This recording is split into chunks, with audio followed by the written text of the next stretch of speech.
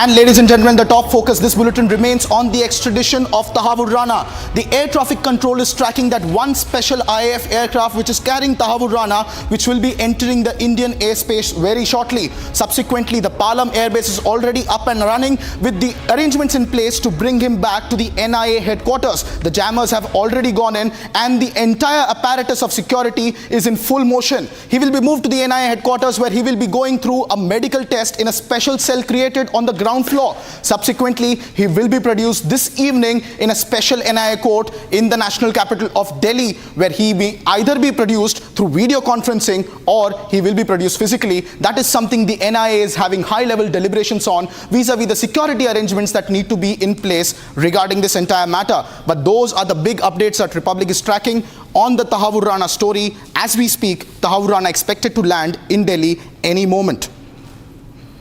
I have Mr. Rajan Kochar joining us live on this broadcast, who is also bringing us the latest details and analysis on this very significant extradition. Mr. Kochar, sir, if you can hear me, how significant is this extradition? We have already had the first response coming in from Pakistan, in which they have already attempted to very desperately try and distance themselves from their intrinsic links, very deep links of the Pakistani army, in fact, to Tahawwur Rana. How do you see this entire security development, sir? Thank you for inviting me. It's a very, very significant day in the history of our country that we are getting this mastermind of the 2008 attack extradited to us. And it will open further doors for Hafiz Sayyid and Dawood Ibrahim also to follow suit. Bringing a point to your specific question, Pakistan has to understand that Tahawwur Rana was born in Pakistan in 1961. He was by birth a Pakistani. He served as a doctor in the Pakistan Army, especially as a medical officer. He was educated at the Cadet College Hassan Adal. It's a military preparatory school, and he later attended the medical school in Pakistan. So you have to understand that this man is a Pakistani, subsequently moved to Canada, took up the citizenship on as per the overall plan of the ISI. What Pakistan Army does is, or what the ISI does is, that there are some people who are recruited into the Pakistan Army. They are seen through in their tenure in the Pakistan Army, and if they are found a worthy candidate to be part of a terrorist group which will be targeting India, they are nurtured and prepared for that role. So you have to understand this entire military background with this gentleman carries. He was, I think, a captain in the Pakistan Army. Pakistan Army cannot deny these connections because it is very, very apparent. And today, why such statements are coming from Pakistan is because they have to get into the denial mode. Otherwise, they are going to be linked very, very badly, and it's only a matter of time.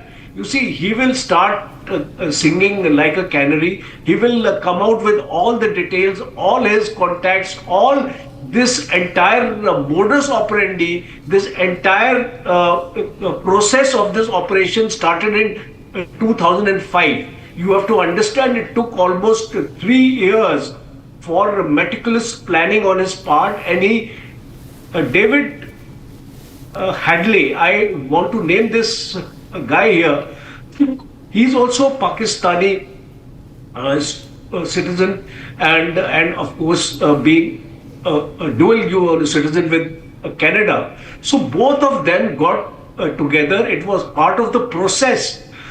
It was part of a plan of the Pakistan ISI, and you can see now once he comes here, there is already a dossier on him. Evidences are already available. Audio transcripts are available.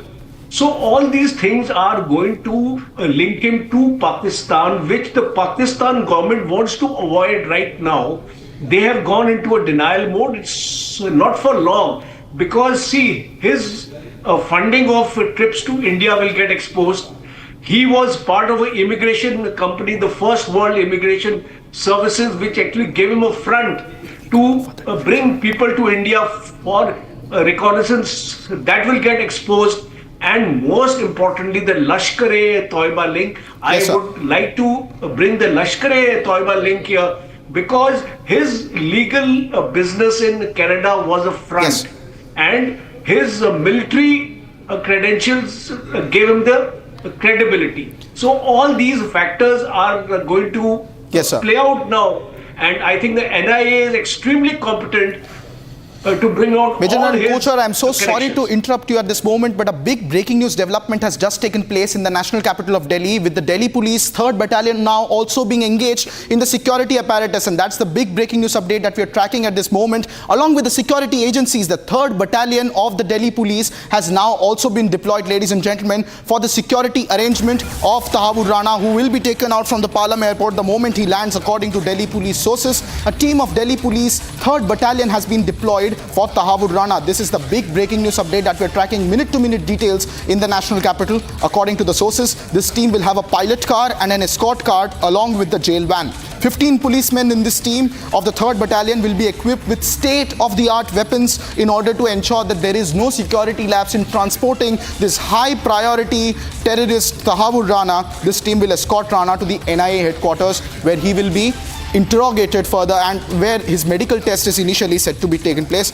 I believe I have my colleague Akhil joining us live from outside the NIA headquarters, who's bringing us these details from police sources. Akhil, tell us, what is the latest update in terms of Delhi Police now also joining in a big way in the entire security measure apparatus that is going to transport Tahawwur Rana from the Palam airbase to the NIA headquarters where you're right now?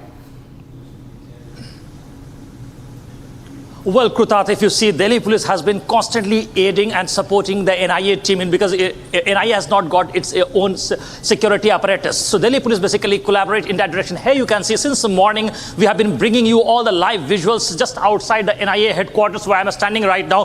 Towards my right, if you can see, this is a JLN stadium where what we have seen that the entire road has been completely blocked. The barricading has been completely done by the Delhi Police personnel over here. Here you can see towards the left side, towards my left is the Lodi Road. Here you can see a Delhi Police personnel have been deployed over here.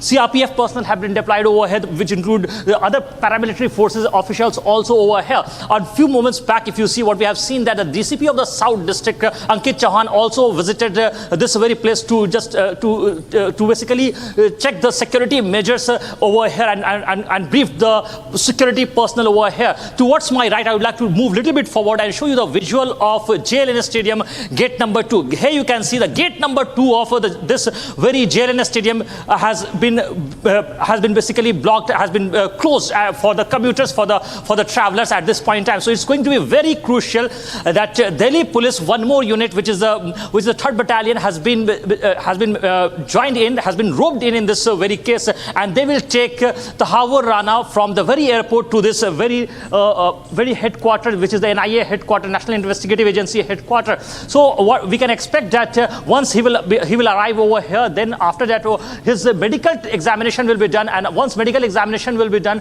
then the procedure of taking him to the court will begin. It is yet to be confirmed, because at this point in time, 4 senior officials meeting of the NIA meeting going on over here, which include additional DG level, 1 additional DG level person, 2 DIG level person, and 1 SP. So in this case, a team has already been formed. So once the flight will land and the process will continue from here on of bringing Tahawwur Rana, the wanted criminal, from airport to the NIA headquarters, and after that he will be produced before the court. And it is very much expected that it's very likely that NIA will at least demand from the judge for at least 2 weeks of police custody. It is yet to be seen that how much of police custody being granted to the NIA, so that NIA gets enough time to interrogate this wanted terrorist. Because if you see, he is the main conspirator in this entire case. He was a collaborator, the co-conspirator with the David Coleman Headley. David Coleman Headley was the prime accused. If you just go by the charge sheet,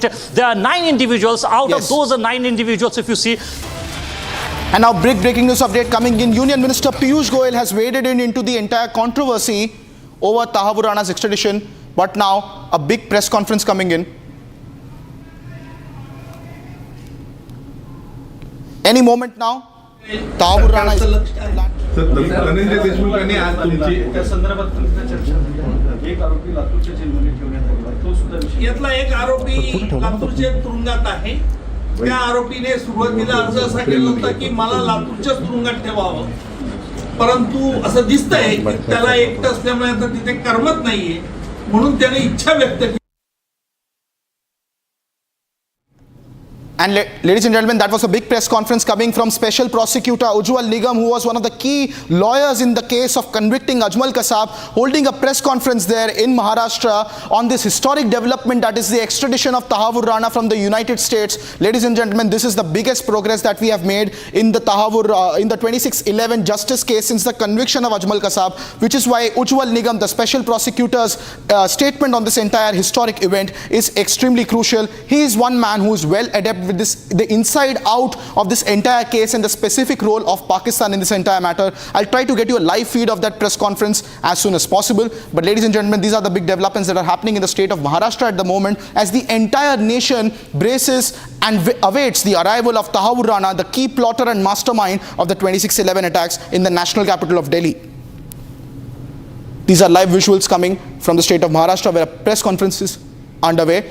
Meanwhile, I have more breaking news update coming in. Union Minister Piyush Goyal has also reacted to this entire controversy over Tahawwur Rana's extradition. In fact, he has taken a very big veiled jibe against the Congress party. He has said that it was the Congress that had fed biryani to Kasab. So full-blown credit war has now erupted between the BJP and the Congress. The Congress is now trying to claim credit and say that they were the ones who started the extradition process. Meanwhile, it is Union Minister Piyush Goyal who is hitting back at the Congress with the biryani jibe. Let us listen into what exactly Piyush Goyal had to say on this entire credit grab approach.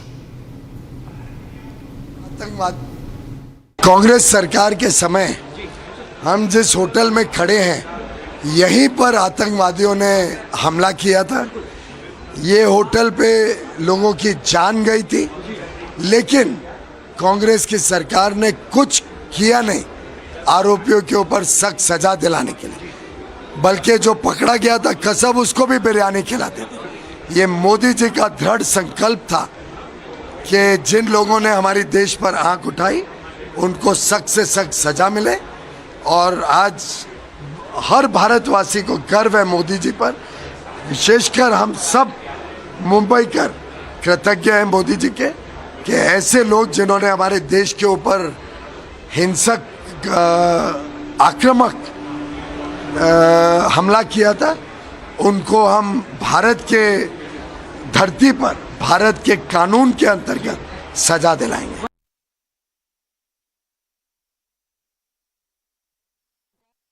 Piyush Goyal speaking on how Congress is attempting to steal the credit of extradition of Tahawwur Rana, which did not happen during those years, and the BJP saying that this is a big diplomatic victory of Prime Minister Narendra Modi's third term that we have been able to extradite Tahawwur Rana. I have a very special guest joining us this afternoon, ladies and gentlemen. It's Commando Surendra Sharma, who was member of the NSG. He is the hero that was on the ground fighting those 10 terrorists in South Mumbai who had gripped this entire nation in a veil of terror for 3 continuous days.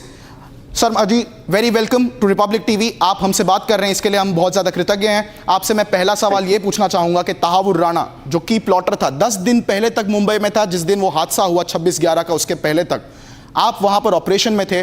आप आज आपके माध्यम से पूरे देश को बताइए कि किस प्रकार से पाकिस्तान इस अटैक में बहुत इंट्रिंसिकली लिंक्ड था, किस प्रकार पाकिस्तानियों ने उन टेररिस्ट की मदद की, और किस प्रकार से तहावुर राणा की जो गवाही होगी इस केस के अंदर, वो पाकिस्तान के रोल को पूरी दुनिया के सामने उसका पर्दाफाश कर देगी. Over to you sir. बिल्कुल आप सही कह रहे हैं. सबसे पहले तो मैं देश के प्रधानमंत्री नरेंद्र भाई मोदी जी और देश के गृह मंत्री जी को हृदय की गहराइयों से धन्यवाद देता हूं. और जो अमेरिका के राष्ट्रपति ने जो इतना बड़ा फैसला लिया और इनकी लगातार प्रयास से, मीडिया की लगातार ट्रायल की वजह से जो ना अमेरिका ने इनको भारत सौंपने का जो ना अवसर दिया. आज जिस आतंकवादी ने इसने तहावुर राणा ने पहले पूरा देश के अंदर रेकी किया, ये लखनऊ गया, आगरा घूमा, हापुड़ गया, मुंबई रहा, तो इसने पूरा रेकी.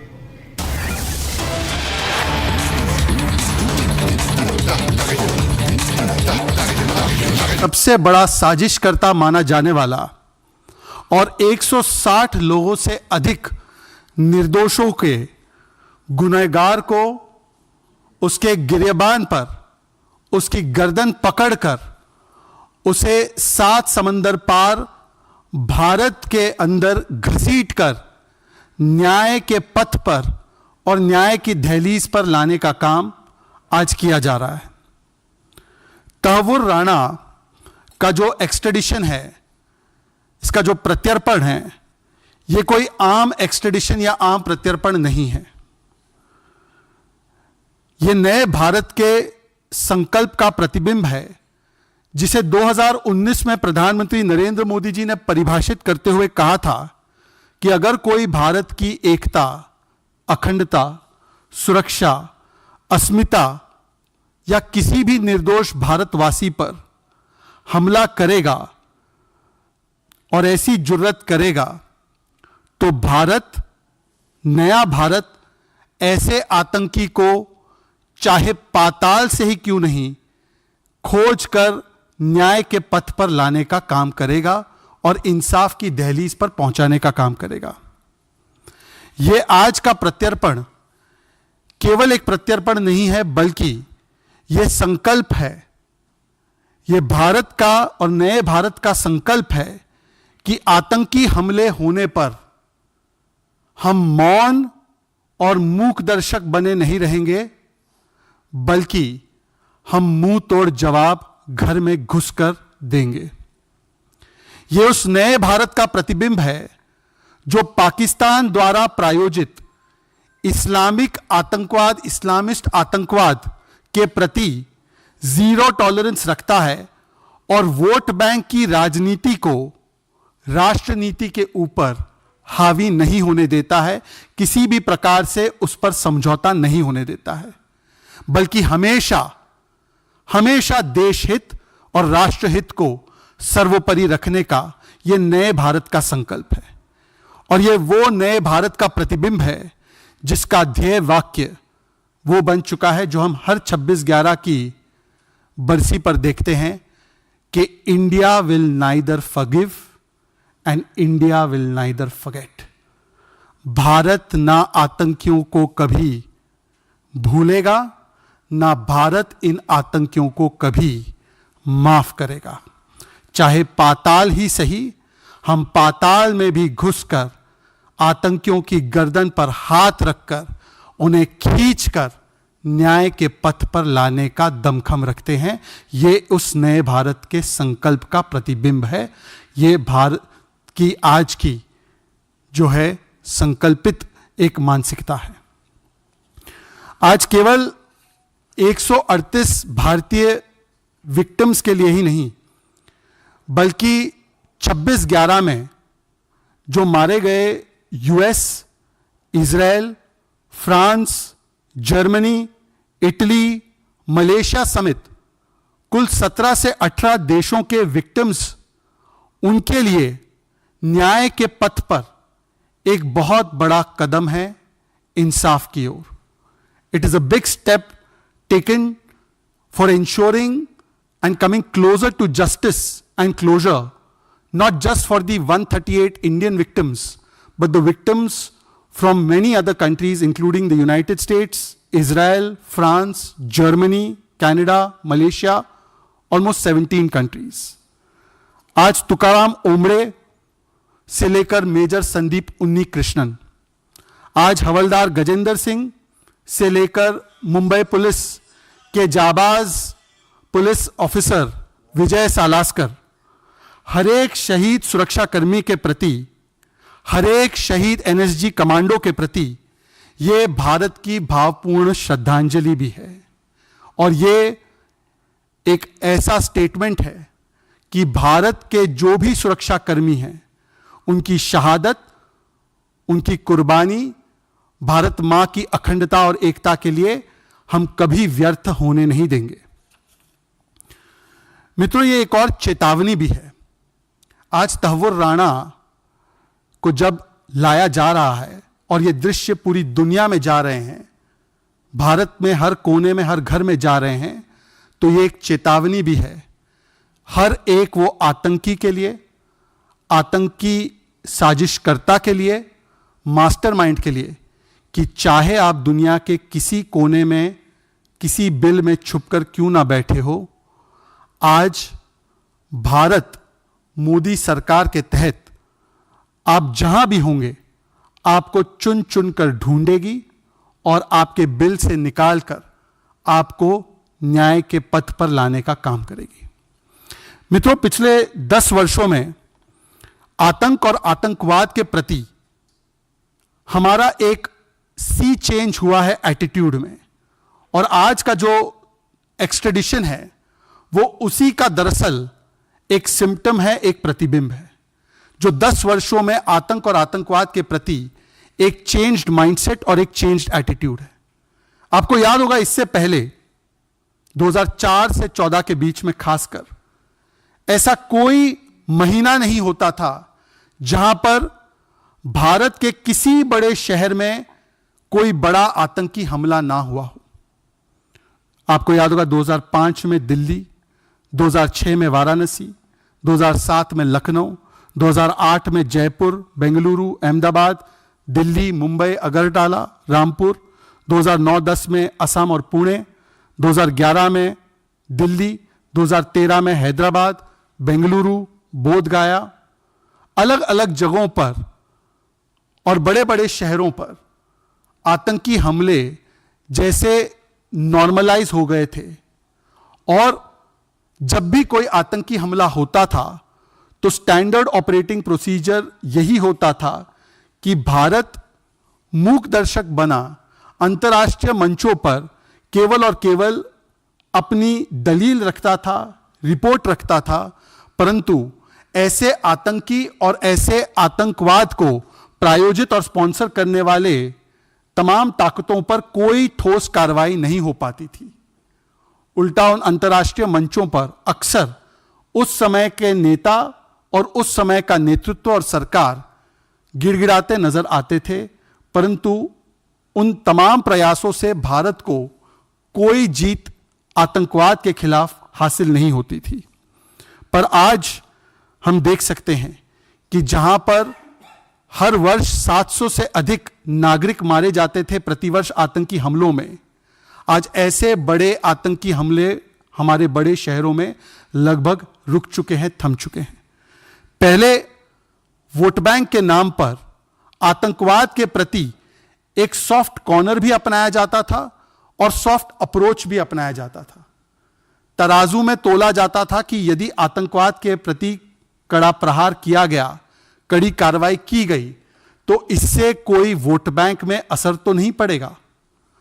और उस समय तो आतंकवाद फैलाने वाले और आतंकवाद को प्रायोजित करने वाले लोगों को और आतंकवादी प्रायोजित देशों को मोस्ट फेवर्ड नेशन की तरह भी देखा जाता था।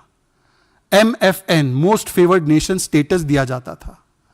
आज जब आतंकी हमले, एकाध हमले अगर होते भी है, चाहे उरी में या चाहे पुलवामा में, तो आज MFN स्टेटस नहीं, मोस्ट फेवर्ड नेशन स्टेटस नहीं, बल्कि आज MTJ, मुंह तोड़ जवाब स्टेटस दिया जाता है।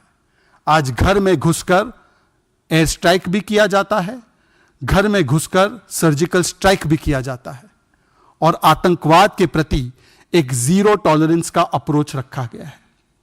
यह है एटीट्यूडनल चेंज आतंकवाद के प्रति जो हमने पिछले 10 वर्षों में देखा है। पाकिस्तान को अंतर्राष्ट्रीय मंचों पर बेनकाब करने के बदले 2004 से 14 के बीच में आपने देखा होगा कि कई बार आतंकी हमलों को व्हाइट वॉश करके पाकिस्तान से दोष हटाकर उल्टा उन आतंकी हमलों का दोष भारत के ऊपर, भारत के लोगों के ऊपर और भारत की सुरक्षा एजेंसियों के ऊपर भी डालने का कुत्सित प्रयास किया गया था 2004 से 14 के बीच। चाहे वो समझौता ब्लास्ट हो या चाहे मुंबई का आतंकी हमला ही क्यों ना हो, जिसे कहा गया कि ये आरएसएस की साजिश है। बताइए, जिसमें कसाब और वो तुकाराम ओमड़े जी की शहादत की वजह से जिंदा पकड़ा गया और साबित हुआ कि इस पूरे के पूरे आतंकी हमले के पीछे पाकिस्तान का हाथ है, पाकिस्तान और आईएसआई का इसमें रोल है, और पाकिस्तान को बेनकाब करने के बदले उस समय कांग्रेस के वरिष्ठ नेता अगर पार्टी नहीं कर रहे थे, अगर लेट नाइट तक पार्टी उनकी नहीं चल रही थी, तो उनका दूसरा काम केवल यह था कि कैसे पाकिस्तान के इस इस्लामिस्ट टेरर पर लीपापोती की जाए और क्लीन चिट दिया जाए। यहां तक कि हिंदू टेरर और संघ टेरर और आरएसएस टेरर का एक फेक नैरेटिव जड़ने का भी काम कांग्रेस के उस समय के वरिष्ठ नेताओं ने किया, और आज भी उनके नेता उसी प्रकार से लगे हुए हैं। जब तहव्वुर राणा का एक्सट्रेडिशन हो रहा है, वैसे तो 10 साल इन्होंने कुछ किया नहीं, आज उसका स्वागत करने के बदले आज भी राष्ट्रीय सुरक्षा और राष्ट्र नीति की इतनी बड़ी जीत पर वोट बैंक की राजनीति की जा रही है।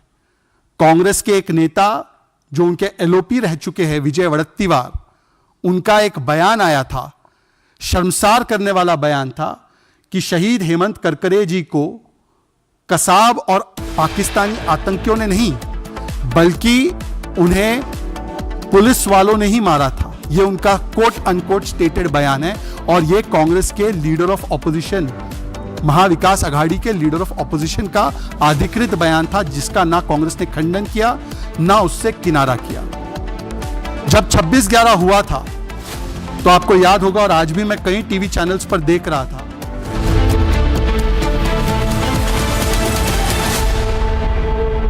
आपके घर के खाने में रेस्टोरेंट जैसा स्वाद ले आए MDH का शाही पनीर मसाला। पनीर को क्या मस्त बना डाला। इसको घर पे लगाओगे तो शादी का तो पता नहीं, पर घर पक्का नहीं टूटेगा। रुंगटा नहीं तो घर स्ट्रॉन्ग नहीं। रुंगटा स्टील TMT बार एकदम solid.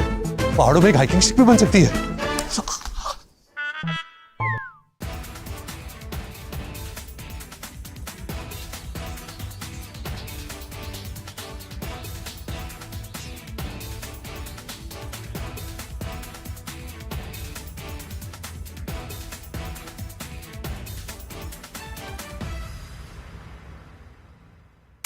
One of the biggest dangers to our country are negative influencers, dirty influencers.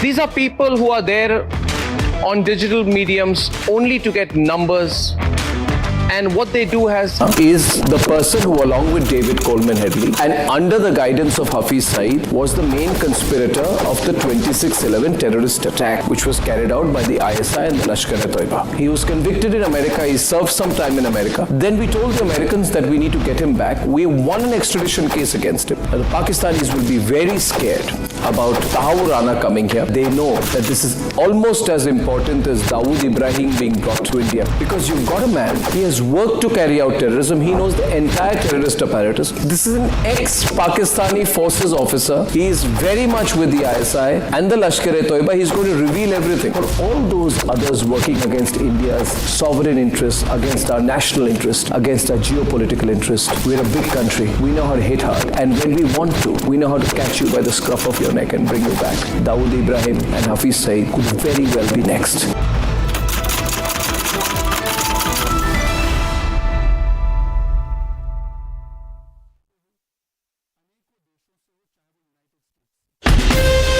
From Asia's largest news headquarters,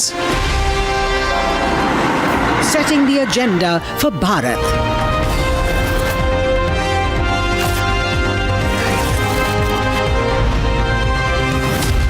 You're watching Republic.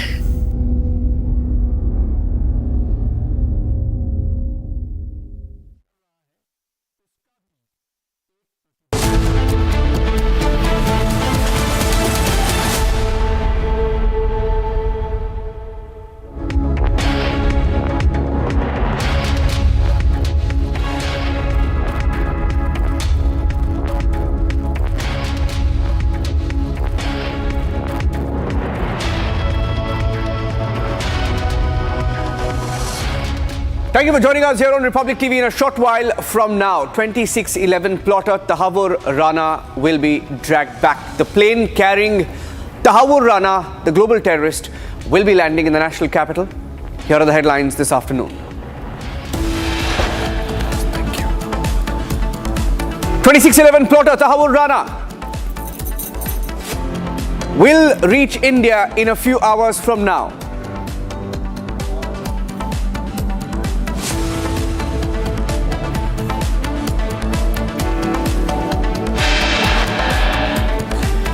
Security heightened outside the NIA headquarters and Patiala court ahead of Tahawwur Rana's arrival.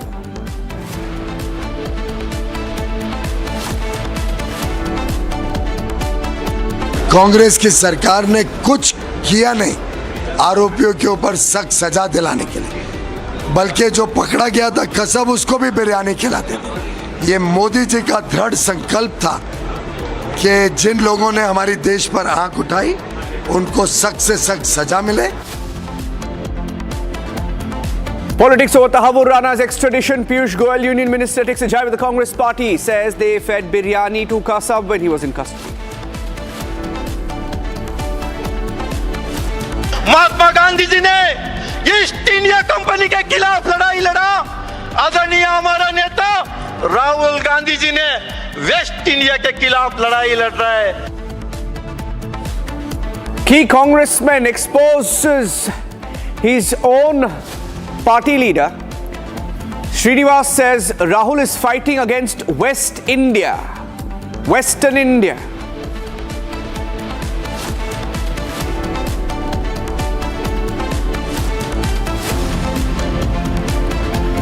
After Air India P-Gate, the airline has banned the accused Tushar Masant for 30 days from flying on board.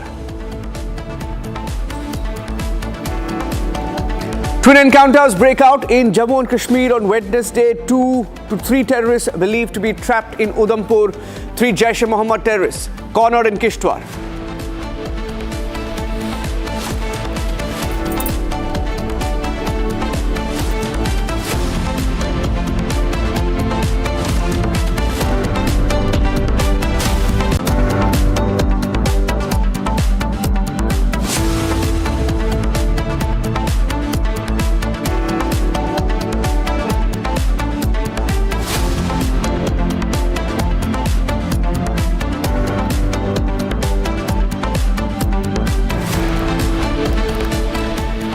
As we count down to Tahawwur Rana landing in India, rather being dragged back from America to India, Abhishek Kapoor, my colleague, is joining me live in the studios right now. Abhishek, Pakistan, of course, politics in India. We've had some controversial comments as well coming in from some quarters. But Pakistan, surprised with how Pakistan is scurrying to sort of distance themselves from Tahawwur Rana.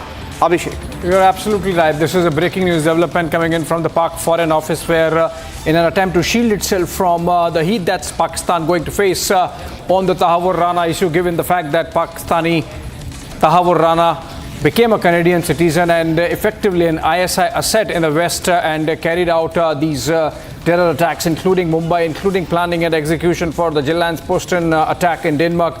And Tahawwur Rana now going to be in Indian custody, going to be sing like a canary, hopefully, and spill the beans. And that's why Pakistan Foreign Office now pulling back and trying to shield itself from the embarrassment of Tahawwur Rana, talking about ISI's role in 2611, talking about Pakistan Army role in ISI in harboring terrorism, talking about the Lashkar-e-Taiba and the details. Niranjan, this is going to be damning in terms of evidence against the terror factory that Pakistan has been running. And that's why this development, where Pakistan Foreign Office in a statement just a while back during a press conference has sought to distance itself by claiming that for the 2 decades, last 2 decades, Tahawwur Rana was effectively a Canadian citizen and did not hold any Pakistani document. Now what this hides is the fact that Tahawwur Rana is or was a Pakistani army soldier, of course, there in the medical team there as a doctor, but then he was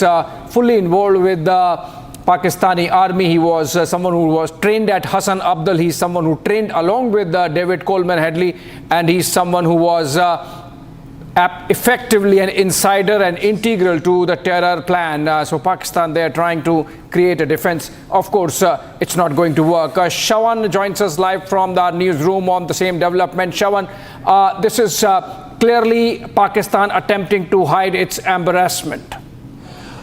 Well, in fact, Abhishek, in a short while from now, we're going to just put out the details of the first statement that has been made by the Pakistan's foreign ministry. In fact, there was a press briefing that took place. It was a question that was posed to the spokesperson of the Pakistan foreign ministry with regards to Tahawwur Rana. In fact, for the first time, Pakistan is making an admission, and the admission is his links. There are certain documentations which were supposed to be renewed. Even if you are to take what they have said on face value, that there is a direct link that they are basically referring to. Of course, they are stonewalling this entire issue by simply saying that he's a Canadian citizen. But the fact of the matter are the following. One, that Dawood Gilani, that's David Coleman Headley, and Tahawwur Rana, they were closely in connection. They were in fact going to the same very school. In fact, the emails that were basically being referred to by the National Investigation Agency in the US Supreme Court were the emails between David Coleman Headley, Tahawwur Rana, and the ISI officers. In this particular email, they basically are sharing certain coordinates of the locations where the attack is actually going to take place. All of this is happening during a period that David Coleman Headley was in Mumbai. There were multiple visits that he had made to Mumbai for the reconnaissance, and in fact it was Tahawwur Rana who was directly in touch with the military handlers, and that is the reason why somewhere down the line Pakistan has been completely rattled. In fact, when the first move was made by India for the extradition of Tahawwur Rana, it was Pakistan who was trying to obstruct it. Right, Shawan. In fact, stay with us. We are building up to that moment when Tahawwur Rana touches down on Indian soil and obviously is made to follow the wheels of justice and subjected to due process of law. Niranjan, but yes, from the time that Tahawwur Rana was released, acquitted, dropped all charges by a US court sometime in 2011, to the time that he was convicted, and now he has been sent, extradited, so that he can be questioned by Indian judicial system, judicial authorities and agencies. I think it's been a long journey. If you have some dope on that, Abhishek, yeah, we do have some information, but it's been a long battle for India to bring him, and I think specifically the Modi government has tried their best. Starting 2019, that's when the real efforts began to drag back Tahawwur Rana. Tahawwur Rana has been playing the double jeopardy card in America for the longest time. So it's not just a legal battle that India was fighting in America. It was also a diplomatic effort. Trump was still in office back then in 2019 when India went all out to bring him back. But this is what happened. We began the pursuit of the 26/11 plotter since the Prime Minister's second term. That is when we really went all guns blazing. Diplomatic efforts were ramped up. The formal extradition efforts started in December 2019 towards the fag end of Trump's first tenure as the President of America. And India used all diplomatic channels back then to extradite Tahawwur Rana while fighting a legal battle with him in court. And there have been several setbacks in the past. Those are legal setbacks in the past for India. But eventually, India gave foolproof documentation to the United States to battle his claim of double jeopardy. Double jeopardy essentially meaning he would have to face the same punishment for the same crime 2 times. That was his entire argument, which India managed to, of course, fight off, and we have, we've been able to drag him back finally. Last evening, will be landing in about 1 hour from now. I think Abhishek has some more. Shawan has some more breaking news. Abhishek, just going across to him. Yes, I believe Shawan has more information. In fact, that comes in directly from the NIA headquarters, where Rana would be spending his first night. Perhaps that's where he would be put up. And Shawan, what information are we getting? I believe there was a top-level meeting going on under the chairmanship of NIA chief. What are you hearing about this meeting, which was obviously to discuss how Tahawwur Rana is going to be handled once he lands and reaches the NIA? In fact, we have Akhil joining us right from outside the NIA headquarters, from where he's getting this information that NIA officials have just concluded a meeting of the top officials and NIA chief there. taking that meeting. Akhil, over to you. What are you hearing, and what was this meeting about? Have the final details been sorted out, and how long before we get to hear that Tahawwur Rana has landed? Well, Abhishek, if you see a senior officials meeting was going on inside the very headquarter of the NIA. Few moments back, the meeting has just got concluded, and in this very meeting, additional DG and apart from that, if you see, 2 DIG level officials and IG level officials were also part of that meeting. Just moments back, still left from this.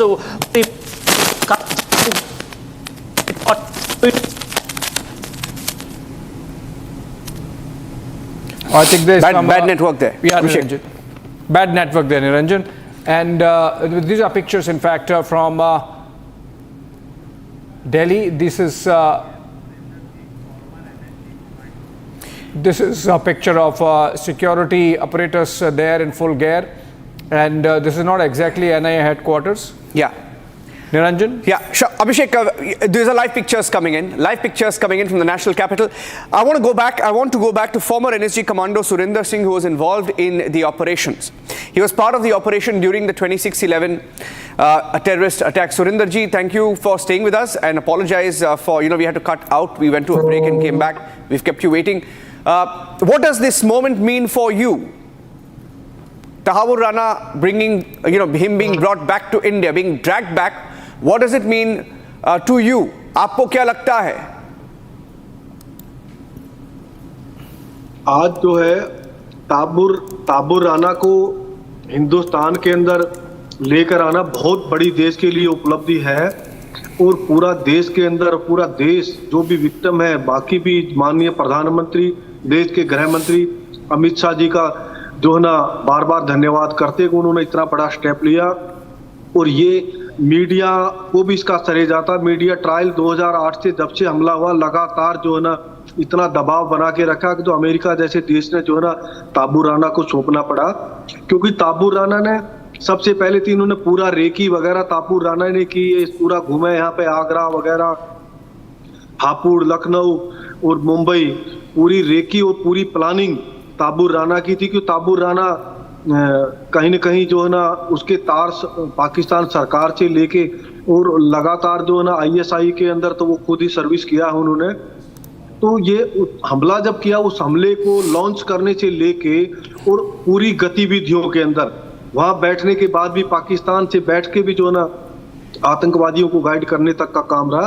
अब ताहव्वुर राना को हिंदुस्तान लाने से इनसे जो पूछताछ होगी उसमें हर चीज का पता चलेगा, किन किन लोगों के साथ इनके संबंधित। अच्छा, सुरेंद्र जी, आपकी आवाज चली गई थी अभी, फिर से मैं आपसे प्रश्न पूछ रहा हूं कि आप उस समय का थोड़ा मंजर याद करके हमें बताएंगे। तहावुर राना को तो ये सरकार अब जो भी प्रक्रिया है उसके थ्रू ले जाएगी, पर उस समय का थोड़ा मंजर देश की जनता को याद कराएं कि किस तरह से भारत जो है लड़ा और किस तरीके से जो 10 लश्कर के आतंकवादी आए थे तहावुर राना और डेविड कोलमैन हेडली की साजिश के तहत, उन्होंने जिस तरह से कोहराम मचाया था। आप थे उस समय वहां, थोड़ा कुछ याद करके बताएं।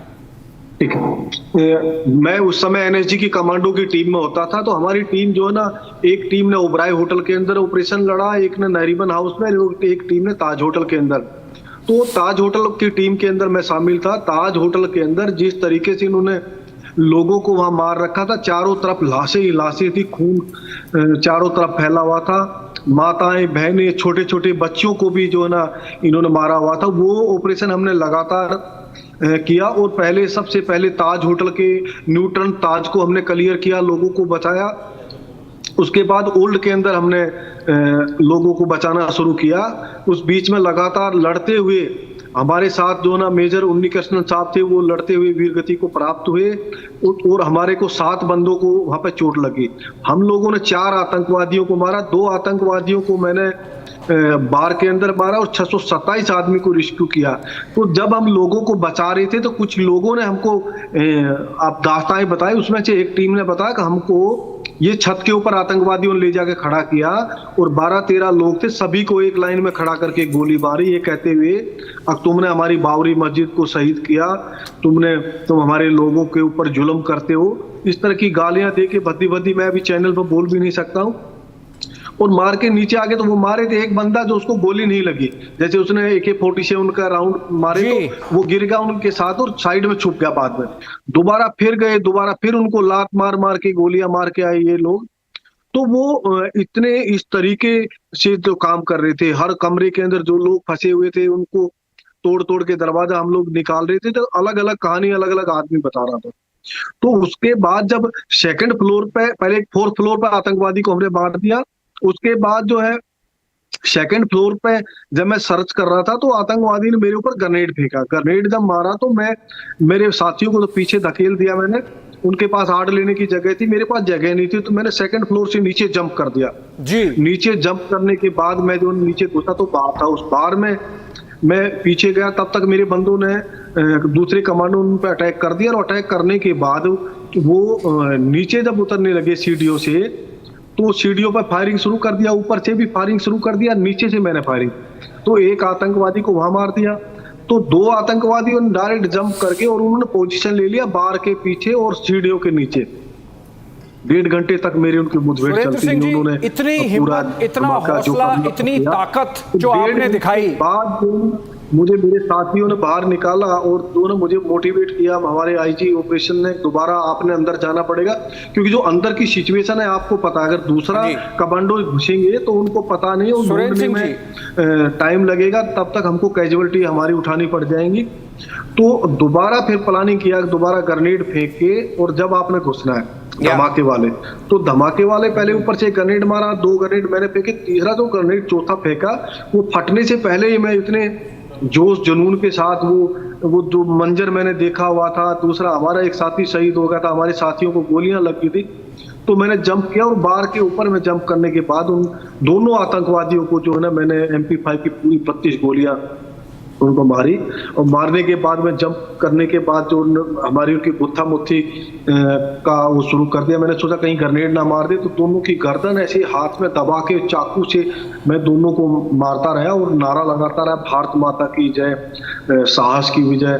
तो ऐसे जब नारा लगाते तो बाकी साथी समझ जाते, तो कोई भी फायरिंग नहीं करता। अब जो है ना बैनेट फाइटिंग की लड़ाई चल रही, गुत्था मुत्थी की चल रही, तो वो लड़ते लड़ते मैं भी जख्मी था। जब वो मैं अंदर घुसा तो उन्होंने गोलियां चलाई, तो मेरे पैरों में भी 2 गोलियां लग गई थी। तो उसके बाद फिर मुझे बाहर निकाला और मेरे को इलाज के लिए जो है ना, वहाँ का अश्विनी हॉस्पिटल है मुंबई का, वहाँ इलाज चला, फिर दिल्ली के हॉस्पिटल में इलाज चला। लंबी प्रक्रिया के बाद मुझे मेडिकल बोर्ड आउट कर दिया था। जिस दिन मैं लड़ने गया था, मैं लड़ रहा था, मेरा 3 दिन का बेटा था। और जो ना ऐसी स्थिति के अंदर भी हम लोगों को भी इतना मोटिवेट रहते हैं हम लोग, जो हमारे लिए देश सर्वोपरि है।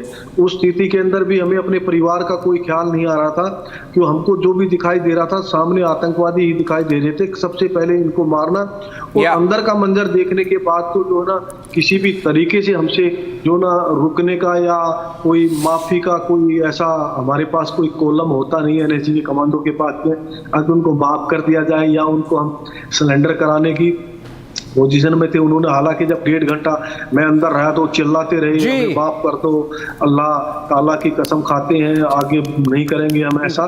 तो पर वो ऐसी पोजीशन थी नहीं, मैं उनको नहीं कह सकता कि मैं भी अकेला हूँ। उनको ये लग रहा था कि हम कई सारे लोग हैं, अंदर के गेट की तरफ ये आउटर साइड का दरवाजा है, परंतु फिर मुझे चेंज करा तो 2 साथी और रहे। तो ये सारी सिचुएशन थी। कसाब को हम लोगों ने पकड़ा तो उससे खुलासा ये हुआ, अगर जो उनसे पता चल गया पाकिस्तान के हाथ से, नहीं तो ये हाथों पर कलावा बांध रखा था। अगर ऐसे दिखने में इन्होंने फैलाने की भी कोशिश की कि ये हिंदू आतंकवाद है। तो इनकी बहुत लंबी साजिश थी। कहीं कहीं सरकार के भी उन समय के जो ना कहीं कहीं हाथ था, क्योंकि पाकिस्तान का विदेश मंत्री यहाँ दिल्ली आया हुआ था। पहले पाकिस्तान के विदेश मंत्री को भेजा गया, उसके बाद रात भर NSG के कमांडो को एयरपोर्ट पर खड़ा रखा और ये रात भर हमारे लोगों को मारते रहे वहां पे। वहां जाने के बाद तो हमने 15 मिनट के अंदर नरीमन हाउस का ऑपरेशन खत्म कर दिया था, आधा घंटा के अंदर ओबराय होटल का ऑपरेशन खत्म कर दिया था सुरेंद्र जी। और रात भर का इनको टाइम मिल गया ताज होटल के अंदर। इनको तो ये उधर स्थापित हो गए पूरे, इन्होंने उसकी रेखी पूरा घूमे, पूरा इनको मतलब कहने का कि इनके लिए इजी हो गया। हमारे लिए तो एकदम ऐसी नई जगह हमने कभी जिंदगी में देखी नहीं ऐसी जगह, क्योंकि सारे के सारे कमांडो ऐसे ग्रामीण पृष्ठभूमि के। सुरेंद्र जी मेरी आवाज आ रही है आपको? रहते हैं तो ये बहुत बड़ी चुनौती थी। ना कोई जानकारी होना, ना किसी तरह की इंफॉर्मेशन के बाद में कोई होटल की जानकारी होना। मेरी आवाज आ रही है आपको? मीडिया के साथियों को मैं बहुत बहुत यहाँ धन्यवाद भी करता हूँ, क्योंकि उन्होंने लाइव दिखाया, अपनी जान के ऊपर खेल के। कई सारे जो दिखा रहे थे साथी, उनको भी गोलियां लगी और पर फिर भी वो नहीं रुके। पर वो साथ कंटिन्यू वो दिखाने से कई जगह नुकसान भी हुआ। बाद में उसको आधा पौना घंटा 10 मिनट डिले करने की वजह से उसका बेनिफिट भी मिला। बेनिफिट ये रहा कि कमांडो सुरेंद्र सिंह जैसे लोग जो अपनी जान पे खेल के और आतंकवादियों को मारा, उन लोगों को मेडिकल बोर्ड आउट करने के बाद सरकार ने कोई सूद नहीं ली। और दूसरी तरफ जो कसाब को पकड़ा, उस पर 54 करोड़ रुपए खर्चे। तो ये चीज जो ना कहीं आपका सरे जाता है। आज तहावुर राणा को लाने का पे मीडिया को भी सरे जाता है। जिस तरीके से दबाव बना है आप लोगों ने दिखाया, उसकी भी एक बहुत बड़ा कारण है अमेरिका के राष्ट्रपति के ऊपर। आप हमारे साथ बने रहिए सुरेंद्र सिंह जी, आप हमारे साथ बने रहिए। मुझे और एक दो प्रश्न पूछने हैं, पर एक ब्रेकिंग न्यूज डेवलपमेंट आ रहा है। एक छोटा सा ब्रेकिंग न्यूज आ रही है। And what he was saying, I didn't want to interrupt him, but you know, we all watched what happened during the 26/11 attacks. We were all live during that time, and for Surinder, who was there, and NSG Commando Surinder was one of the heroes of 26/11 operation. I have some more breaking news updates now coming in. Patiala House Court, where the legal proceedings of Tahawwur Rana is expected to take place, has received the trial records from the Mumbai court. So the Mumbai court has given the legal documents and the records to the Patiala House Court, where it will now move forward. The trial records were received following the petition that was put forward by the NIA. The NIA had asked for these records to be transferred, and the court had also asked for these trial records of the Mumbai attacks of 26/11/2008 in the first week of February. It has now been received from the Mumbai court. We have some more breaking news coming in, Abhishek, that Tahawwur Rana is going to land in New Delhi any time now, Abhishek. And we have Piyush Ori also joining us live from the Palam airport now. Shavan, Piyush, Abhishek, and we have the Republic team tracking every development. He's in the Indian airspace now and will be landing in New Delhi any minute now. Piyush. So an important development over here, Niranjan. It is believed that Tahawwur Rana is expected to reach over here at Palam airport at around 3 p.m. to 4 p.m. So yes, for this, the security procedures have already taken place. We have witnessed that how the special team has already gone inside this airbase along with several other measures that have taken place. In respect to that, it is also important to note over here, Niranjan, that the legal proceedings now is also being planned underway. The Patiala House Court, where the legal proceedings is expected to take place, had asked for the trial records from the Mumbai court, which had taken into cognizance all the cases related to the 26/11 terror attack, and those records now have been retrieved by the Patiala House Court, where NIA, the National Investigating Agency, which was formed after 26/11, now had filed a plea. It is also important to note over here, Niranjan, and this is another very important aspect of the legal proceeding that is going to take place, that since Tahawwur Rana has been declared as a proclaimed offender, Tahawwur Rana is also going to be now having a case as far as him trying to get himself absolved from being a proclaimed offender. For this, he might file a bail plea, which is going to be objected to. And it is most likely that following this, the NIA is going to seek his custody and going to interrogate him and thereby frame the charges of his involvement in the 26/11 terror attack. Back to the studio. All right. One quick question before we let you go, Piyush. Short answer. Basically, will we get a glimpse of him, Abhishek? Will we get a glimpse of him? We'll be getting him soon, of course. But what's the security? What's the security ring around the airport, Piyush? If you can tell us what kind of security arrangements, what kind of carcade in which Tahawwur Rana would be taken out of the Palam technical area and to the NIA headquarters. Piyush? Quickly, Abhishek, I will just request my video journalist to just show the visuals over here. The very fact that he's being brought over here from this Air Force station And I repeat over here that this is an Air Force station. The very fact that his flight is landing over here from this Air Force station makes you understand that what exactly are the security arrangements that are being made sure. I would like to say that there are going to be several cases that are going to accompany him, which is going to be also accompanied by the Delhi police special team. There are going to be special vehicles that are going to be there. There is going to be jammer vehicle also which is going to be there to make sure that there is not going to be any untoward incident. So yes, in short, I can say that the security measures are very tight, and the security agencies want to make sure that he is being brought safely over here. Stay tuned to Republic Media Network as we bring you minute-to-minute update as India is all set to get Tahawwur Rana being charged for the crimes he has committed during the 26/11 terror attacks. Stay tuned to Republic Media Network.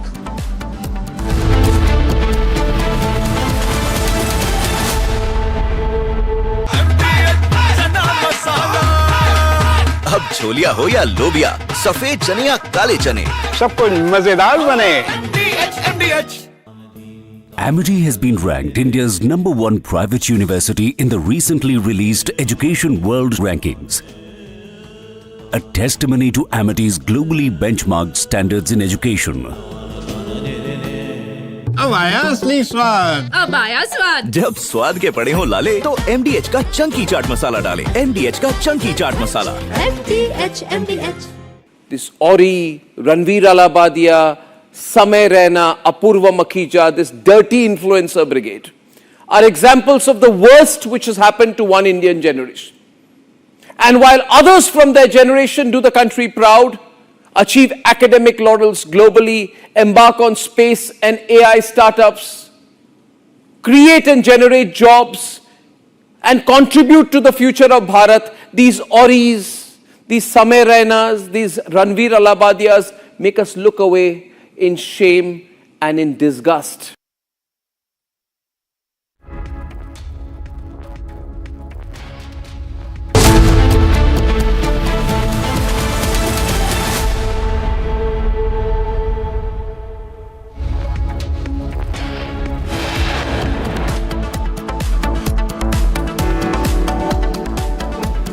Tahawwur Rana, plotter in the 26/11 Mumbai terror attacks, will land in India. He's being dragged back, landing anytime soon.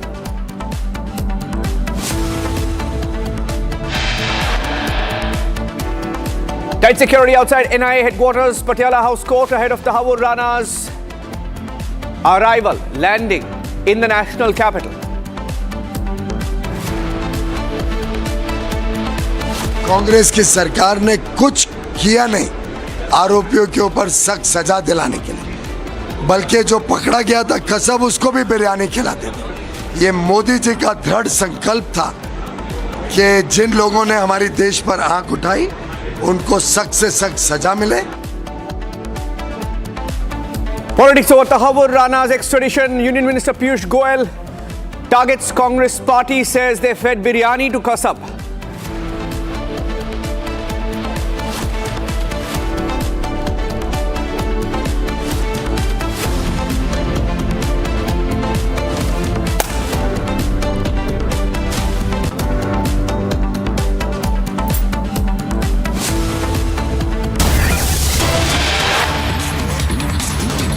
Tahawwur Rana has landed in the national capital. Abhishek Kapoor joining us with the details. Abhishek, Republic breaking the story first. Every update first. Tahawwur Rana's plane has reached Delhi, has landed. Abhishek. Well, absolutely, that's a big one. We have been tracking this development closely, and finally I got a message from a source directly there that the plane has landed. It's making its way, taxiing, and whatever time it takes to take the fugitive of law of India through the security process, through the arrangements that have been put up. Niranjan, he would be taken out. This should take about 45 minutes to 1 hour is what I am told. But the plane has landed. The special aircraft carrying Tahawwur Rana has landed at the Palam Palam technical area of the IGI International Airport is what I am told, Niranjan. In a bit, I believe we would be getting some pictures. Shawan joins us live from the newsroom. Shawan, over to you. How soon before we get the first pictures of Tahawwur Rana the fact that the plane has landed, I'm told, takes about 45 minutes to 1 hour to get him out. Well, in fact, there is an elite commando team that has been stationed at Palam airport is what we are being told. Perhaps that's going to take a little bit of time. In fact, there was also a deliberation whether at all a medical team to be brought in. In fact, the NIA DG has left the headquarters is what we are picking up at this point in time. So perhaps in the next 35 to 40 minutes, a little over that we're going to get the first glimpse of Tahawwur Rana, who's been dragged back to India. And it is undoubtedly a closure in the 26/11 attack case. You have Tahawwur Rana, who's been brought back to India. Should we go live? Let's just quickly take you through the images coming in from outside the Palam airport. Yeah, I think Gopi is there. I think Gopi and our team of reporters, Piyush Ori is also there. Let's see who's on screen right now. Okay, Soumya is also live. Soumya, are you there? Soumya, I'm going across first to Soumya. The plane has landed. Story breaking on Republic TV. Soumya. In corruption. That's the wrong audio track. We'll go across to Soumya. Soumya showing us the visuals, exclusive pictures there. As we get her audio through, first pictures of the Palam airport, movement at the Palam airport. Those are security vehicles moving inside the Palam airport. Perhaps the security cordon to drag Tahawwur Rana from Palam to the NIA headquarters. These are first pictures after the landing. Republic breaking the story first. Tahawwur Rana's plane, the plane carrying Tahawwur Rana, has landed in the national capital. He is Soumya, I'm not Soumya. चलो sir हम चले क्या? Okay, just try to. Yes, Soumya, go ahead, you're live, you're on air. Speak, come on. Tell us what's going on. कहाँ है driver यार? Soumya, you're on air, please go ahead. अरे अब वो पैच कर रहे हैं. Okay, all right. There's a little bit of confusion there. I think a mix-up between Soumya and Gopi's mics, but these are live pictures coming in. We just saw some movement there of some vehicles moving in. More and more vehicles, Abhishek, going in. Typically, if you can explain to us an operation like this, how long this would essentially take to bring him from the Palam airport and shift him to the NIA headquarters.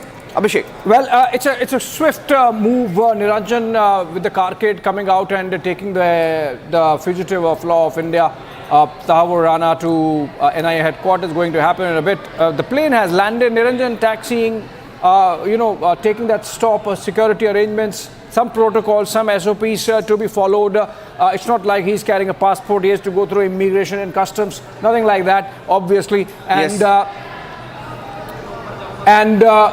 He's just going to be taken out, and after the security checks, maybe one debriefing that happens between the security team that accompanied Tahawwur Rana and the senior officials Abhishek, who were present at the airport. Gopi is Let's live. go to Gopi now. Gopi. Okay, we're going to Gopi now. Gopi is outside the Palam technical area. Gopi, over to you. What activity you're seeing behind you? Please tell us. Well, you can see, I would ask my VJ to show you the visuals here. This is the exact gate. Now see, you can see that the doors are open. One of the unit of Delhi police is also coming out. Just a short while back, we have witnessed that there were 3 cars of Delhi police plus an ambulance along with a jammer that went inside. And what we are learning from our sources is that the plane has just, the special aircraft has just landed, which is carrying Tahawwur Rana along with the NIA and RAW officials. We will have to see, you can monitor, you can check from our frame that Delhi police is coming out from the Air Force station of Palam. Go ahead. Yes, those are the pictures. Abhishek, I think the security team's taking position there. Yeah, Gopi.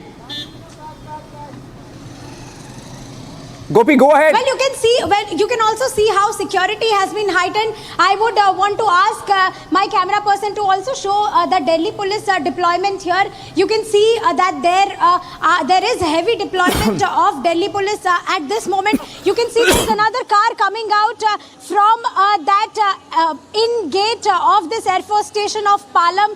While we are waiting them to bring out Tahawwur Rana, what we are learning from our sources sources is that the special aircraft has landed along with the officials who are accompanying Tahawwur Rana. Let's tell our viewers that from here Tahawwur Rana will be taken to the NIA headquarters where his medical examination will be done, after which he would be produced at the NIA special court, which is stationed at Patiala House. That might happen virtually, or he would be presented. It is yet to be decided, but you can keep checking the visuals. You can see that Delhi police is constantly monitoring and taking stock of the situation here. And look at the deployment of Delhi police here. They are all on alert mode, and there is also media personnel who are here standing right opposite to the Air Force Station of Palam. I would ask my camera person to keep showing you the visuals of Air Force Station of Palam. You can see that this is the exact gate from where Tahawwur Rana will be brought out. This is the exact Air Force Station from where, after a short while from now, Tahawwur Rana along with the officials will be coming out from here. And again, to repeat what is going to happen next, once Tahawwur Rana comes out of this particular Air Force Station, he will be taken to the NIA headquarters, where we also have another team stationed, and there his medical examination will be done, after which he will be produced at the NIA special court, which is stationed at Patiala Court. While there it will be decided how many days of custody will be given to Tahawwur Rana. You can keep seeing the visuals. Gates are opening and closing constantly. There's constant movement of Delhi police as well as other security officials. We have seen jammers going in, and you can see, look at the deployment of Delhi police here. The stage is all set. They are here to receive Tahawwur Rana and to take him to the destined place, which is the NIA headquarters. Back to you. All right. That's a big development now. You see the activity. We keep full frame to these pictures, even as we tell you what this is. This is essentially Delhi police outer security ring.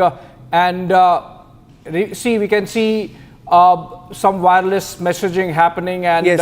They are trying to remove those people present outside so that path is clear. Niranjan, remember there is a 3-layer security ring. So obviously nobody can reach Tahawwur Rana. It's a strong security cauldron thrown, and see, the teams are being asked to remove, get out of the area, which means obviously for security reasons, movement has to happen for security reasons. Yes, and even I would request the team to really move out from there. And we can go to another camera, another frame, Niranjan. Yeah, let's go across to Soumya as well. Soumya, Piyush, we have multiple teams. There are multiple teams at the Palam airport. Anytime now, you're looking at the live pictures. That's the gate. Soumya, take us through what's next. Will he be exiting from that gate we are looking at right now? Will he be brought out of this particular exit? Given the security arrangements. Yes, well, Niranjan, given the security arrangements and how the police as of now is intervening and coordinating with the media personnel and their conveyance here, it is pretty much clear that Tahawwur Rana will be exiting from this particular gate. As we speak, we had one more convoy of the Delhi police entering from this particular gate. Let me give you a brief up. In last 1 hour, there were multiple units of Delhi police along with jammer and an ambulance that had entered inside the Palam airbase through this particular gate. So as we break this news that particular aircraft which has Tahawwur Rana and the team of the multiple agency that was accompanying him has landed here on the Palam airbase, we can expect that movement of the convoy coming out of this particular Palam airbase from this particular gate any moment. Back to you. Yeah, I'm staying with those pictures. I think Akhil also has some movement. Akhil, I saw a live frame there. Live frame, Akhil. Yes, Abhishek, if you see at this, Abhishek, if you see at this point in time, the DG of the NIA, Sadanand Datte, has just arrived. Here you can see his vehicle. His vehicle is just going to get inside the headquarters, NIA headquarters at this point in time. It's very likely, yes, he's the one. Yes, if you see the number. Okay. I'm going back to Palam. You're at the NIA headquarters. Action is at Palam. Stay with me, Akhil. I'm going back to Palam. Okay, Soumya and Gopi, both live with us. Soumya and Gopi. That's the NIA headquarters, NIA chief. They're arriving at the headquarters, going back to Gopi and Soumya for a live shot. Another car entering the Palam airport as Tahawwur Rana dragged back. The man who plotted, helped pick the locations for the 26/11 attacks. Every location was handpicked by this 26/11 butcher of Pakistani origin. Soumya and Gopi, seeing some more movement there. Yes. Yes.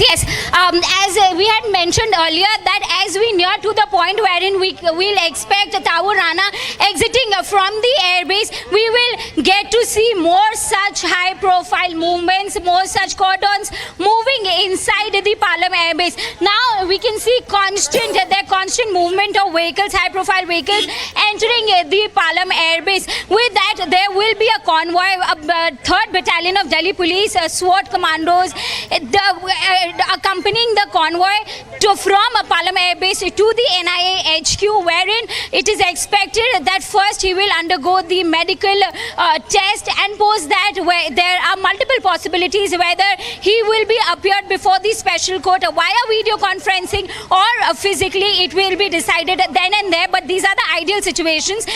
We'll get more clarity as we move ahead with that. Back to you. Absolutely. And Gopi, Soumya and Akhil are getting those pictures to us from various frames from at least 2 locations. And Niranjan, these are pictures of Palam technical area, and that's where we can break. The DG NIA has arrived, Prakash Date, the DG NIA, and I'm told that one debriefing would happen there at the airport itself by the accompanying team, the officers who had camped in the United States, and that's the breaking. Okay, that's the breaking. The DG, NIA DG arrives at the Palam technical area, and the first debriefing to take place there itself. Following which, of course, the fugitive of law of India, Tahawwur Rana, would be brought to the NIA. Should we go back to? I think we should be on the live shot, Abhishek. We should be on the live shot constantly. Let's be on the live shot, because anytime now he's going to leave. The plane has landed, of course. It will take a few minutes for the formalities and for the formal handing over to the NIA. That will happen in a short while from now. He will be formally arrested by the NIA immediately on arrival, and then be brought to the NIA headquarters. So the NIA DG is there with that specific purpose. But ladies and gentlemen, you're looking at the pictures, and whatever images you see now, remember what happened in 26/11. Remember what these group of terrorists sent by Pakistan to rain terror in India. Over 160 lives were lost, and India has been fighting to bring back Tahawwur Rana, to drag back Tahawwur Rana. It's been a victory of strong diplomatic influence, and behind the scenes, Indian officials working tirelessly, trying to leverage India's global standing, close relations with America to ensure that the process moved forward and it wasn't stuck, and he's been dragged back. These are pictures, ladies and gentlemen, for many people who watched what unfolded during the 26/11 attacks. This is hope, Abhishek. Yeah, hope. Absolutely. This is hope. This is big victory in India's fight against terror. This is going to be an eye-opener for the rest of the world also, depending on what all Tahawwur Rana tells us about the terror ecosystem in Pakistan. This is also about a long fight of perseverance, of grit and determination on the part of we as a nation and a society to make sure that the one who plotted and conspired is also brought to justice. Remember, Niranjan, this has been a long process. In fact, Tahawwur Rana, people would recall, was actually acquitted in 2011 of all charges. Yes. And from there to the time that he was convicted again not in 26/11, but in the case of conspiring for the Jyllands-Posten Denmark newspaper attack, which was planned but did not happen. He was convicted for 14 years and then in 2020 released on compassionate grounds during COVID. And now, from that time to him landing on Indian soil to face justice. Shawan is with us from the newsroom. Shawan, NIA DG has reached the Palam technical area where the aircraft is parked now, the special aircraft that has brought Tahawwur Rana from United States of America, from Los Angeles, from that detention center now to the NIA headquarters. How much time? I believe there is a briefing or debriefing of the NIA DG that's going to take place at the airport itself. Well, anytime now we're expecting Tahawwur Rana to be taken out from the Palam Technical Air Base and thereafter would be taken to the National Investigation Agency headquarters. In fact, you have the ground floor cell which has essentially been prepared. We're being told that there would be an initial round of questioning that is going to take place because what we're expecting is that the remand copy that is essentially being prepared by the special public prosecutor is to basically look at, number one, coming in details of the first preliminary investigation to be carried out, and secondly, why the custody of Tahawwur Rana should be given immediately, because remember, it's very unlikely that he would be sent to judicial custody at the first stage itself, because right now you have... Shawan, speak over these pictures as well. Shawan, what's going on here? Well, these are pictures now coming in from the Palam airport as the preparations are basically underway, Niranjan, to take him out. An armoured vehicle has already been prepared that will be taking Tahawwur Rana. In fact, the 3rd Battalion of the Delhi Police, along with the special cell, are already stationed there. All precautions have also been made outside the National Investigation Agency's headquarters, with the BSF platoon also being deployed outside the NIA headquarters. So the security certainly has also been increased. In fact, late last evening, you've had the Delhi Police, multiple teams, which also includes the traffic department, to look at a green corridor that has been created to ensure that he's taken at a shortest possible time, because there are security concerns, and that is the reason why there is a deliberation which is going on that whether at all Tahawwur Rana will be produced before the NIA court physically, and that's the reason why there's a high possibility, Niranjan, that for the first appearance he may be taken through a video conferencing. Multiple cameras live there, multiple cameras. We have 4 live outputs, 4 cameras focusing on different vantage points at the Palam airport, Palam technical area. Now, anytime from those black gates, you will see Tahawwur Rana being dragged back with handcuffs. And Tahawwur Rana, Abhishek, many don't know, many of our viewers don't know the critical role that Tahawwur Rana played in picking each of the targets for the 26/11 attack, Abhishek. Yeah. Each of those targets were handpicked by him and given to Pakistan. Well, absolutely, and he was privy to a lot of backhand work that went into this conspiracy. And I'm going to interrupt you for a second, Abhishek. We have a breaking news update coming in. Shawan just giving us their information. Let's put those plates out. Getting in breaking news now that the arrest procedure has begun. Arrest procedure has begun. That's a huge one. That's a huge one. Arrest procedure has begun. Tahawwur Rana is being arrested. Okay, some movement there, some movement at the Palam Technical Airport, and charges are being read out. Arrest procedure started. Charges being read out to Tahawwur Rana, the 26/11 butcher. Shawan has more details. Well, in fact, that's the latest now coming in. The arrest procedure is already underway, is what we are picking up right now. Another couple of minutes before he is actually taken out. The debriefing of the NIA DG has already taken place. The charges have been read out, at least 9 charges that have been leveled against Tahawwur Rana. That is conspiracy to begin with, and waging war against the government of India being the other charge. Now remember, these are the 2 important charges that have been invoked by the National Investigation Agency. Thereafter, he's taken to the National Investigation Agency's headquarters in the national capital, where the first round of questioning is I'm cutting straight to the ground. Shawan, getting in a report from the ground. I think Aishwarya is live. NI headquarters, yes.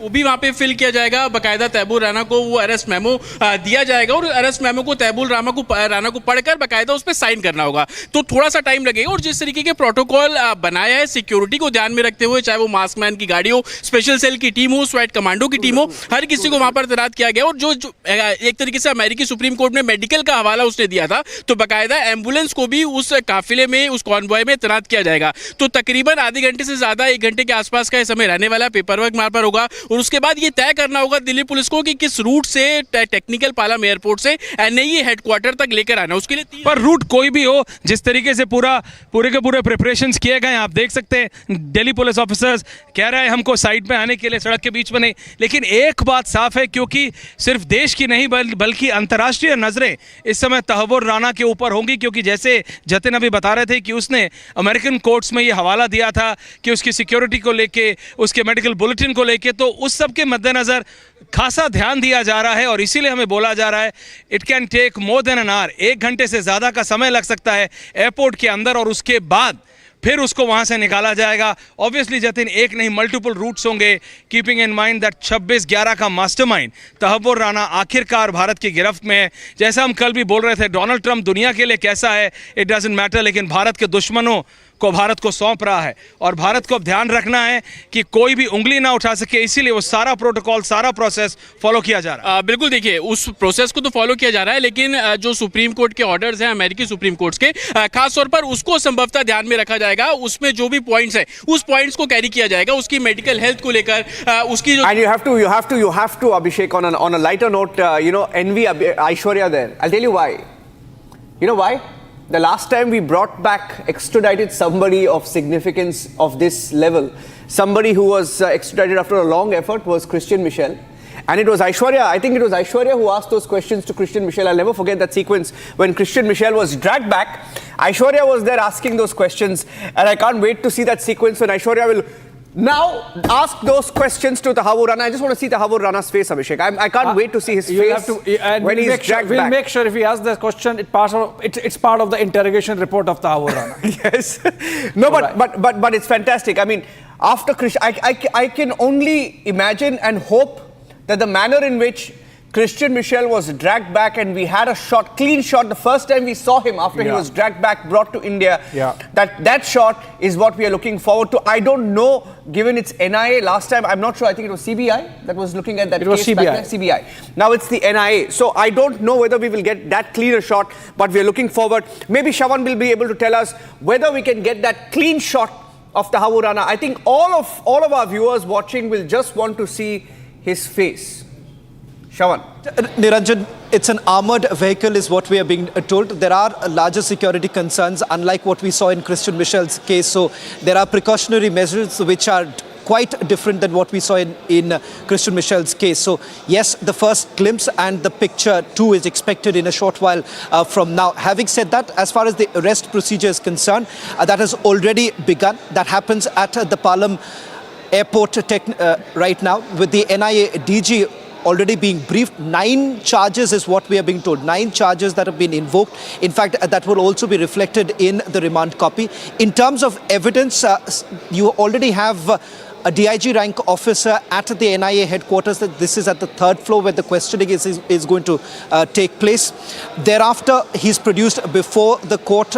Now, that the only change that can take place is with the NIA taking a call that they perhaps will not produce him physically, but video conferencing. Now, that clarity perhaps would come in at a later stage. I want to ask you a question, Shawan, and you rightly mentioned that he would be in an armored vehicle, and that really gives you an idea of the kind of sensitivities involved, the kind of threat perception that's there around this entire exercise. Shawan, why should there be such level of threat against Tahawwur Rana? Obviously, somebody is disturbed, somebody is unnerved, somebody is watching, and who that somebody is, Shawan, is anybody's guess, everybody's guess. Well, in fact, for the first time, Abhishek, you have had Pakistan coming on record. The moment the extradition did take place, you have had the Pakistan Foreign Ministry holding a press conference because they know that the moment the investigation begins, Pakistan's name is going to come out. And not just the Pakistani government, but you have Pakistani senior military officers whose names are going to tumble out. And that is the reason why you've had the Foreign Ministry doing a press conference earlier in the day and making an admission that yes, Tahawwur Rana was in Pakistan. They did make an admission that there are certain documentations that were supposed to be renewed, which hasn't happened. Again, the fact of the matter is that Dawood Gilaini, that's David Coleman Headley, and Tahawwur Rana, they were friends. They were going to a Pakistani school, and that is the reason why you would have Pakistan today completely rattled with this bigger development that has taken place. Absolutely, and that really explains the kind of security apparatus that's been thrown around this development when Tahawwur Rana, who's now been officially arrested. Can I caution you both gentlemen not to also give out the security details as absolutely. Well, because absolutely. There's an infamous journalist, Abhishek, and she was infamous mostly for giving away operational details during 26/11. So I know you both, you and Shawan, are very responsible, but I just wanted to say that. Absolutely, point taken, Niranjan there, but As we speak, the arrest procedure is going on, and Shravan was explaining what it involves, which is that you read the charges and then... Okay, the gates are open, Abhishek. Yeah. The gates are open. I think Shravan and you will be able to give more operational details of what we can expect. The jammers are on. Can see that the frame is getting a little grainy. Indications that the jammer is on. I think that's... Shravan, over to you. The jammers are on. The gates are open. He's being brought out. Well, in fact, the jammers were taken in just a short while Okay, back. we'll remove the exclusive watermark maybe, or replay. Just place that a little above so that we get that shot. Yes, Shravan. Well, in fact, the jammers were taken in a short while back. You have a green corridor that has already been formed by the Delhi police right now. The gates are open because he's coming out. In a moment from now. Perhaps you can also try and go across to... Okay, let's go full frame. Let's go full frame. Shravan, we'll go full frame. Keep talking. Go to the reporter on the ground just to get a quick update as to whether at all the convoy is ready to move out, because they've already done a deployment immediately after, because you have the Palam technical base. Soumya. That's Soumya, what's the latest? Is the convoy coming out?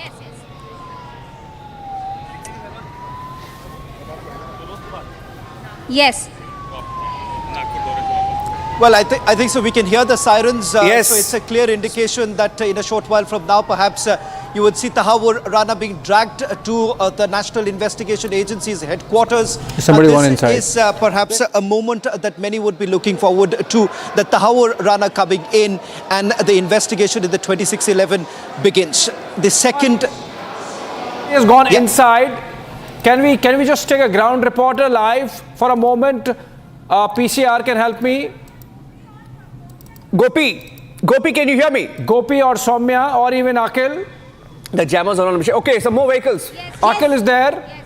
Okay, there's a car coming out. Akhil, over to you. Is this the carcade? Is this the escort vehicle? Yes. Oh, this is the carcade coming out. That's Tahawwur Rana. That's Tahawwur Rana. That's Tahawwur Rana's carcade. Security arrangements in place. That's the car of... Okay, so the entire carcade essentially, Niranjan, it would be difficult to find out in which vehicle he's going to be. There is an ambulance as well. So he's been brought out. Tahawwur Rana has been dragged back. The first visuals of Tahawwur Rana on your screens, ladies and gentlemen. Tahawwur Rana has been brought out of the Palam airport. The first pictures coming in. Shravan, he will be taken to the NIA headquarters from here, but Tahawwur Rana, the first moving images of Tahawwur Rana being dragged back to Indian soil, on Indian soil, moving to the NIA headquarters. He's been officially arrested by the NIA. Shravan. 7 cars with an ambulance being taken. As we had pointed out, it's the armored vehicle where he is being put. In fact, the jammers that you see, that's why I was saying very different than what we see. Aishwarya is outside NIA headquarters. Let's just quickly get a word from Aishwarya too. Right. Well, absolutely, as you just shown those, yes, absolutely, as you've shown those first visuals of Tahawwur Rana being brought out of the airport, movement has begun right outside the headquarters of NIA. You can see these commandos right outside of the CRPF being deployed right at the entry gate of the NIA. Delhi police taking, or rather leaving no stone unturned right there. You can see these commandos of the CRPF on your screens right now. Within the next few minutes, we are being told that Tahawwur Rana will be brought in through this very gate number 1 of the NIA headquarters. We are right outside the NIA headquarters, and now you could see that the whole road is completely being blocked out. This is the main gate through which Tahawwur Rana's convoy will be brought in, though we are being told by our sources, and I have with me Akhil as well, that not one but two convoys will be taken out of there. One is going to be the main one and the other one is going to be the decoy. This is the main process. The security apparatus, you can see senior police officials moving their vehicles in and out. They're keeping the whole main road, which is right adjacent to the NIA headquarters, completely clean. So within the next few minutes, keeping in mind the distance, Akhil, around 35-40 minutes before he reaches there. Absolutely, Ashwin, if you see, we should just go by the Google map. It shows from Palam airport to this very location is 27 minutes. And the Delhi police team has already made a green corridor for this movement. So it will be expected that at least it will take approximately 20 minutes to reach over here at this point in time. And if you see, the entire team of the NIA is ready, additional DG level. Yeah, go ahead, keep talking. It's not Tahawwur, but maybe Rajnath Singh who exited Palam airport, but please go ahead. Akhil and Aishwarya. No, absolutely. There are going to be multiple convoys right there. Yes, keeping in mind, if you see those Yes, I was just seeing those visuals while I was just checking our own channel out, Niranjan, and I just saw that white safari, which is normally with either with the Home Minister or with Raksha Mantri. The convoy seems to be of one of the cabinet ministers, keeping in mind the protocol in place. So was it Raksha Mantri or not? We will get that confirmation within the next few minutes itself. But there are going to be multiple convoys coming out of the terminal. What rather we were being told a couple of minutes prior that it could take very well more than around 40-45 minutes, even more than an hour, keeping in mind the process which has to be completed after Tahawwur Rana, the whole paperwork, medical bulletin, because not only national but international eyes are on there, and keeping in mind that the affidavit which has been submitted by the government of India in the American court and the concern which was raised by the counsel of Tahawwur Rana back in the US was of a proper medical checkup. So that is being done at multiple levels. It will be done at the airport. It will be done at the NIA headquarters where me and Akhil are. It will also be done before he is produced at the NIA Special Court, which is on the first floor of Patiala House Court, Akhil. And if that happens through video conference, so you will see not one but two medical checkups being done right behind us, because before he is sent to Tihar, he is going to be kept here for a considerable amount of time. Akhil. Well, absolutely, Ashwari. According to our sources, additional DG level and DIG level and 2 SPs. So our team has already been formed. A 4-member team has already been formed in this regard. So once he will be brought in over here, Tahawwur Rana, the wanted terrorist, will be brought in over here. After that, he will be kept on this very ground floor. I would like to request my VJ Anup to show you the visual of this ground floor. There's a special cell where he will be questioned by the NIA officials. So it is very likely that in next 20 to 25 minutes, because if you see the route over here, which is from Palam to the NIA headquarters, is approximately 25 minutes. Well, the route is there, but the process is 17-year wait is over, Niranjan and Shavan. It's no forgetting, no forgiving. Rana's return makes Pakistan quiver. We have to see, because I was just checking some messages that the process is on. The CISF has confirmed that yes, he has landed. We have to understand, we have to very, very clearly understand that Pakistan has basically scrambled itself, Akhil, to distance Pakistan establishment from Tahawwur Rana. It's a big diplomatic victory for Government of India and for the Modi government. We have to be sure the case will now be fought in India, on Indian grounds, in Indian courts. So all of those names, a multi-layer support which was set to be there for Tahawwur Rana, for Headley, for their 26/11 attack in Maharashtra, in Bombay, all of those names will be brought out now. Well, Ashwarya, if you just go by the charge sheet, there are 9 different names, 9 accused who were basically mentioned in this charge sheet. And if you just talk about Hafiz Saeed, who is known as in the militant wings of Pakistan as a Bade Mian, and if you talk about David Headley, who's the prime accused, who's the first accused in the NIA charge sheet. If you talk about Tahawwur Rana, who's the second accused. If you talk about... So CISF is confirming that yes, he has left the tarmac. He is in a special sealed zone where you have the officials of the NIA, the first team which was bringing him, the second team which has received him. You have an ADG level officer there. You have a ADG level officer of the CISF. You have Delhi Police Commissioner, DCP and the Special CP right inside the terminal where he has been brought.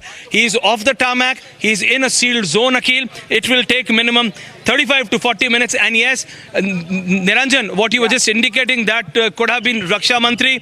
We can confirm that it was a cabinet minister coming out. Yes. Not one, but multiple cabinet ministers at the airport, keeping in mind that several forms have to be filled, several things are to be done. And while I'm just requesting CP Singh to move the camera right across. Okay, let's go full frame. Senior level officers entering the NIA headquarters. So that is just being confirmed to us. Yes, Niranjan, back to you. I'm staying with those pictures. I'm staying with those pictures because, you know, right now the action is at 2 locations. I'm taking a double live window with both Palam Airport, because there is some confusion. It was not Tahawwur Rana who was perhaps moved out. It could have been Rajnath Singh who exited the Palam Airport. So the action still continues. The epicenter as of now is still Palam Airport and NIA headquarters, where Aishwarya, we were discussing on a lighter note a few minutes back that the last time we dragged someone back to India was Christian Michel of this stature, and you confronted him. I don't know whether you'll get that opportunity today, but Aishwarya, you should give it a shot.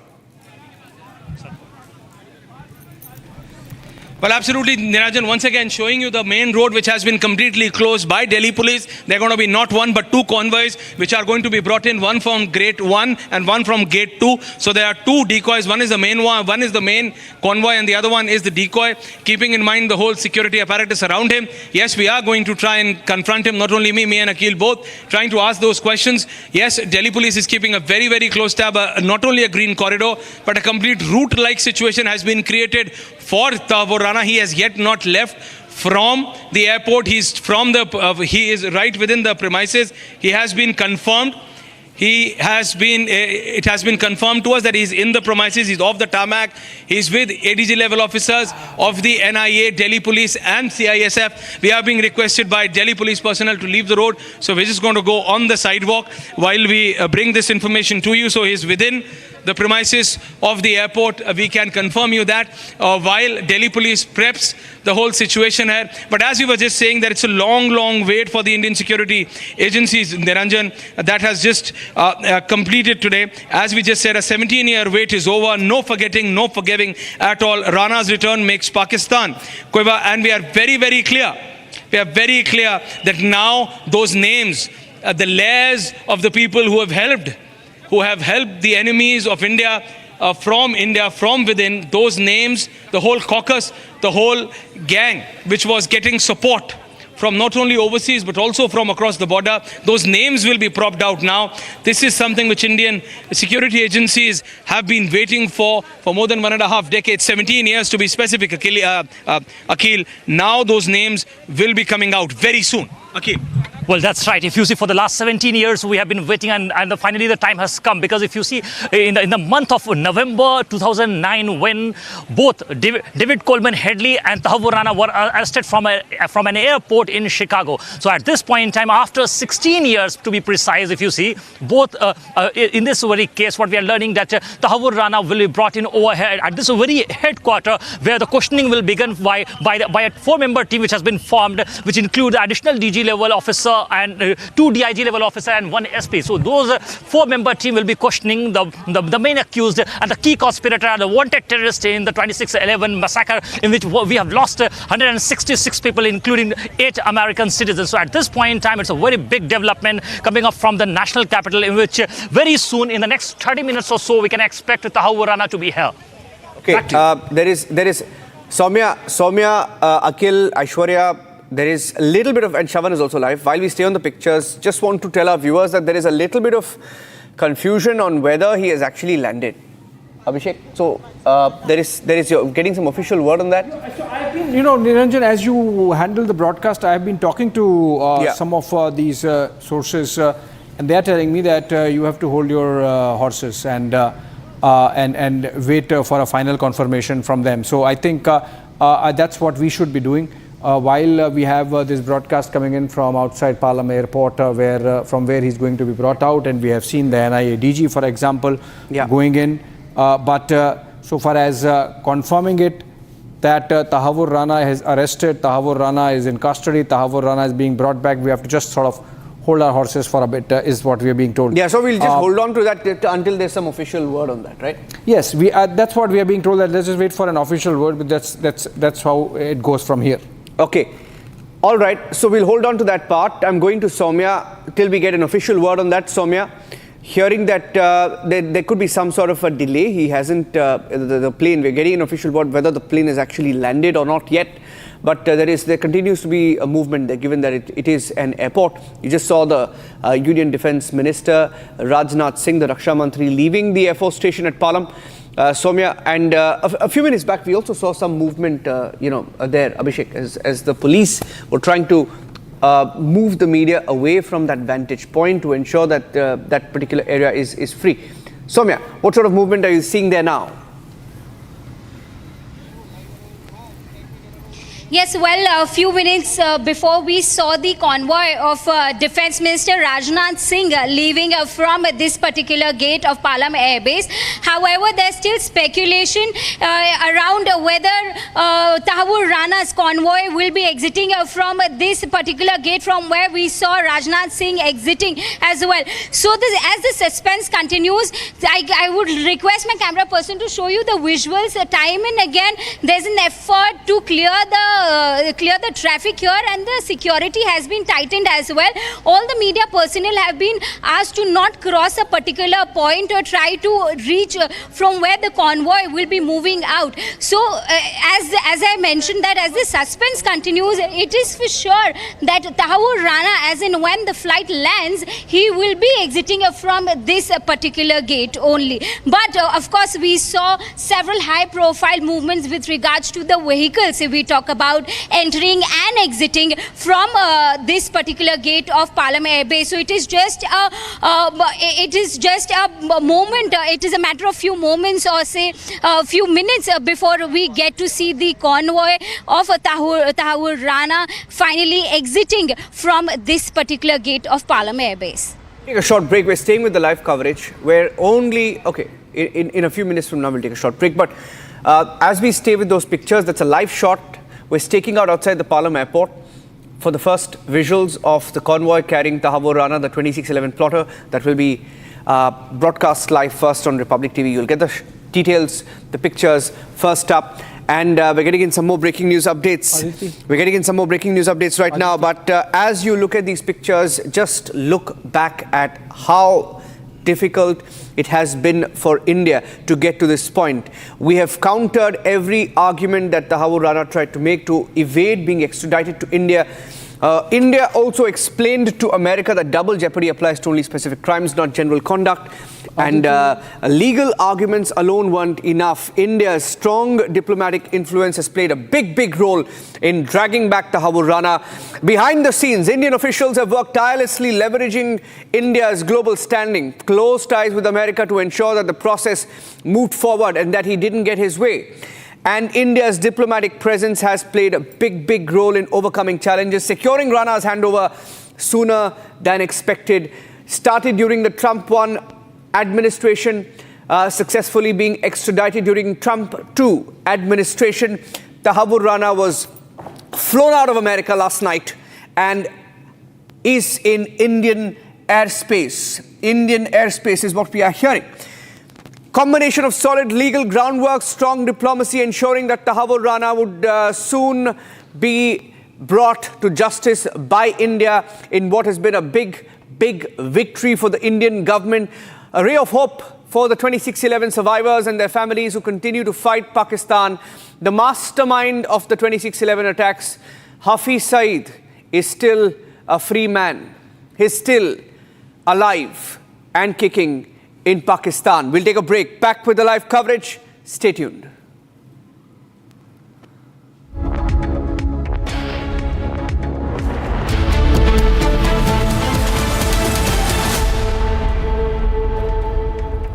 अब आया असली स्वाद। अब आया स्वाद। जब स्वाद के पड़े हो लाले तो MDH का चंकी चाट मसाला डालें। MDH का chunky chaat masala. MDH।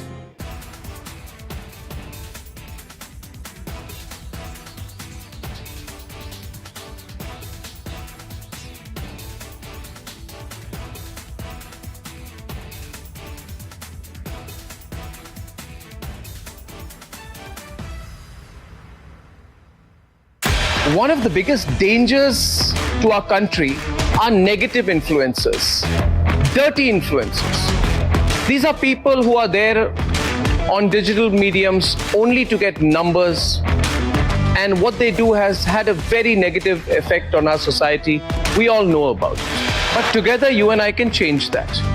Republic is starting an influencer incubator program where you can be part of creating some world-class content that is nation first. Tahawwur Rana is the person who, along with David Coleman Headley and under the guidance of Hafiz Saeed, was the main conspirator of the 26/11 terrorist attack, which was carried out by the ISI and the Lashkar-e-Toiba. He was convicted in America. He served some time in America. Then we told the Americans that we need to get him back. We won an extradition case against him. Now, the Pakistanis will be very scared about Tahawwur Rana coming here. They know that this is almost as important as Dawood Ibrahim being brought to India, because you've got a man, he has worked to carry out terrorism. He knows the entire terrorist apparatus. This is an ex-Pakistani forces officer. He is very much with the ISI and the Lashkar-e-Toiba. He's going to reveal everything. For all those others working against India's sovereign interests, against our national interest, against our geopolitical interest, we're a big country. We know how to hit hard. And when we want to, we know how to catch you by the scruff of your neck and bring you back. Dawood Ibrahim and Hafiz Saeed could very well be next.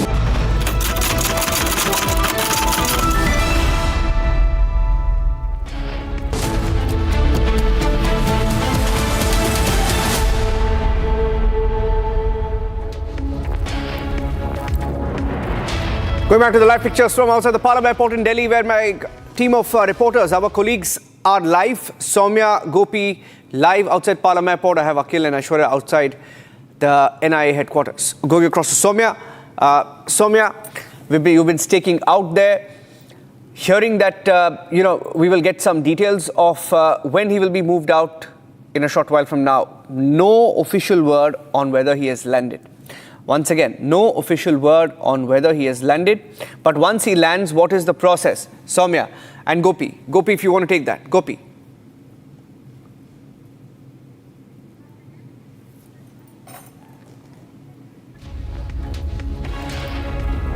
And as we stay on these pictures, let's also tell you that on the extradition of Tahawwur Rana, general assurances have been given. Aishwarya speaking live at the NIA headquarters. He has some news. Let's go across live.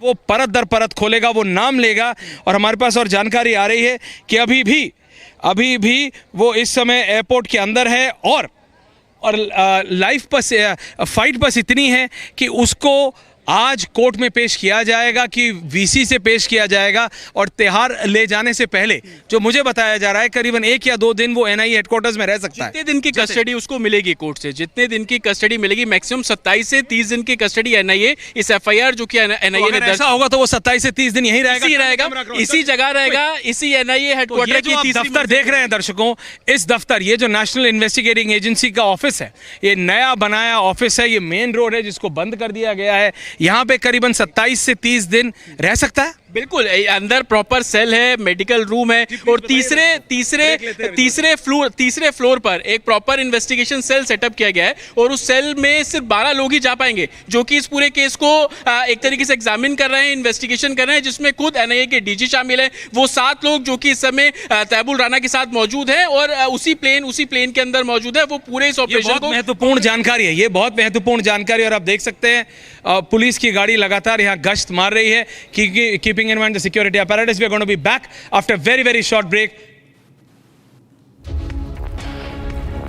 And as we stay with these live pictures outside the NIA headquarters, that's my colleague Aishwarya, and with him, the team of Republic reporters also outside Palam airport, where the first pictures will come in of Tahawwur Rana exiting the Palam airport. That's in a short while from now. We are waiting for the formalities. In fact, we will get to know in a short while from now when he will be brought to the NIA headquarters. So let's go across to Soumya.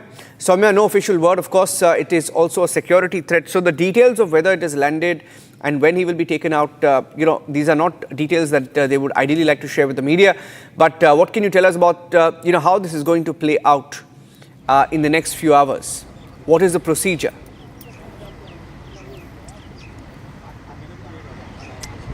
Yes, as we have mentioned earlier multiple times, that once Tahawwur Rana lands here in the Indian soil, of course, it's going to be a historic and a diplomatic win for India after almost 17 years of legal wrangling that was happening from Tahawwur Rana's end.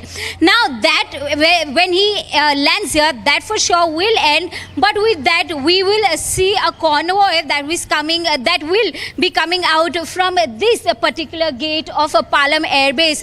The accompanying Tahawwur Rana will be the multi-agency teams who had gone to the US to take over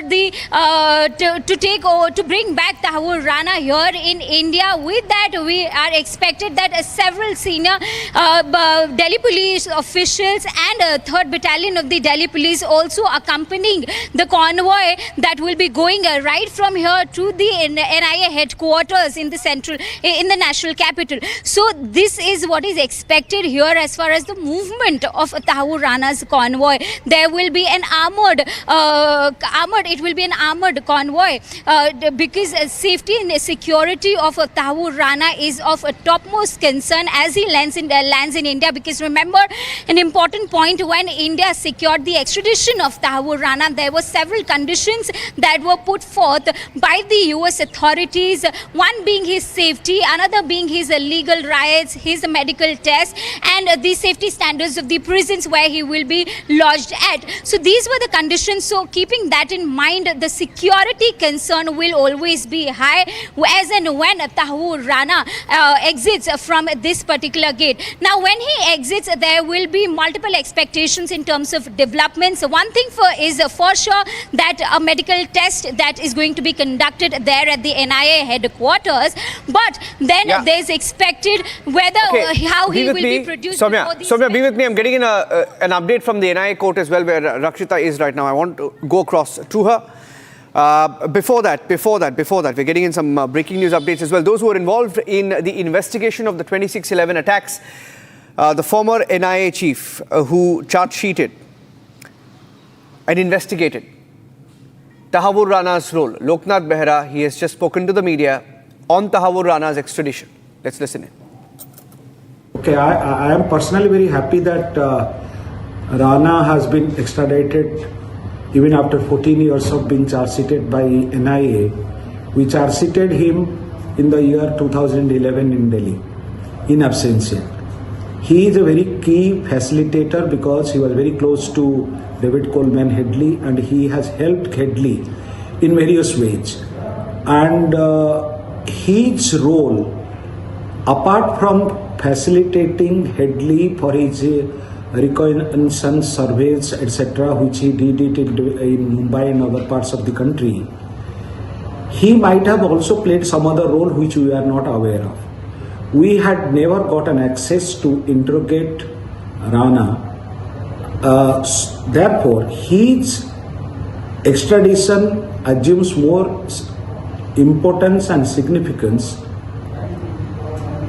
because Indian investigators and other agencies could get more details of the larger conspiracy, which is going even beyond Mumbai attack. Therefore, Rana's presence in India is very crucial. And I am sure the National Investigation Agency, the Mumbai Police and other agencies coming together will do a great job, which they are capable of, in actually extracting maximum information and converting them to evidence and filing supplementary charge sheets in the respective courts of law and prosecute him successfully to give him maximum punishment. Okay, that's Loknath Behra, the former NIA chief there. Going across to Rakshita as well, my colleague outside the NIA court. Rakshita. Okay, we have some issues there with the sound coming in from Rakshita's camera. Meanwhile, okay, Gopi is also joining us live. Gopi.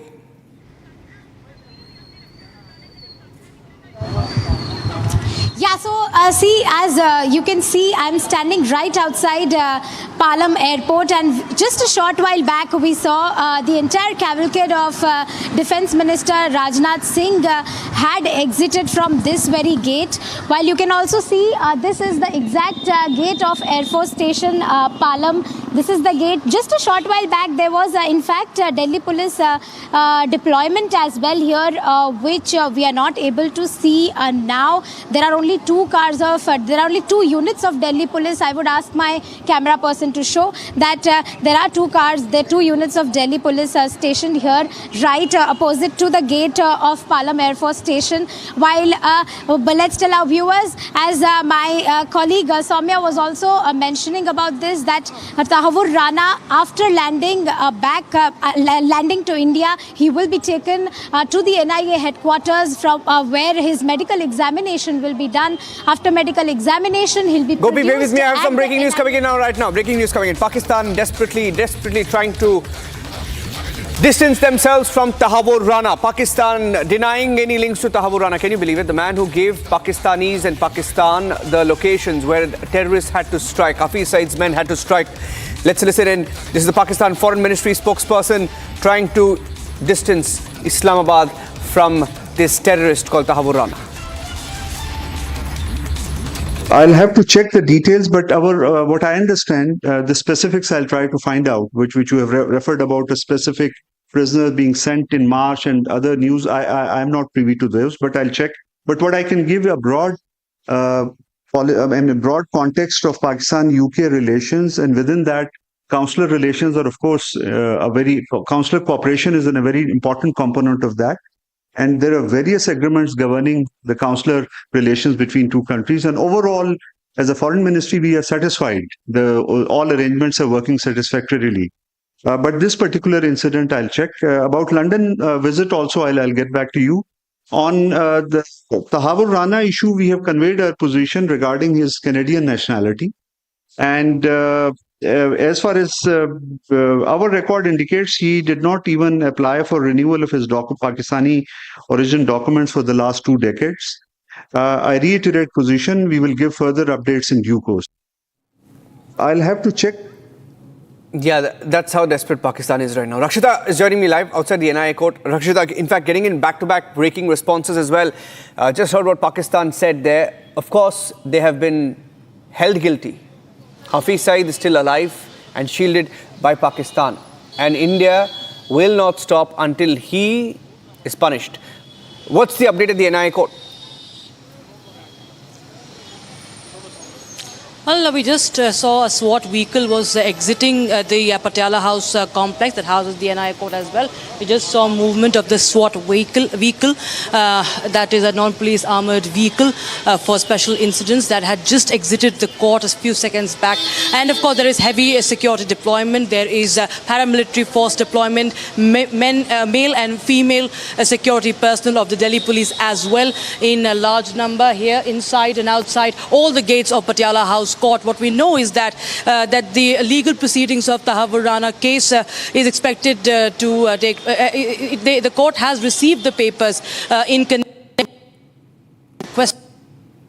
The Mumbai police, the district judge Vimal Kumar Yadav had requested the papers from the Mumbai police, and they have been received. The request was put in around the first week of February this year, and now it has been received from the Mumbai court to the Patiala House court, where we expect that the Tahawwur Rana, maybe not in person, but via video conferencing will be produced, given the security situation, given the sensitivity of the matter, because as you of course mentioned, it's a very important, crucial piece of evidence that we can get to expose Pakistan.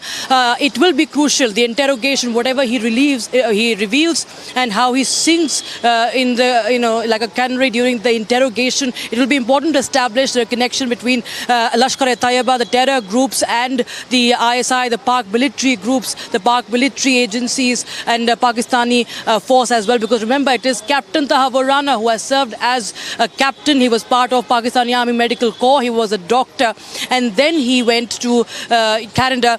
Of course, that is also part of interrogation. The NIA will be interrogating multiple layers. They will be uncovering, peeling off every layer as Tahawwur Rana is dragged here, and that will set the tone for the further course of action, setting the ball rolling. It is important that we shake up things now. Hafiz Saeed, Sajid Mir, and several others are still in Pakistan. They are freely moving. Pakistan has been trying to hoodwink agencies, have been trying to escape the FATF lists also. It was in the grey list, and it's tried to show that no, they have punished, they have sentenced all these terrorists on its soil. But we do know that they get a free pass there. They are, still out there organizing events. They are publicly spotted as well. And when something happens, if there are unknown assailants attacking some of their connections, they go underground suddenly. They are suddenly put under house arrest. So Pakistan, everybody knows how it is the epicenter of terrorism, how it has been functioning. Tahawwur Rana, again, as we just played out that bite, Pakistan Foreign Ministry in denial mode. They have no other option but to do that. But they're shivering. They know that whatever this man, Tahawwur Rana, what he reveals is going to put them in the spotlight once again, and how it will be for the agencies to see. Donald Trump, within 2 months of taking over as the president, had standing next to the Prime Minister of India, said that he's a very evil man, and we have immediately approved the extradition. That is the political will of the country and of United States, because there are different administrations who had kept this at the back burner. There was no movement as far as extradition was concerned. He continued to dodge extradition, under various reasons, making excuses of his health, and even playing the religion card, saying that I'm a Muslim, I will be targeted. And, India, of course, had presented enough evidence. NIA is coming here with full preparation, Niranjan, and that is why this day has come today after 17 years, unfortunately. But yes, the justice has to be delivered as soon as possible. The legal process is something that everybody will be having their eyes on, that this should be as speedy a trial as it could be, unlike what happened in the Kasab case. Niranjan. Okay, there is some breaking news coming in. In fact, I just want to tell, get one bit of information to our viewers right now. K. Unnikrishnan, who's the father of Major Sandeep Unnikrishnan, who was one of the NSG commandos during the 26/11 operation, laid down his life for the country, died, was martyred fighting terrorists. Now, let me also tell you that the father of Unnikrishnan, Major Unnikrishnan, has responded while saying that bringing back Tahawwur Rana is India's diplomatic success. That said, there is also a credit war that's broken out. In India, of course, politicians trying to fight for credit. Listen in. Congress सरकार के समय हम जिस hotel में खड़े हैं, यहीं पर आतंकवादियों ने हमला किया था। ये होटल पे लोगों की जान गई थी, लेकिन कांग्रेस की सरकार ने कुछ किया नहीं आरोपियों के ऊपर सख्त सजा दिलाने के लिए, बल्कि जो पकड़ा गया था कसब उसको भी बिरयानी खिलाते थे। ये मोदी जी का दृढ़ संकल्प था कि जिन लोगों ने हमारे देश पर आंख उठाई उनको सख्त से सख्त सजा मिले, और आज हर भारतवासी को गर्व है मोदी जी पर। विशेषकर हम सब मुंबईकर कृतज्ञ हैं मोदी जी के कि ऐसे लोग जिन्होंने हमारे देश के ऊपर हिंसक आक्रामक हमला किया था, उनको हम भारत के धरती पर भारत के कानून के अंतर्गत सजा दिलाएंगे। जब 26/11 हुआ था तो आपको याद होगा, और आज भी मैं कई टीवी चैनल्स पर देख रहा था, एक इंटरव्यू किया गया था जो उस समय हमारे एयरफोर्स के चीफ थे, श्रीमान फली मेजर। और श्रीमान फली मेजर ने बताया कि किस प्रकार से उन्होंने उस समय की सरकार, उस समय के नेतृत्व से कहा कि अब इस आतंकी हमले का हमें मुंह तोड़ जवाब देना चाहिए। इसका मतलब कि आज जो हम सर्जिकल स्ट्राइक या बालाकोट एयर स्ट्राइक देखते हैं, उसकी क्षमता करने की क्षमता भारत की सेना, भारत की वायुसेना, भारत की सुरक्षा बलों में तब भी थी, परंतु राजनीतिक इच्छा शक्ति न होने के कारण फली मेजर साहब को, एयरफोर्स को रोका गया और कहा गया कि इस पर हमला करने से, इन कैंपों पर हमला करने से फायदा राजनीतिक रूप से किसी और को चला जाएगा, और इसीलिए यह राजनीतिक फायदा किसी को ना पहुंचे और हमारे वोट बैंक में नुकसान या सेंधमारी ना हो, इसीलिए 26/11 के बाद जो निर्णायक कार्रवाई करनी चाहिए थी उससे भारत के सेना और सुरक्षा बलों को रोका गया। और यह फली मेजर ने भी कही है, और इसी बात की पुष्टि बराक ओबामा साहब की किताब में भी और कांग्रेस के एक वरिष्ठ सांसद के किताब में भी की गई है कि किस प्रकार से उस समय के नेतृत्व को वोट बैंक के चलते सोनिया गांधी जी और उस समय गांधी परिवार जो एनएसी चलाता था, मतलब कि वही सुपर प्राइम मिनिस्टर था एक तरह से, उन्होंने ओवररूल कर दिया किसी भी प्रकार की ठोस कार्रवाई करने से। जिस प्रकार से आज अनेकों देशों से लगभग 17 से 18 ऐसे फ्यूजिटिव्स को वापस लाने का काम भारत की सरकार, मोदी सरकार ने पिछले कुछ वर्षों में किया है, चाहे वो यूएई से हो, चाहे वो थाईलैंड से हो, अनेकों देशों से हो, चाहे वो यूनाइटेड स्टेट्स से हो। यह भारत की कूटनीतिक जीत का भी, भारत के बढ़ते हुए डिप्लोमेटिक स्टैचर का भी, भारत के ग्रोइंग पॉलिटिकल ग्लोबल इन्फ्लुएंस का भी एक परिचायक है। और भारत की एजेंसीज के बीच में इंटर एजेंसी कोऑर्डिनेशन किस प्रकार से आज काम कर रहा है, उसका भी एक प्रतिबिंब है। कितनी बड़ी उपलब्धि प्रधानमंत्री नरेंद्र मोदी का मानते हैं? जब से प्रधानमंत्री माननीय नरेंद्र मोदी जी बने हैं, तब से देशद्रोहियों पर कड़ी नजर रखी गई है और माननीय प्रधानमंत्री आदरणीय नरेंद्र मोदी जी के नेतृत्व में और माननीय गृह मंत्री श्री अमित शाह जी के मार्गदर्शन में इस देश से आतंकवाद लगभग सफाया की ओर है। और जो भी देशद्रोही हैं, जो इस भारत में अस्थिरता पैदा करना चाहा है, इन 14 वर्षों में उन पर कड़ी कार्रवाई हुई है और कोई देशद्रोही अब बचने वाला नहीं।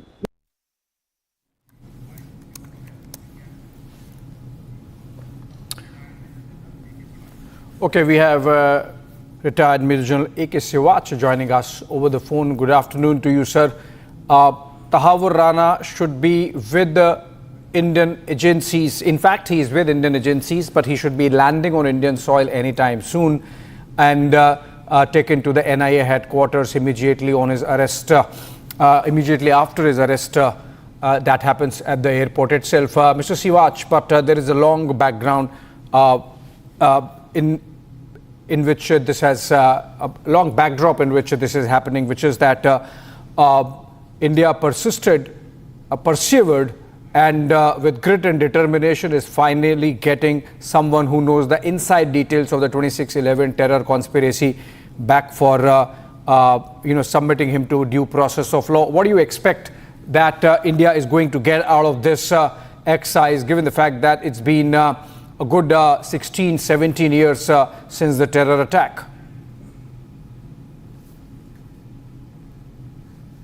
As far as Tahawwur Rana is concerned, he's a very important, basically partner in the crime which was committed on 26th.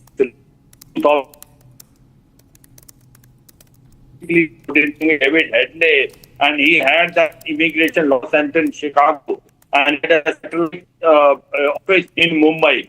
All the support is provided by Tahawwur Rana, and he coordinated with David in ensuring that when this operation was taken terrorists, they were interface between the LAT terrorists as well as the ISI optimum which was being functional in Karachi.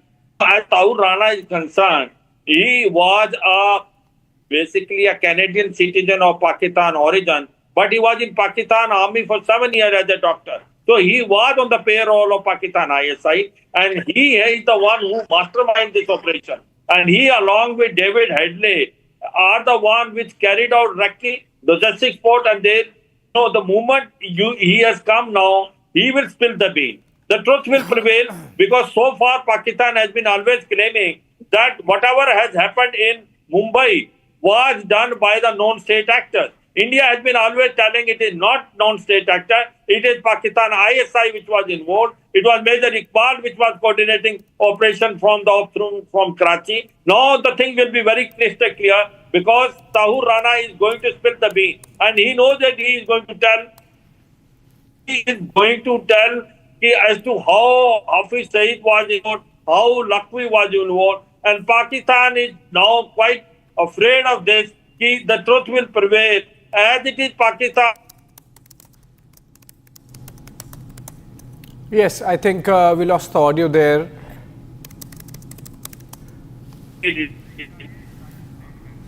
Okay, in fact, we have a breaking news development connected with the Tahawwur Rana story, which is a statement of Israel. Remember, Israel was one of the targets, and Jews were one of the targets with the Chabar house on target that fateful night of the Lashkar-e-Taiba terrorists. Now, Israeli envoy to India has issued a statement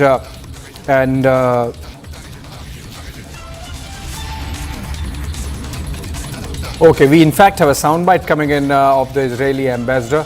Let's listen to him. We are encouraged to hear about the extradition to India of one of the perpetrators of the terrible and horrendous terrorist attacks that happened in Mumbai on the 26th of November 2008, which took the lives of more than 170 innocent civilians, including Israelis.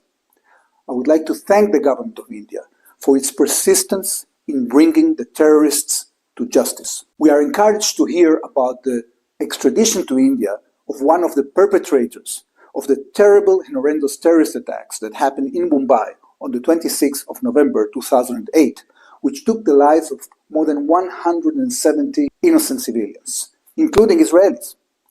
I would like to thank the government of India for its persistence in bringing the terrorists to justice.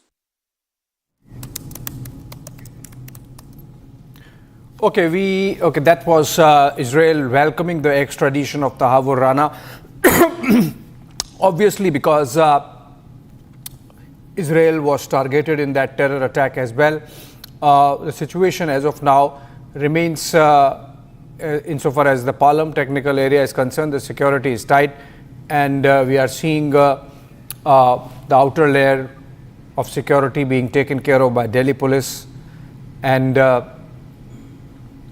Gopi and Soumya are live from outside the area. In fact, I can see Rakshita also. I believe she's at the IGI. I go to Gopi first. Gopi, if you are at Palam Airport, please tell us, do you get a sense that the security is still of the level which is needed when that kind of high security asset is being brought in? Well, in fact, I'll show you the visuals right here. Just a short while back, it was Defence Minister Rajnath Singh who had in fact exited from this very gate, which is the Air Force Station Palam gate.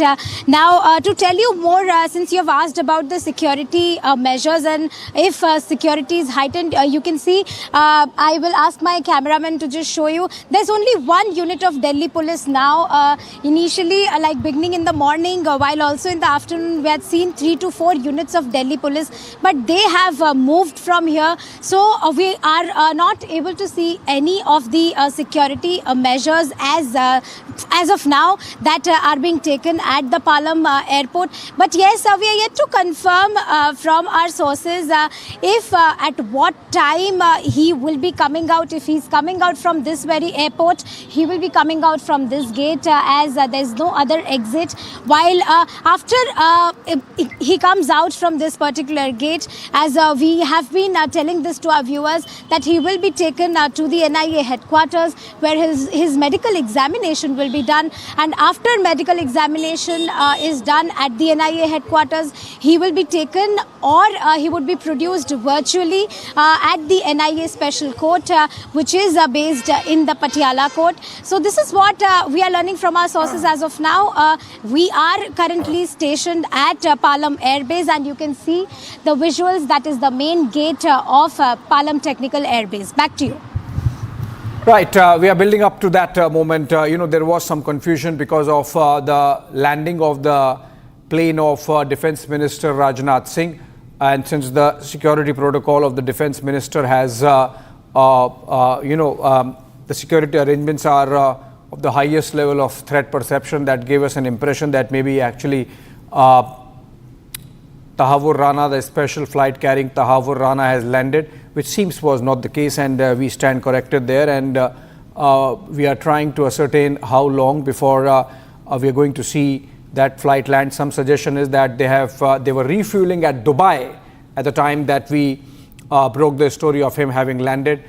That was about an hour back, which means the flight from Dubai to Delhi takes about 2.5, quarter to 3 hours, which means that he should be landing at about 6 p.m. Or 5:30 p.m. We have okay, Rakshita, from where you are reporting, can you tell us if you're getting a sense that okay, you are at the NIA court, because that's still a long time away. Do you see some activity happening which gives an idea of whether how soon we are going to see the proceedings begin? Right now, we just have the security personnel as they were since noon time. There was a build-up of security personnel deployment as well. There were more and more security personnel being deployed just a while back. In just almost 20 minutes ago, we saw a SWAT vehicle moving out, exiting the premises, and we do not know where it has left for, but it did exit the gate because there were a lot of patrolling earlier as well around the entire Patiala House court complex, which also of course has the NIA court, and an NIA judge is expected to hear this case via video conferencing or in person. We do not know yet. That is still a matter of that is under secrecy also, given the fact that it's a highly sensitive issue and a very, very important moment for India. It's a big diplomatic victory, and more importantly, it's about the victory of law. It's the victory for those who have been wronged, who have been killed. It's for those to bring this man to justice, and this is a process that will, of course, should be in the entire country and the entire world will be having its eyes on. The special public prosecutor this time will be Narendra Maan, a similar role to that of Ujjwal Nikam in the Ajmal Kasab case. He has been appointed by the Home Ministry in the Gazette that was released by the Home Ministry. His name was mentioned. He has a strong record of being a government lawyer in several cases, including the 2018 SEC paper leak case as well. And of course, we have the district judge who had in fact approved, who had in fact passed an order to receive the files of this case from the Mumbai court. Those files have been received today, and of course we are waiting for Tahawwur Rana's landing, and thereafter when he's moved to the NIA headquarters, where there is a special cell for his interrogation that has been set up, where he will be kept later on when the court proceedings take place. It will be decided that where will he stay. Is it going to be the high-profile Tihar jail or at the NIA headquarters? That of course remains mystery right now. How much of how long the custody will be? Will it be judicial custody or NIA custody? All those questions, Abhishek, still loom. Yeah, obviously all those questions are there, and we are still, as I said, the flight from after refueling at Dubai to New Delhi takes about 2.5 to 42 hours, 45 minutes, and roughly the time that we broke the story of him landing because of the confusion, because of Rajnath Singh's plane landing. This was about 2:45, so we are expecting that by 5:30 or thereabout, the plane should be landing. We still have a short break, come back on the other side with a rolling coverage of Tahawwur Rana's return, and Tahawwur Rana's coming to India and his being subject to process of law in India in the 2611 case.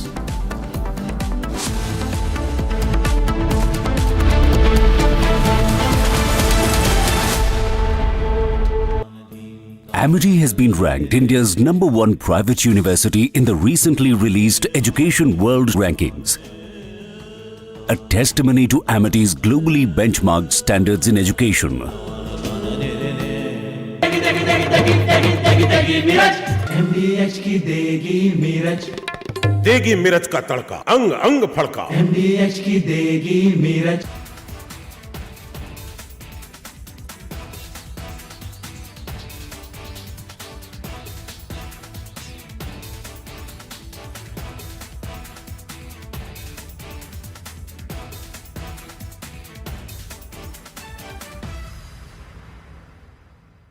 आपके घर के खाने में restaurant जैसा स्वाद ले आए MDH का शाही पनीर मसाला। पनीर को क्या मस्त बना डाला।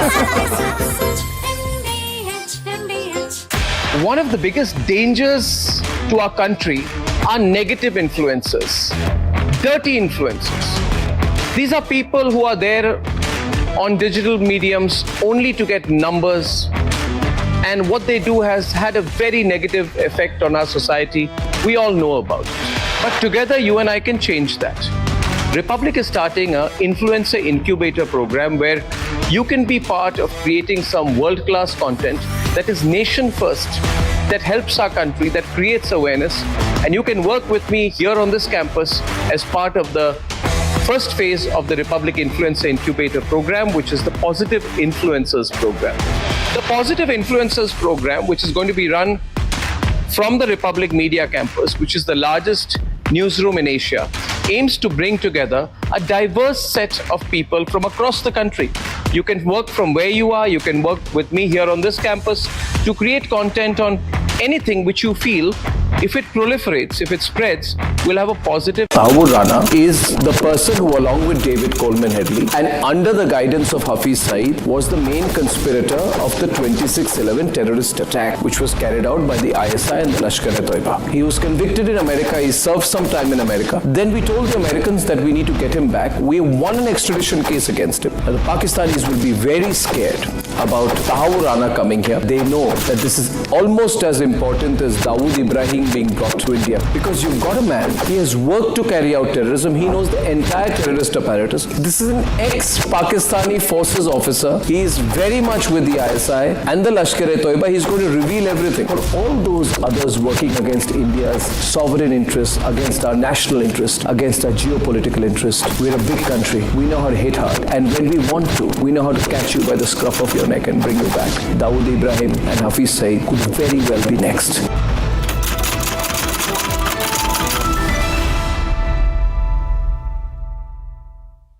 सस्ते वाले दाल मसाले स्वाद हुआ बेकार MDH की हल्दी मिर्ची धनिया करे कमाल ये रंग दे ये खुशबू दे ये तीखा ये कम पड़े क्या निराला MDH masala This Ori, Ranveer Alabadia, Samay Raina, Apurva Makhija, this dirty influencer brigade are examples of the worst which has happened to one Indian generation. And while others from their generation do the country proud, achieve academic laurels globally, embark on space and AI startups, create and generate jobs, and contribute to the future of Bharat, these Oris, these Samay Rainas, these Ranveer Alabadias make us look away in shame and in disgust.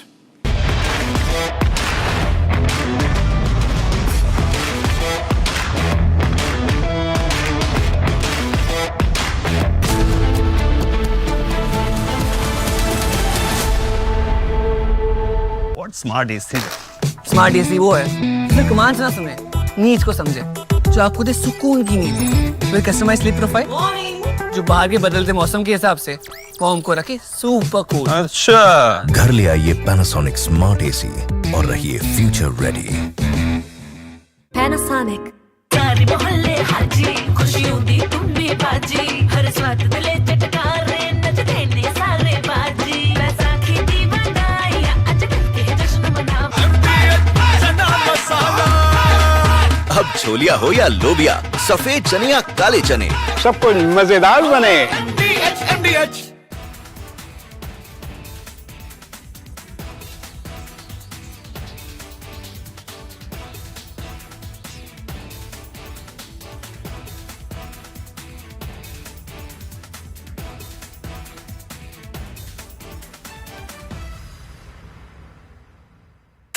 One of the biggest dangers to our country are negative influencers, dirty influencers. These are people who are... Amity has been ranked India's #1 private university in the recently released Education World Rankings. A testimony to Amity's globally benchmarked standards in education. MDH का kitchen king kitchen में हो तो हम सब कुछ बना सकते हैं बैंगन का भरता आलू गोभी भिंडी मसाला और भी बहुत कुछ MDH This Ori, Ranveer Alabadia, Samay Raina, Apurva Makhija, this dirty influencer brigade are examples of the worst which has happened to one Indian generation. And while others from their generation do the country proud, achieve academic laurels globally, embark on space and AI startups, create and generate jobs, and contribute to the future of Bharat, these Auris, these Samay Rainas, these Ranveer Allahabadias make us look away in shame and in disgust.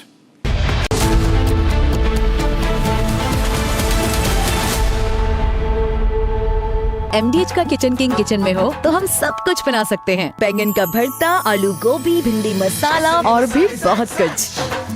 MDH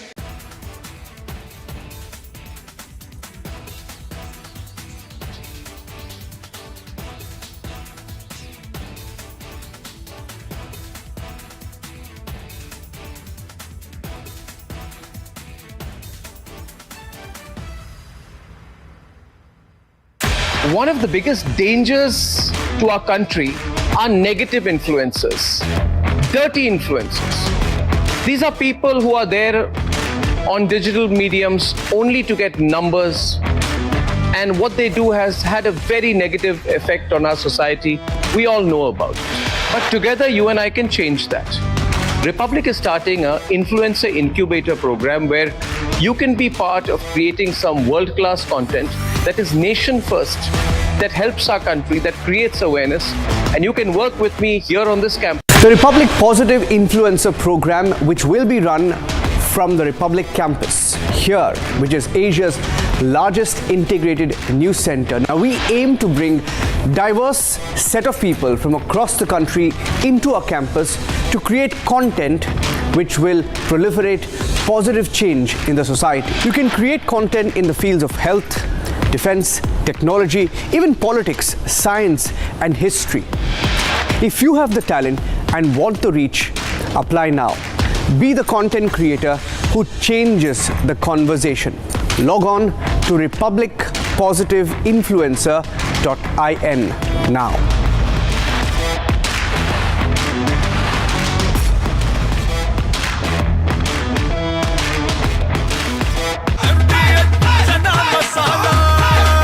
अब छोलिया हो या लोबिया, सफेद चने या काले चने, सब कुछ मजेदार बने। इसको घर पे लगाओगे तो शादी का तो पता नहीं, पर घर पक्का नहीं टूटेगा। रुंगटा नहीं तो घर स्ट्रॉन्ग नहीं। रुंगटा स्टील TMT बार एकदम सॉलिड। पहाड़ों में एक हाइकिंग स्टिक भी बन सकती है। I don't blame China for what happened. I blame the people sitting right at this desk. There are a lot of things that I want China to do, and I'll be telling China what that is. I think President Xi is a very smart guy, and I think we'll end up making a very good deal for both. I think that President Xi is a man who knows exactly what has to be done. I don't think we'll have to do it more. We calculated it very carefully. So it seems China's made some serious missteps here in these negotiations, and Secretary Besant said earlier you may have goaded them into a tough position here. I'm wondering, are you in a way putting together a coalition against China in terms of trade here? No. Well, China. Tahawwur Rana is the person who, along with David Coleman Headley and under the guidance of Hafiz Saeed, was the main conspirator of the 26/11 terrorist attack, which was carried out by the ISI and the Lashkar-e-Toiba. He was convicted in America. He served some time in America. Then we told the Americans that we need to get him back. We won an extradition case against him. Now, the Pakistanis will be very scared about Tahawwur Rana coming here. They know that this is almost as important as Dawood Ibrahim being brought to India, because you've got a man, he has worked to carry out terrorism. He knows the entire terrorist apparatus. This is an ex-Pakistani forces officer. He is very much with the ISI and the Lashkar-e-Toiba. He's going to reveal everything. For all those others working against India's sovereign interests, against our national interest, against our geopolitical interest, we're a big country. We know how to hit hard. And when we want to, we know how to catch you by the scruff of your neck and bring you back. Dawood Ibrahim and Hafiz Saeed could very well be next.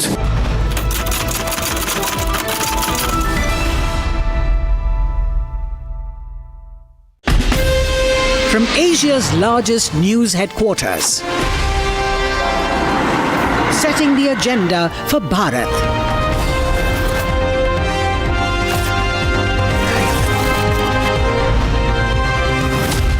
You're watching Republic.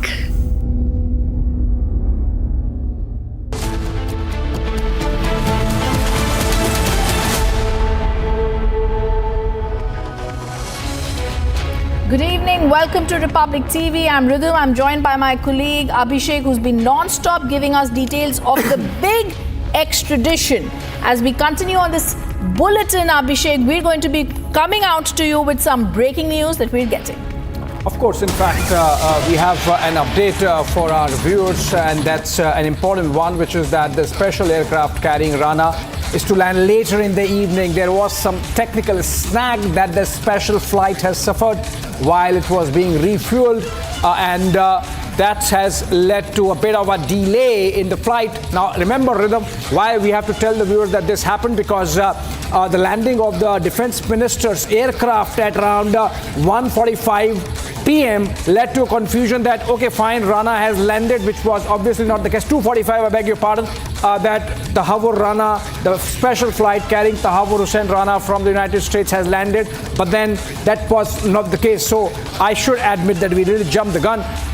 But then we have this confirmation coming in from very informed sources in the government, and which is that Tahawwur Rana's special aircraft sort of developed some technical snag, because of which there is a delay, and the flight is going to land later in the evening, possibly between 9 to 12 p.m.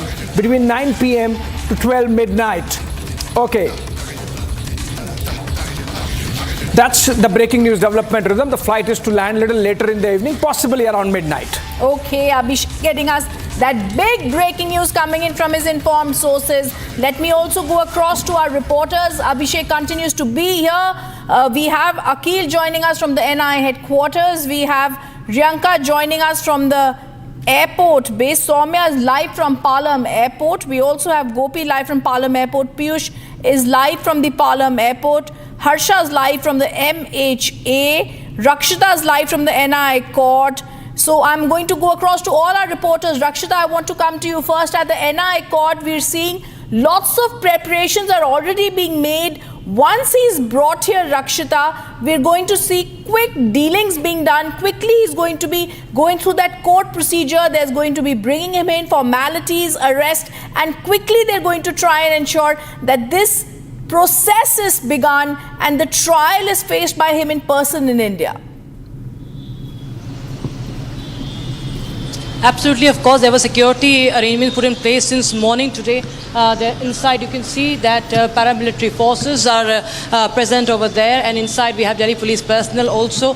Security has been tightened. The SWAT teams are also on the footing, and they have also the vehicles have also moved in and out of the complex. As Abhishek was telling us that the arrival of Tahawwur Rana is delayed. However, the security, of course, remains very important for everybody here, for the court, for the judge also, for the NIA judge as well, because it's a very sensitive matter, extremely it's of high importance. So it's about national security that we're talking about, and henceforth we see that there is security beefed up over here. And talking about the case, yes, speedy trial is what India is demanding. India is demanding justice. We have senior advocate we have senior advocate who has been appointed as Dayan Krishnan, who has been appointed on behalf of the NIA to lead the case, and Special Public Prosecutor Narendra Mann will be assisting, who has a solid record for fighting cases, the government cases as well. So yes, the centre leaving no stone unturned as far as the judicial process is concerned. Dayan Krishnan, of course, is very much an expert as far as the extradition law is concerned. So yes, this is a matter of extradition, a big diplomatic win, but how do we move forward from here, because he's a man of Pakistani origin and but Canadian nationality. So that is, of course, very important. The entire course will be now set further by the NIA. NIA will be seeking custody. Remains to be seen if Tahawwur Rana is brought here at the NIA court physically or he is produced via video conferencing. The papers are here from the Mumbai court in connection with the case, because there were cases filed by the Mumbai police, of course, at the Mumbai court as well. well. So that has been transferred, and most likely the entire trial will take place in the national capital itself. However, as there is a delay, we see the curiosity still builds on. Even the people around, everybody wants justice. Everybody wants to know that when will this man called Tahawwur Rana, the mastermind, the butcher of 26/11, when will he be brought to justice? When will he be punished? The interrogation will be crucial to uncover the role that he was playing with David Coleman Headley and others who are still in Pakistan. Pakistan will once again be exposed. The role of Pakistani state, the military, the intelligence, and of course the Lashkar-e-Taiba, exposing how they are interlinked and how they are functioning, why Pakistan is terroristan, why India said that, and why India continues to fight against Pakistan despite it continues to hoodwink the international agencies with him. All right, this is the big breaking news, and I want to tell our viewers before I go across to other guests and I get across also to the other reporters who are joining us. At midnight is now when we are told that Tahawwur Rana will be landing in India. This is because the special aircraft that was being refueled had a technical snag. That's the big breaking news that exclusively Abhishek got us. The special aircraft carrying Rana will land later, possibly in the evening. I'm also joined by Soumya at the Palam airport and Gopi at the Palam airport. Gopi, I want to come across to you and I want to tell our viewers, Dayan Krishnan being appointed from the NIA, a very senior advocate, extremely particular when he carries out his work. He's very systematic, very thorough. That means when the NIA takes this case forward in the court, they're going to be crystal clear in their thought. They're going to be clear about how they want to program this in the court. Of course, the Tahawwur Rana, viewers, has been charge sheeted. But now the terror masterminds of the 26/11, now that they're being brought to book here, it's also critical to important how India is also going to show with very clear proof how Pakistan, ISI also need to be brought to the book, and of course, the Hafiz Syed as well. Gopi, I want to ask you, what is the action around you? Well, in fact, as you can see, I'm standing right outside the Air Force station of Palam. I would ask my video journalist to show the visuals. While just a short while back, we saw the cavalcade of Defence Minister Rajnath Singh had left from this very gate. And if the sources are to be believed, Tahawwur Rana would be brought from this gate, if at all he is brought at this particular airport. As we have also broken this news on our channel that flight was supposed to be landing initially at around 12 to 1, but due to technical snag and refueling at one of the secret places which is still unknown, it is because of that that his landing, Tahawwur Rana's landing is delayed. While let's also speak about what will happen once Tahawwur Rana lands here at this particular airport. He will be taken to the NIA headquarters, followed by the medical examination of Tahawwur Rana. After that, he will be produced either virtually or physically. That is yet to be confirmed at the NIA court. Back to you. Absolutely. I want to go across to Akil Gopi at the NIA headquarters.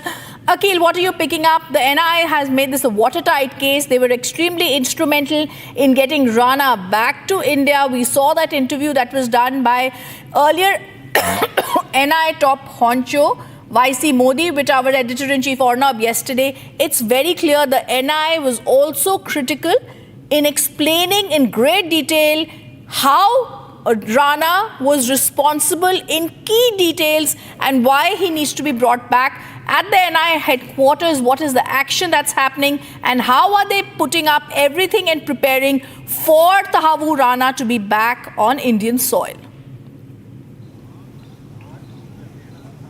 Well, that's right, Ridham. If you see what we have seen that last evening when our editor-in-chief, Mr. Arnab Goswami, interviewed Mr. YC Chandra at that point, YC Modi, he basically in that interview has confirmed this, that we have got well-documented proofs. We have got emails and other details as well, in which it was very well mentioned. It was very well clear that Tahawwur Rana, who is the main conspirator in this case, had direct links with David Coleman Headley, Headley, who is the another conspirator in this very case. So if you see both of them, both the main accused and the key accused in this case, who was basically seen as the accused number 1 and accused number 2 in the NIA charge sheet, were constantly in touch with Mr. Hafiz Saeed, because if you see Hafiz Saeed is a deadly terrorist, a wanted criminal by the Indian authorities.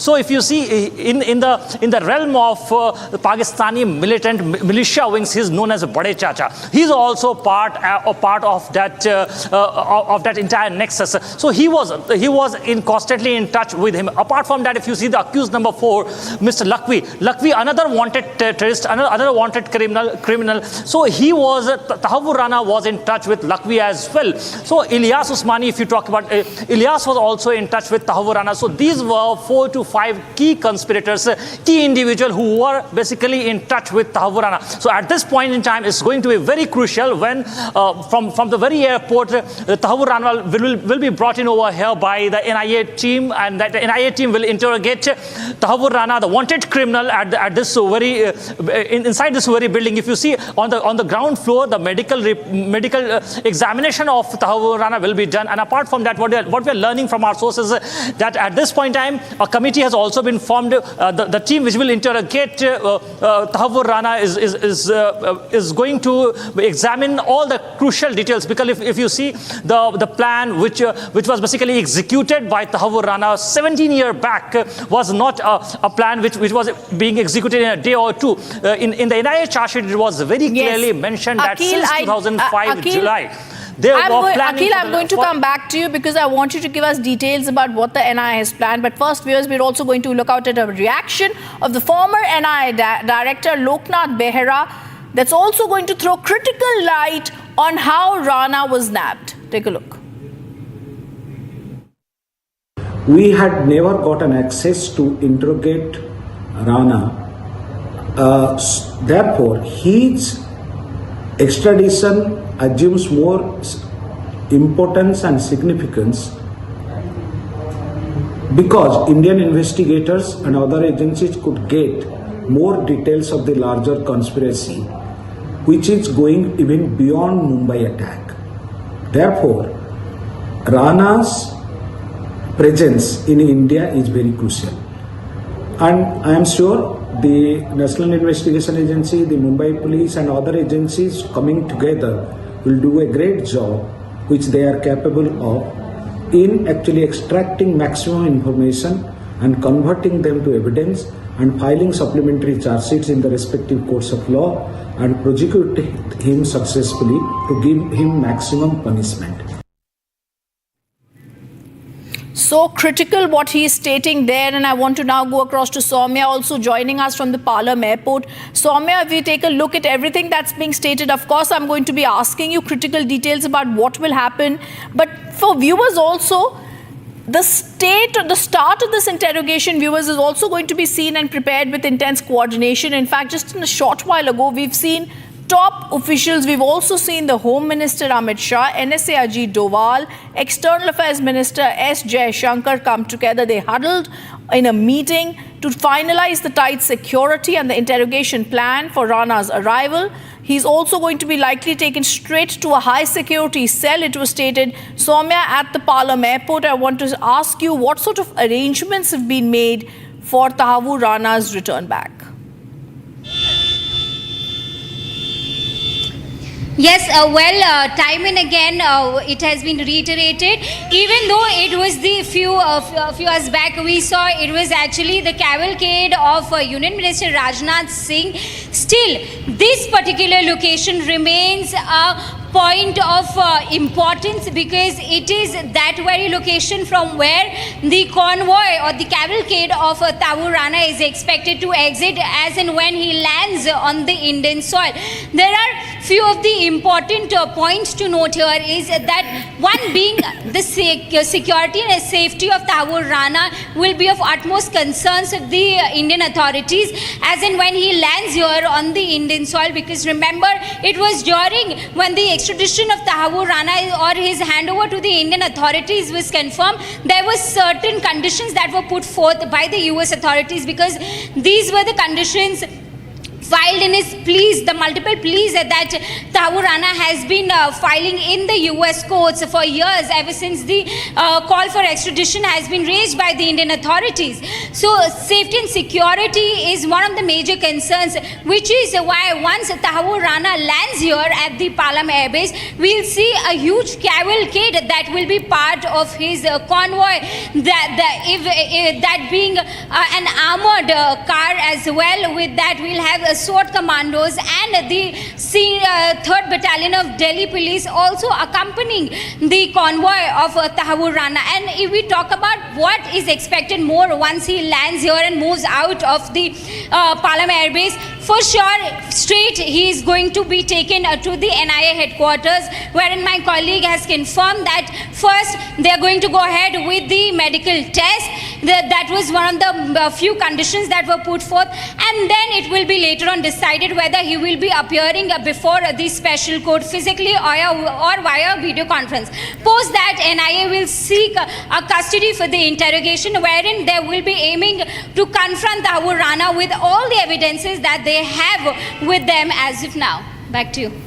All right, viewers, we're going to stay with the story because it's a very personal justice. It's not only legal victory that India is looking for, but for us in India, this is very extremely personal.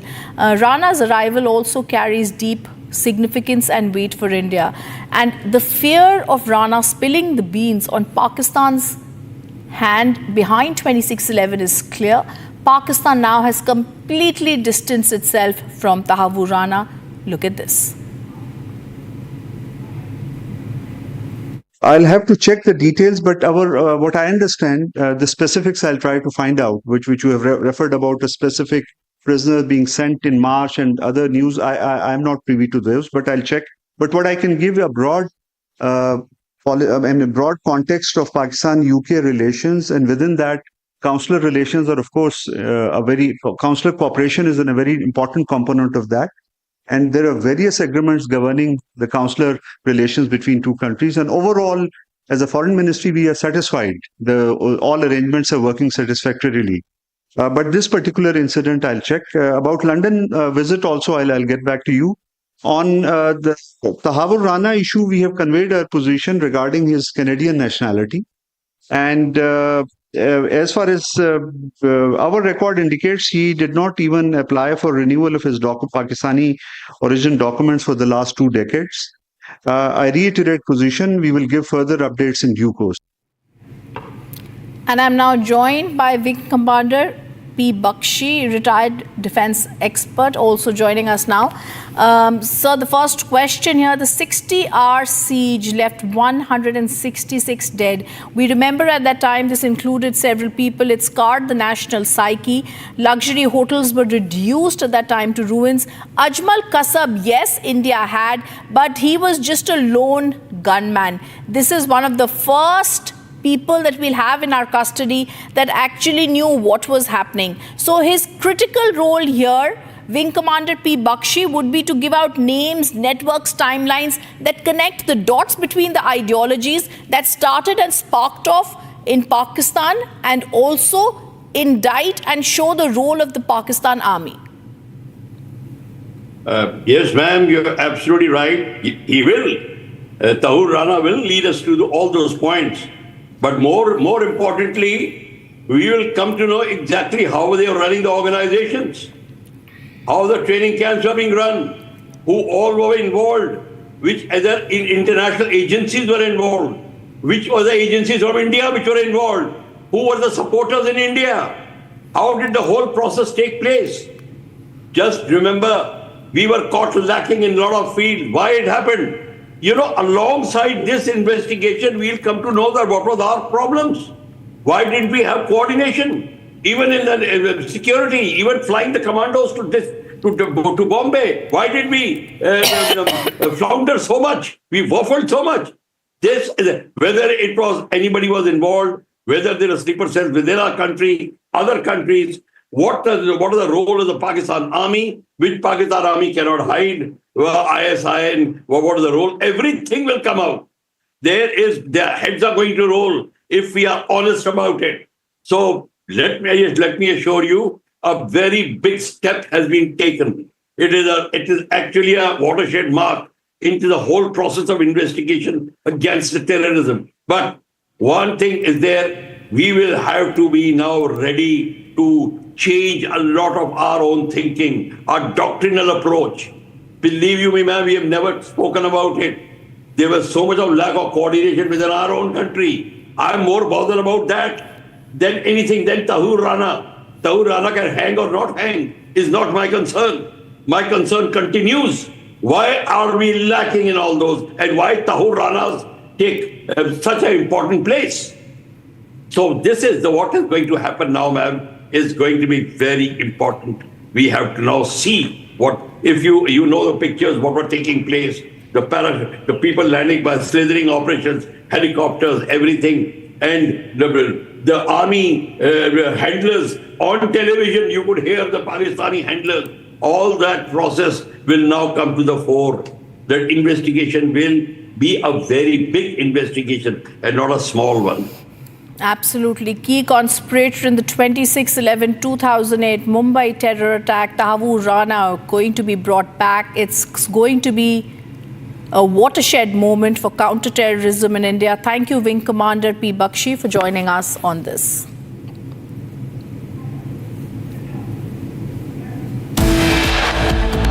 As the wait continues, and now the key conspirator in the 26/11 terror attack, Tahawwur Rana, is expected to land on the Indian soil something between 9 p.m. to 12 a.m. Stay tuned as we bring in more details from Ground Zero. We will be back after a short break. Keep watching Republic TV.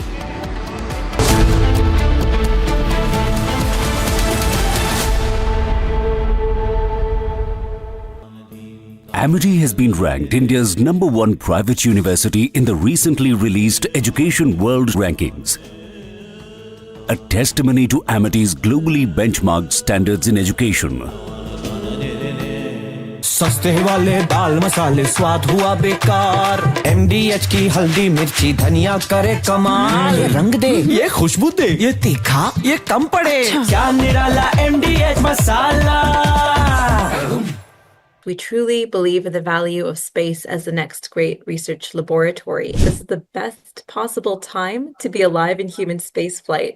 The average Mars mission profile is about 3 to 5 years. I know I have very big shoes to fill. So when we talk about access to spaceflight, historically, it has only been possible to go through space through a space agency. And now with the rise of commercial access to space and in commercial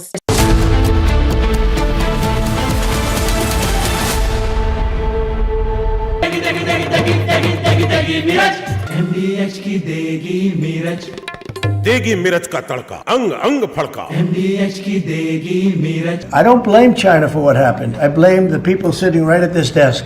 There are a lot of things that I want China to do, and I'll be telling China what that is. I think President Xi is a very smart guy, and I think we'll end up making a very good deal for both. I think that President Xi is a man who knows exactly what has to be done. I don't think we'll have to do it more. We calculated it very carefully. So it seems China's made some serious missteps here in these negotiations, and Secretary Besant said earlier you may have goaded them into a tough position here. I'm wondering, are you in a way putting together a coalition against China in terms of trade here? No. Well, China, look, they're very capable, and I don't blame China for what happened. I blame...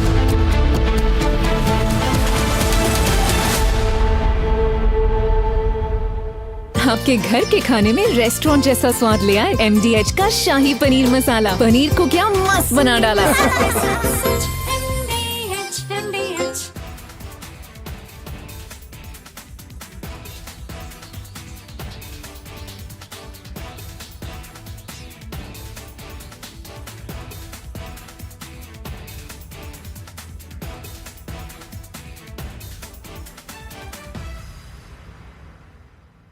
We truly believe in the value of space as the next great research laboratory. This is the best possible time to be alive in human spaceflight. The average Mars mission profile is about 3 to 5 years. I know I have very big shoes to fill.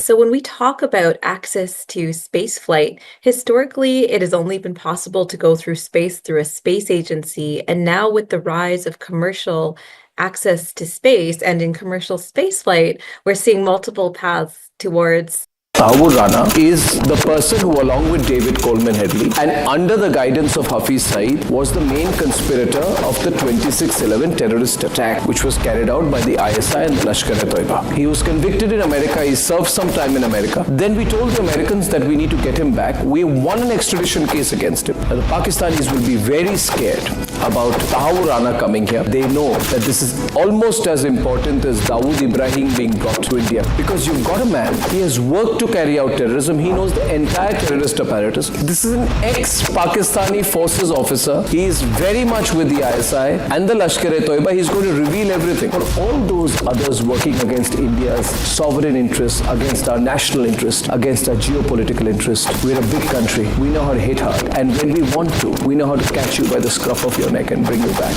Dawood Ibrahim and Hafiz Saeed could very well be next.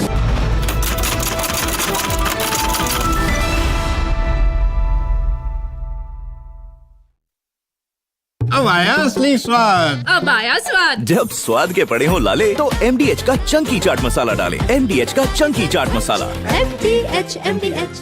We truly believe in the value of space as the next great research laboratory. This is the best possible time to be alive in human spaceflight. The average Mars mission profile is about 3 to 5 years. I know I have very big shoes to fill.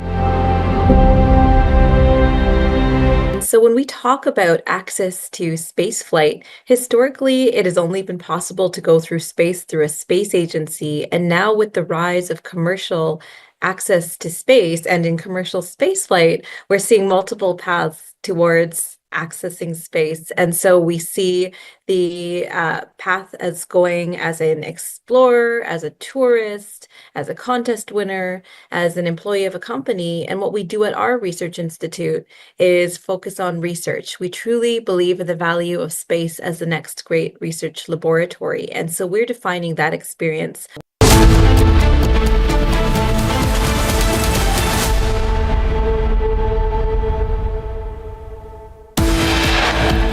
26/11 Mastermind, Tahawwur Rana dragged back to India.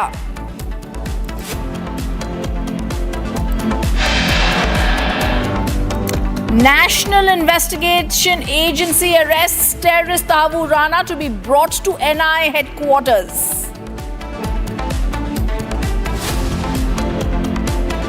Former NI director who investigated 26/11 speaks to Republic, welcomes the extradition.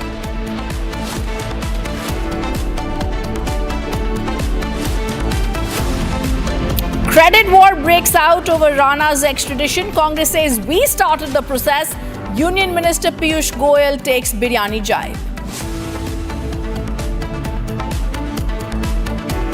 Pakistan dumps Tahawwur Rana, continues and says he's a Canadian citizen argument.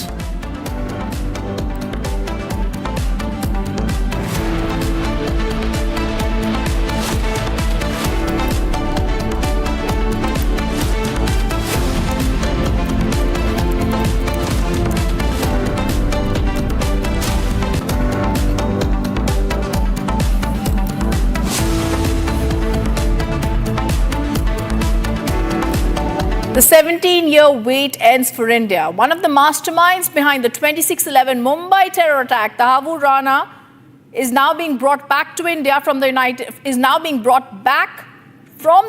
States to India.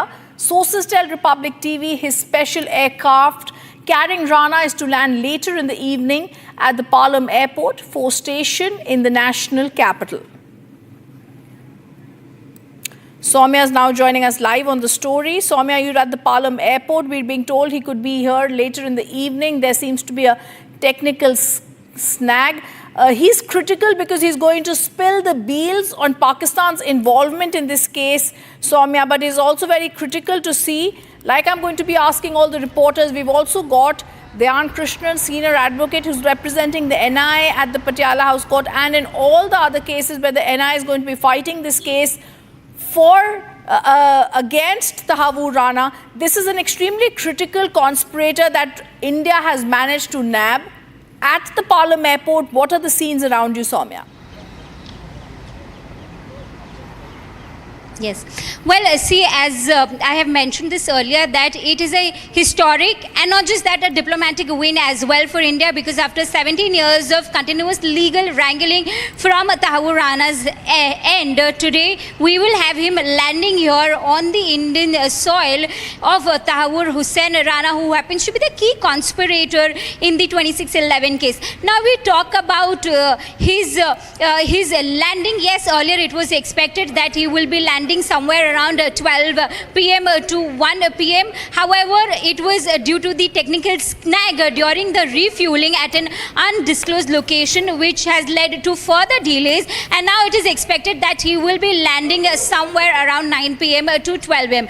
Of course, there was a confusion earlier wherein we saw the cavalcade of Union Minister Rajnath Singh exiting from the Palam airbase. However, even now this particular location, the Palam airbase, continues to be a location of importance, because it is that very location from where it is expected that Tahawwur Hussain Rana, as in when he lands here in the national capital with the multi-agency teams who had gone to the United States to bring him back to India, he will be landing here and will be exiting from this particular gate. A lot of heightened security is expected.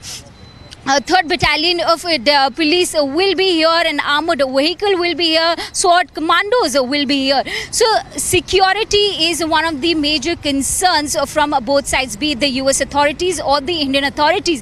There will be a green corridor right from the Palam airbase to the NIA headquarters, where Tahawwur Rana will be taken straight away as in when he lands here on the Indian soil. Of course, he is one of the key conspirators, and it is very important. The interrogation that will be followed from today itself is very important, because as in when the medical tests will be done, he will be presented before a special court. The mode of his presence will be confirmed as in when he lands. However, it is of utmost importance, because that is the way the NIA officials will get a clear picture of the key conspirators, and in that manner they will be able to establish the links between ISI and Pakistan, and that way they will be able to put the diplomatic or the legal pressures on Pakistan. Back to you.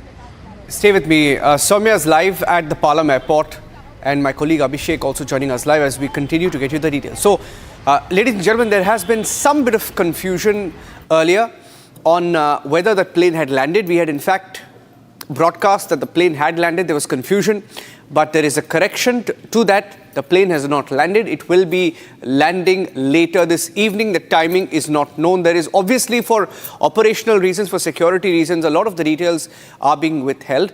And Abhishek is also joining me live right now. And we will have someone very, very special joining us on the broadcast in a short while from now, in just a few minutes. Abhishek, just wanted to also talk about the security in place. Yeah. Right? In such an operation. And I read somewhere, Abhishek, and you were sharing some details, you were speaking to your sources, something about a technical snag on the plane. Yeah, I can tell you. Yeah, so this needs some explanation, Niranjan. Bear with me. So this is charter flight that's bringing Tahawwur Rana with our officers on board. So he's in custody. He's officially to be arrested when he lands. Now the confusion, for viewers need to understand why the confusion happened, and we are sorry for that. But the confusion happened because roughly the same time when it was expected around 3 p.m. that the special flight would land, the plane of Defense Minister Rajnath Singh landed, and the convoy came, and then because of the kind of security arrangements that were put in place, we thought that, let me complete that, we thought that this is the flight of Tahawwur Hussain Rana, but it was not. We are told by sources that there is a technical snag because of which the flight is stuck. It should land between 9 and 12 p.m. tonight itself. 12 a.m., sorry. Between 9 p.m. and 12 a.m. tonight itself. We have someone very special joining us. In fact, he was... I remember the days after the 2611 attacks, he used to come on television every single day almost, and a very, very testing time. It's been a very difficult journey also for Mr. K. Unnikrishnan and his family. Mr. Unnikrishnan is the father of martyr Major Sandeep Unnikrishnan. Major Sandeep Unnikrishnan, a braveheart who fought the terrorists sent by Pakistan during the 26/11 attacks. He was at the Taj Hotel.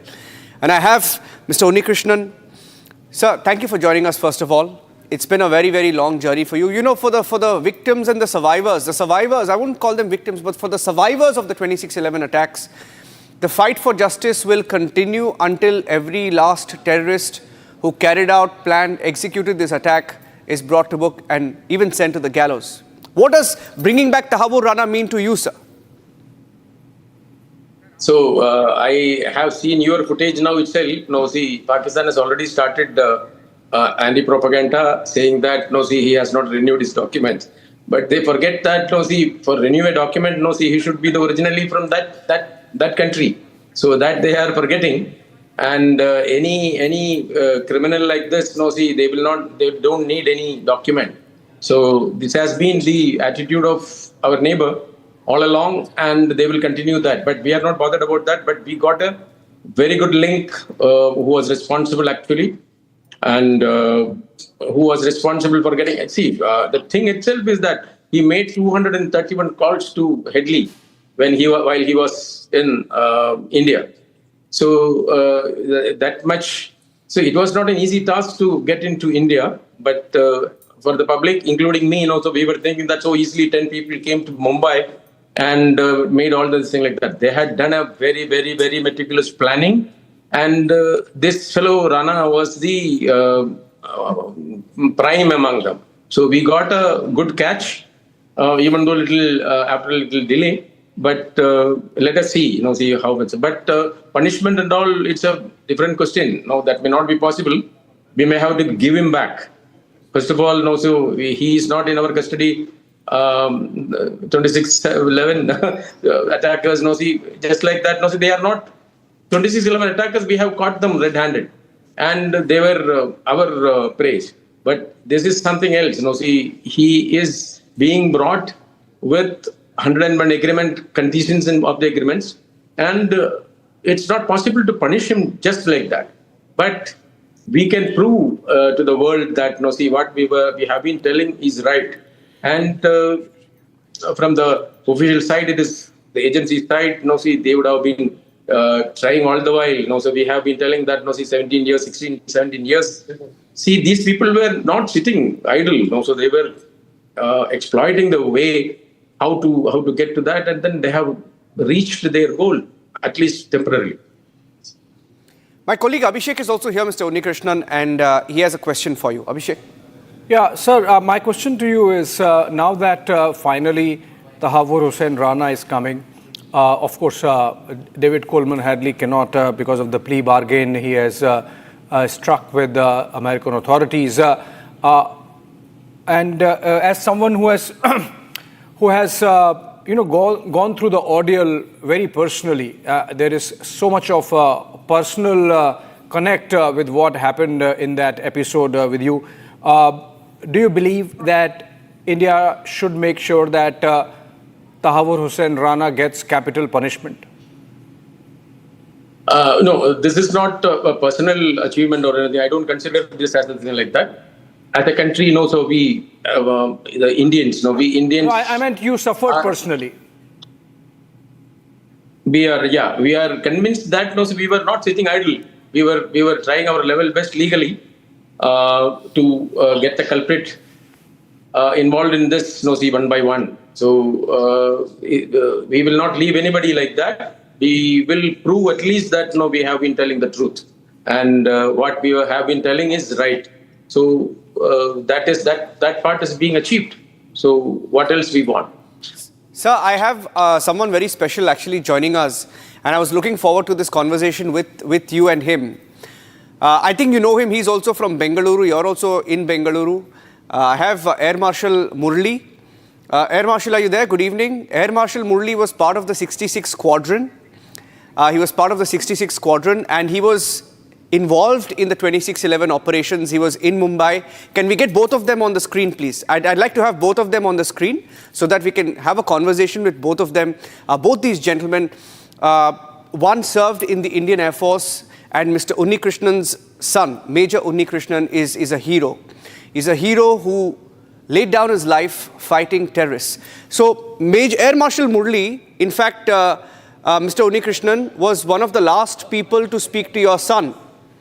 He was one of the last people to speak to Major Unnikrishnan during the operations. Air Marshal, thank you for joining us. Tell us about your conversation. You were there in that operation. It was no easy time for any of you. And what happened? I mean, tell us a little bit about your conversation. Yeah, Niranjan, thanks a lot for having me on your show. In fact, I know Mr. Unnikrishnan very well. We have, we have been together in a number of programs at Bangalore. In fact, we know each other quite well. In fact, I have told him also once that I had the, pleasure of meeting his son when he was just boarding in the aircraft at Palam. In fact, I was not a part of the 66 Squadron. I was already an Air Vice Marshal, and I was there in Palam at that time for the mission. And the mission was actually to provide support from the Indian Air Force to all those national, NSA commandos who are actually on their way to Bombay to tackle this problem of terrorism, which took place on the 26/11. In fact, I had the a great opportunity of meeting Sandeep Unnikrishnan on the tarmac of Palam. At that time, I did not know anything about him. The only thing I saw was, a young person, a young major was actually speaking on his mobile outside the aircraft. Then I went and requested him that, look, all are already they are already inside the aircraft, and the captain is also waiting to start up the engines, and will be good enough to kindly get into the aircraft so that the aircraft can be dispatched to Bombay. This is all, and then I have told this to Mr. Unnikrishnan a couple of times at Bangalore also when we met. And it was my good fortune that I had the a pleasure of meeting such an eminent man who today is really a braveheart and a great hero in our country. So it is, and once again, seeing Mr. Unnikrishnan on the screen is also a great pleasure. We have actually interacted quite a lot in some of the programs at Bangalore. For both of you gentlemen, and Mr. Unnikrishnan just spoke about what this meant. And I read a few statements that he had given to the media where he said that this was a diplomatic victory for India. And I won't get into the politics of it, Air Marshal Murli. I don't like to get into the politics of it, not today. But a lot has gone into bringing Tahawwur Rana back, right? And you have seen it, you have witnessed the political will then, the political will now. For you, when Tahawwur Rana is being dragged back to Indian soil, what does that mean? Air Marshal. Yeah, Niranjan, is really a great achievement. There is no denying that. It's you can really call it a diplomatic victory. But at the same time, Niranjan, you must actually look at the events that have happened in the last about 16 years. This man actually was living in Chicago for 16 years. And then in 2009, he was arrested by FBI. He was also sentenced to about 13 years in prison. And today it has taken, in 2008 November, this man was in Mumbai doing a survey of various targets. And it has taken us really about 16 years for us to get this man to India. If I remember correctly, Prime Minister of India broached this topic with Joe Biden, the previous administration, and to the best of my knowledge, they were not very willing to go aggressively on the request of India. But after President Trump took over, it looks as though things have moved very fast, and this man has been, extradited to India. Now we can, whether we can call it a diplomatic victory or fantastic victory, like the way the Israelis now are giving us a compliments. Yes, I really don't know. It's just a matter of semantics. But in my opinion, it has taken us 16 years to get this man to India. That makes a lot of difference. And another thing, Niranjan, those people who died, 266 people, today, it is a faint memory. Those guys are not going to come back. Those families, now actually the wounds will be opened with this Tahawwur Rana coming back to India. And in my opinion, we should not pat ourselves on the back. Yes, if we are able to get some information about terror funding and also the sleeper cells that are active in India is well and good. If not, do not really waste time on trying to get information from Tahawwur Rana. Do a fast-track trial. Today you got enough evidence, witnesses and what have you. And then give him a capital punishment and send this message to the whole world that, look, sweetheart, you actually wage a war against Indian nation state. This is what is going to happen to you. Abhishek, I think, has a question for Mr. Unnikrishnan. Abhishek. Yeah, I mean... Yeah, Niranjan, back to you. Yeah. My colleague Abhishek has a question for Mr. Unnikrishnan. Yes, Abhishek. Yeah, my question is, Mr. Unnikrishnan, the fact that Sandeep got Ashok Chakra and the manner in which the nation is stood by your family, the way tributes were paid, the movie that was made, the topmost levels mentioning the supreme sacrifice made by Major Sandeep Unnikrishnan, your son. Now that this moment has come where we are even closer to getting justice, and of course you have said more than a couple of times that Major Unnikrishnan is not a victim, he is a martyr to saving the motherland from that dastardly terror attack. You think that this moment is well deserved and would be a tribute to your son also when justice is finally delivered, when Tahawwur Hussain Rana is subjected to due process of law?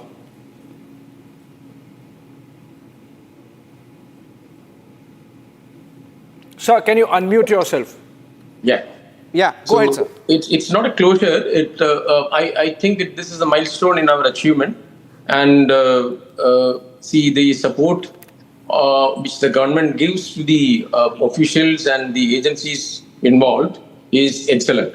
So we have no complaint about anybody for that matter should not have any complaint that we have not done enough or something like that. We can easily say that we forget things in a decade's time, but this about reaching the second decade. Still, no, so we are not leaving them. So we will go after them as much as we can and as vigorously as we could. So that itself should be a encouragement. But closure is too far away for any international cases. No, see the closure you will not be able to get it at all sometimes. And in this case also, you may not get a closure absolutely. The absolute closure is not possible in such cases. See, now itself, Pakistan has started telling that, for the last 2 decades, he has not renewed his papers. So that does not mean that he is not a Pakistani. So there are records that he was a Pakistani defense official. They made him as a deserted official. So I don't think, they cannot escape from that. But I don't know. See, that is the fate. That is our fate. Actually, we have the worst enemy. Something like that. In some cases, people used to say that we don't even have a decent enemy in Pakistan. Yeah. My last question to you, Mr. Unnikrishnan. Do you want to see our government drag back Hafiz Saeed? Will it stop until that happens? Of course. So Sandeep himself, when he was alive, he was actually, I should not name him. He has been telling that, there was a relative of that aircraft. That is, I don't remember the number and name of that in Tashkent. At that time, the relative in Delhi was crying. Crying foul, saying that we should surrender to them and then get back our these things. Then he has been telling that the terrorist whom we caught is so costly. If you leave them, he can make havoc. His words were right. The same fellow, he is responsible for that. He is responsible for, but thank God, he is not so active now because of his health conditions. I don't name him again. No, see, I hate to pronounce his name. So Hafiz Saeed is not a easy target. They will never allow you to get him near that. But as you said, no, as you asked me, definitely I wish he should be punished, and then he should be brought to book, and then he should not commit any other crime, not in India, anywhere else. No, see, that should not happen. That is my wish. It may not be fulfilled, I know that, but people like him, no, see, I don't know, see, which religion supports him. Very, very, very, very strong point that you're making there. But I would say, and Abhishek covers, national security, and he covers the PMO. Something that he said, Abhishek, that he doesn't know whether in this lifetime Hafiz Saeed will be punished. But you may know a thing or two about whether the government is keen on getting him or getting to him. What's the thinking there? If you want to just maybe make a last point to Mr. Unnikrishnan on Hafiz Saeed. Look at the difficulties, Niranjan. I mean, of course, everyone wants that Hafiz Saeed should be punished. Everyone wants that Sajid Mir should be punished. Everyone wants that Major Iqbal should be punished. Everyone wants that Zakir Rahman Lakhvi must be punished. But then remember, Tahawwur Rana, who was in custody of the United States since 2009. We're getting him in 2025, 17 years later. Similarly, because David Coleman Headley has struck a deal, a plea bargain with the American authorities, and remember, has to be mentioned rather, that he was effectively a double agent. He was also working for the CIA. So the Americans obviously do not want some of their own skeletons to come out of the cupboard, and that's why we are seeing that even David Coleman Headley is not likely to come and subject himself to India's process of law. So those are difficulties, but remember, we keep hearing about those eliminations that keep happening in Pakistan, Niranjan. And many of them are those who are directly or indirectly involved in fomenting terror in India. So it's not that the wheels of justice are not working. Maybe they are working in a different way. But today's development is important. And to have Mr. Unnikrishnan with us is a poignant moment. Remember, the kind of sacrifice that his family has made is something which makes this fight that much more meaningful. Yeah. And I'll thank you at that point, Mr. Unnikrishnan, hoping that you can join us back on the show maybe tonight on Arnab show. We'll try and get you back as well on Super Prime Time. Good to talk to you, sir. Thank you very much for speaking. In fact, I have somebody very special also joining us, and I hope that you can listen into that conversation because he has served with your son. And that's my next guest, Abhishek. Let's introduce our next guest. That's Sunil Jodha. Sunil Jodha is an NSG commando. He's serving still and was a part of the 26/11 Mumbai Terror Attack operations to clean out the Pakistani terrorists. Sunil Jodha was in the unit led by Major Sandeep Unnikrishnan, so he served alongside Major Sandeep Unnikrishnan, which stormed the Taj Hotel on the 27th morning to flush out the 4 terrorists who were holed up inside, where he fought with the terrorists for over 15 hours before taking 7 bullets. 3 in the left hand, 1 in his right palm, 2 in the right shoulder, and 1 in his chest. Commander Jodha, thank you for joining us. When you look at, we don't have the pictures yet of him landing or in Indian custody, but when you heard of this news, what came to your mind? What went through your mind? आपका थोड़ा unmute कर सकते हैं Sunil ji, unmute कीजिए, आपका muted है, आपका zoom में है शायद।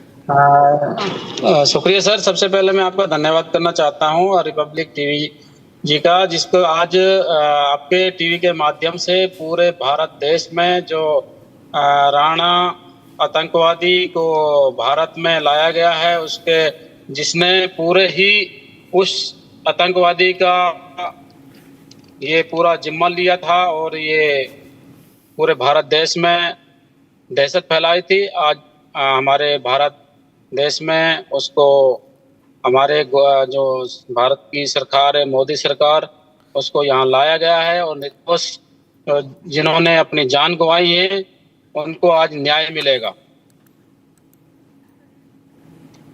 या जो हुआ था तब 26/11 अटैक्स, जब आप थे वहाँ पे ताज होटल पे, सुनील जी, ये जो टारगेट्स इन्होंने चूज की थी, इनका जो टारगेट्स जो उनको लिख के दिया था, चूज करके दिया था मैप पे, वो था तहावुर राना। तहावुर राना का काम था ये लोकेशंस उनको देने का। ये इनका प्लानिंग कैसा था? What was their plan? किस प्लान को लेकर आए थे वो मुंबई? देखिए, तहावुर राणा आज आतंकवादी हैं और भारत सरकार ने उसको अमेरिका से यहाँ भारत देश में बुलाया है। निर्दोष लोगों ने यहाँ जान गंवाई है और हमारे भारत देश के जो सैनिकों ने जिनकी कुर्बानी दी है, उनकी कभी भी कुर्बानी जाया नहीं जाएगी। आज भारत देश में जो इसको लाया गया है, हमें इंसाफ मिलेगा। और मैं उस आतंकवादी 26/11 का एक हिस्सा था और उस ऑपरेशन के दौरान मैं मेजर संदीप उन्नीकृष्ण के टीम में था और 26/11 ताज होटल में हमें दिल्ली से भेजा गया था और उस ऑपरेशन के दौरान 8 गोलियां लगी थी मुझको। एक गोली आज भी मैं इस 26/11 की यादगार अपने चेस्ट में लेके घूम रहा हूँ। ये मेरे हार्ट के पास में है। आज भी 26/11 दिलाती रहती है और कुछ 10-15 स्प्लेंडर फंसे हुए हैं और हाथ में रोड डला हुआ है मेरे। वो जब भी 26/11 हमारे जहन में आता है तो ये गोली इसीलिए मुझे हर बार याद दिलाती है। वो मेजर संदीप उन्नीकृष्णन शहीद हुए, आपको आपके साथ थे वो आपको बचाने का कोशिश तो उन्होंने की, लेकिन वो शहीद हुए थे। जब हम सेकंड फ्लोर पे थे तो यहाँ से जब हम अंदर घुसे थे तो मेजर संदीप उन्नीकृष्णन की टीम में मैं था और मैं आगे लीड कर रहा था। और उन्नीकृष्णन सर हमारे एक अच्छे अफसर थे, ट्रेनिंग अफसर थे। उन्होंने अपनी टीम में मुझे रखा हुआ था और जैसे ही हम ताज के अंदर गए थे तो वहाँ पर देखा कि इतनी भयानक स्थिति थी जो देखी नहीं जा रखी थी। तो हम सीढ़ियों के माध्यम से ऊपर गए थे और सेकंड फ्लोर पे हमारा आतंकवादियों से मुठभेड़ हुई थी, जिसमें एक आतंकवादी को मारा और वहाँ पर जितने भी कम से कम 10, 15, 20, 50 सिविलियन जो फंसे हुए थे उनको हमने बाहर निकाला।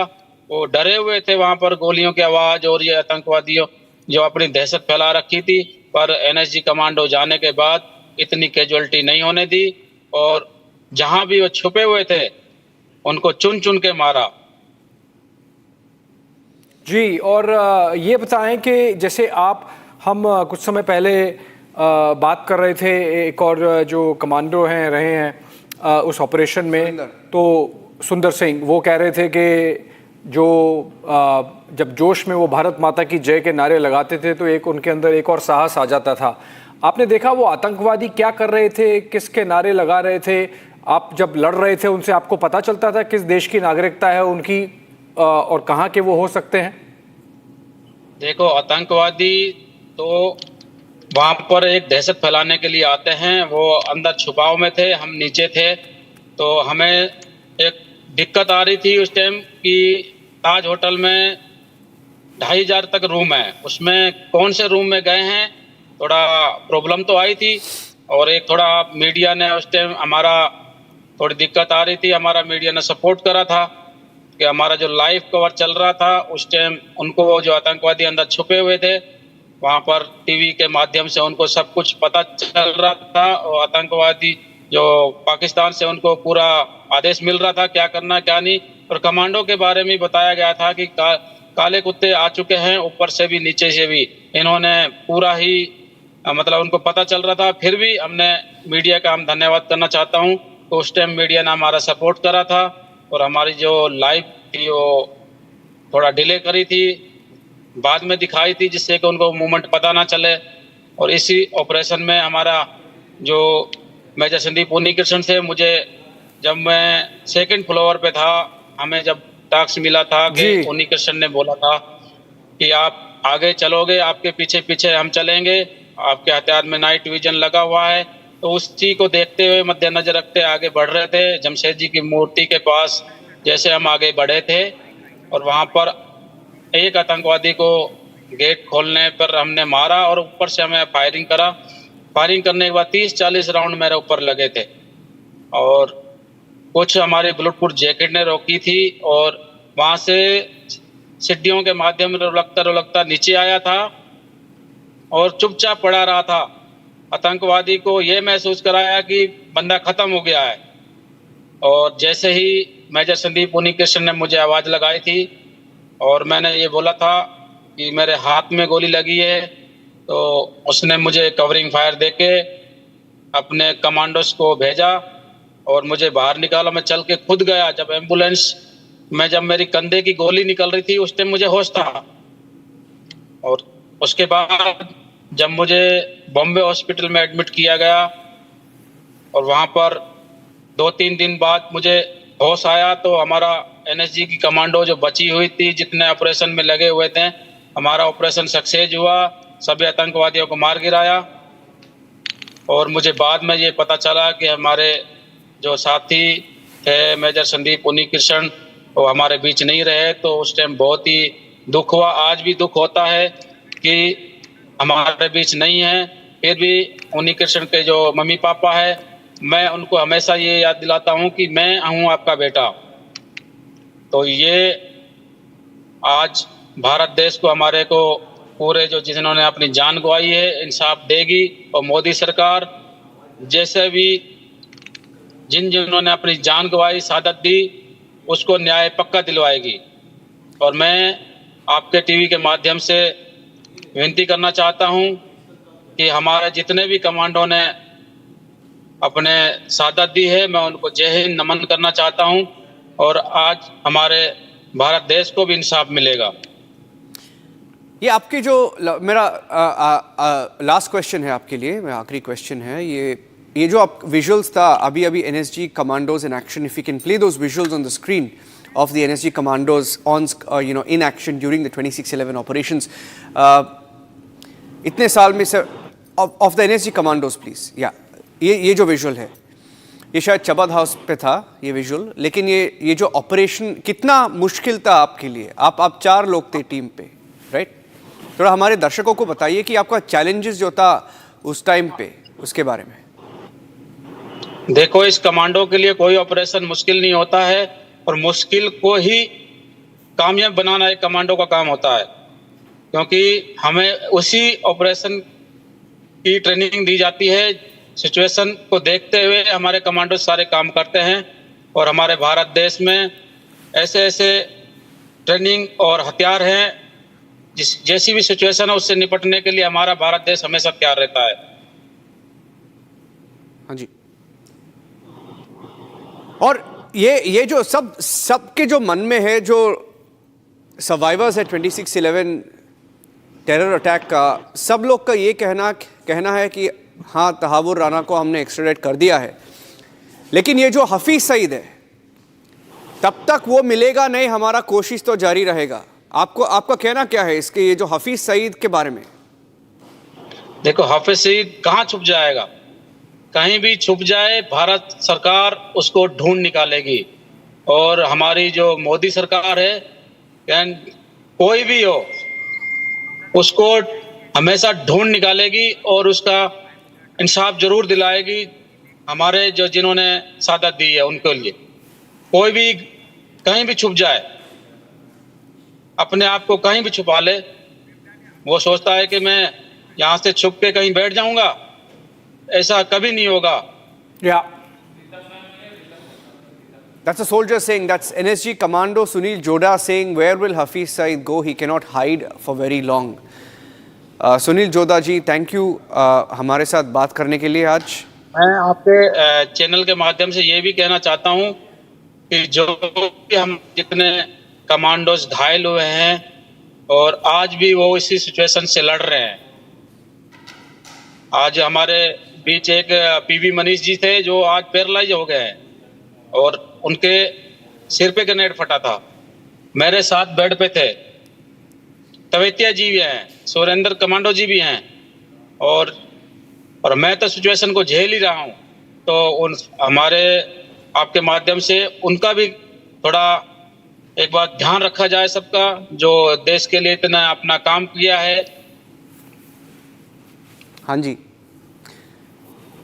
No we salute you Sunil Jodha ji, We salute you for your service and thank you for speaking to Republic TV. आपका जो मैसेज है, हमें लगता है कि शायद वो मैसेज जिसको पहुंचना है, जहाँ तक पहुंचना है, वो शायद पहुंचेगा. Thank you. नहीं सर, एक ये भी है, अभी जितने भी हमारे आपके चैनल के माध्यम से सुन रहे हैं, एक बार मेरी आपसे हाथ जोड़ के रिक्वेस्ट है कि जब सभी कमांडोज घायल हुए हैं, जो शहादत दी है, एक ही स्टेज पर सबको बुला के जिस दिन भी इंसाफ मिलेगा उस दिन सबको इंसाफ मिलेगा. हमारा भारत सरकार जो मोदी सरकार है वो पक्का इंसाफ देगी और अपने पास पक्का बुलाएगी सबको. हम करेंगे, हम आप सबको एक साथ बुलाएंगे एक दिन. सुनील जी, धन्यवाद बात करने के लिए. Thank you very much. Abhishek, Rakshita is also joining us live from the NIA court in Delhi. The action in Delhi likely in a few hours from now. We don't have an exact timing, but Abhishek has some input that it could be a little after 9 p.m. Abhishek? Yes, it's got delayed, Niranjan, and the reason it got delayed is because there was some technical snag in the special flight. Yeah. It's a charter, and but then we are in control, and he should be landing anytime after 9 p.m., possibly towards closer to the midnight, and that's what we are getting to here, which means that we'll need to wait for a while more before that fugitive of law of India is brought to India and subjected to due process of law. Rakshita is there, I believe, from outside NIA court. Yes. So Rakshita, the information that we have clearly means that insofar as producing Tahawwur Rana before a court of law is concerned, happens tomorrow, not today. Right, Abhishek. Well, as you clearly mentioned and shared that very important information that it is going to be late evening. So the entire process, right from him landing and of course then him being officially arrested on Indian soil. Everybody is waiting for it. Yes, that is going to happen late night, what we understand. And thereafter, he's expected to NIA headquarters. So he should be there at the NIA headquarters on the ground floor where a special cell has been built for Tahawwur Rana. And in fact, an interrogation cell has also been made there where he will be questioned.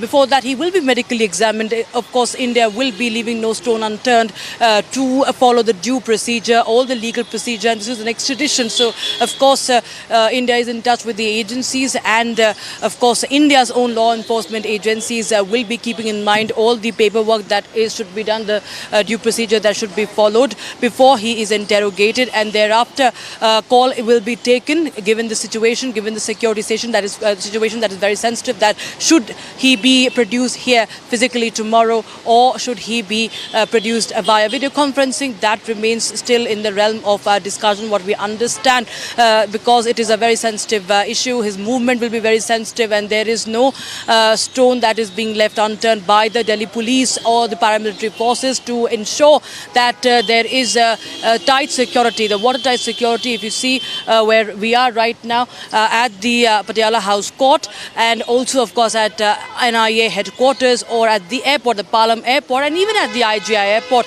everywhere. It's not just about, it's about, of course, about the Tahawwur Rana's security, but all those people who are involved in the judicial process, right from the judge, right from the law enforcement agencies. You can see that more and more police personnel are right now as we speak entering the Patiala House Court. Women police personnel also arriving at the Patiala House Court right now as we speak, and already there are paramilitary forces right from the CRPF and also the TSF, the Tripura State Force, were also here deployed earlier in the day. So the security continues to be maintained irrespective when the hearing takes place. The legal procedure, the papers in connection with the cases that have been registered and the procedure that went out in the Mumbai court, they all have been received here. The paperwork is being done for his arrest as well at the NIA headquarters. We'll have to wait and watch when does he exactly arrive, and of course we cannot divulge much information because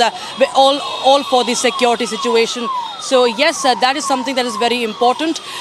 What we'll have to wait and watch when the judicial process starts. starts, how many days, how long the custody is, judicial custody, NIA custody, if he is lodged in the high-profile Tihar jail, and how does the NIA go about, because it's a rock-solid case that the NIA, Abhishek, has prepared in what the evidences that were submitted in the US court. That, of course, clearly nailed it, and we got the extradition. India got Tahawwur Rana. Now, India will be, of course, trying this man, the murderer of Mumbai 26/11 terror attack. He should be, brought to the book here on Indian soil, and of course, everybody is waiting for justice to be delivered soonest. All right, Rakshita at the Patiala House Court. I'm also joined by Akhil at the NIA headquarters. Akhil, we were speaking yesterday, we were speaking earlier today as well, where we were now being told, viewers, before I go across to Akhil, and we're going to be seeing how Rana is going to be landing in the evening, that the charge sheet that has been prepared, according to the dossier that had been prepared by the NIA, viewers, also mentioned others. That includes Hafiz Syed, Zakir Rahman Lakhvi, Ilyas Kashmiri, Headley, of course, and Sajid Mir and others. Now, what is very critical also to see, and I think what was also averted by our forces that finally were there at the spot on 26/11, is what the NIA says in its charge sheet. They had also planned and mapped out other targets in India, which includes the National Defence College and India Gate in Delhi and multiple other centres as part of their plans to carry out terror attacks. Akhil, at the NIA sources, what are they telling you? Where will he be placed? Where will Tahawwur Rana be placed? And what are the details you are picking up about when and how soon can the interrogation begin? Like Rakshita is telling us, this could be a little long drawn. Well, Rhythm, if you see at this point in time, it's getting a bit late because of the technical snag in the flight which is being taken from United States to over here. So at this point in time, behind me, you can see the visuals over here at the NIA headquarters, where what we can see that all the security measures are still in place. And if you can see this, we are just standing at the crossroad of this Lodi road. Here you can see at the T-point intersection. From there only, the road has been blocked. It has been completely chalked out. Here you can see Delhi police barricading has already been done. And towards my right, I would like to request my VJ Arnab to share you the visuals from this very side. Towards my right, if you can see from this side, from the JLN Stadium side, the blockading has already been done. So the entire security apparatus of the Delhi police team personnel are here. Apart from that, if you see Delhi police senior official from the traffic department as well over here. Apart from that, if you see the paramilitary force also over here. So the security measurement is completely in place. And the second thing, which is going to be very important, what will happen when Tahawwur Rana arrive over here? The wanted terrorists arrive over here. So once he will be taken from the airport to this very headquarter, where what we are learning from our sources that at the ground floor there's a cell of medical examination, which is a procedural way of doing medical examination inside the, because it's a very high-tech building over here you can see at this point in time. So their medical examination of Tahawwur Rana will be done, and after that it is very likely that initial interrogation will be done by a senior member team of the NIA, which include additional DG, 2 DIGs and SP as well. So after the interrogation, it is very likely, because if you see in this afternoon at around 1 p.m. what we have seen, that there was a high-level meeting of the senior NIA officials, including NIA DG Sadanand Datte as well. In that meeting, it was very likely that discussed that how many days of custody they are going to ask for from the court. Because if you see at this point in time, initially NIA will seek, at least from our sources, if you see 2 weeks of police custody, and then after that they will go for the judicial custody for further interrogation. Because if you see in this very case, Tahawwur Rana, who is the co-conspirator, he's the accused number 2 in the charge sheet of the NIA. Because if you see the first accused number 1 is David Coleman Headley. So he was in contact. He was a deep associate of David Headley, and he was in constant touch. And if you just go by the charge sheet, in that charge sheet, it's very clearly mentioned that since 2005, July 2005, both of them were in touch. Both of them came over here in the national capital, and not only in the national capital. Coming in as we are getting, this time it's coming in from the Bar Association. The Bar Association has now stated that they are going to ensure that everything is done in the most harmonious manner. They've issued a statement regarding the security regarding the extradition also. After the extradition of 2611 terrorist Tahawwur Rana to India and his trial in Patiala House's NI court, the association has said, our bar association is going to ensure there is no disruption in law and order and there is no interruption in the judicial proceedings. The Patiala House Court going all out to ensure that keeping in touch with national integrity and sovereignty of the country, there will be no interruption, there will be no disruption in the Patiala House Court. I want to go across straight to Rakshita, who's joining us from the Patiala House Court. Rakshita, the Delhi Bar Association issues this statement. It's very clear. This is crucial to understand because even when Ajmal Kasab was tried in Indian courts, the lawyers maintained silence, peace, and ensured that nothing was there that could be done, and everything was done in accordance with international standards. Similarly, Rakshita, they are saying that no matter what Tahawwur Rana has said to the American authorities on Indian practices, they're going to ensure that nothing can be said on them when he's produced, if he's produced in person in the Patiala House Court.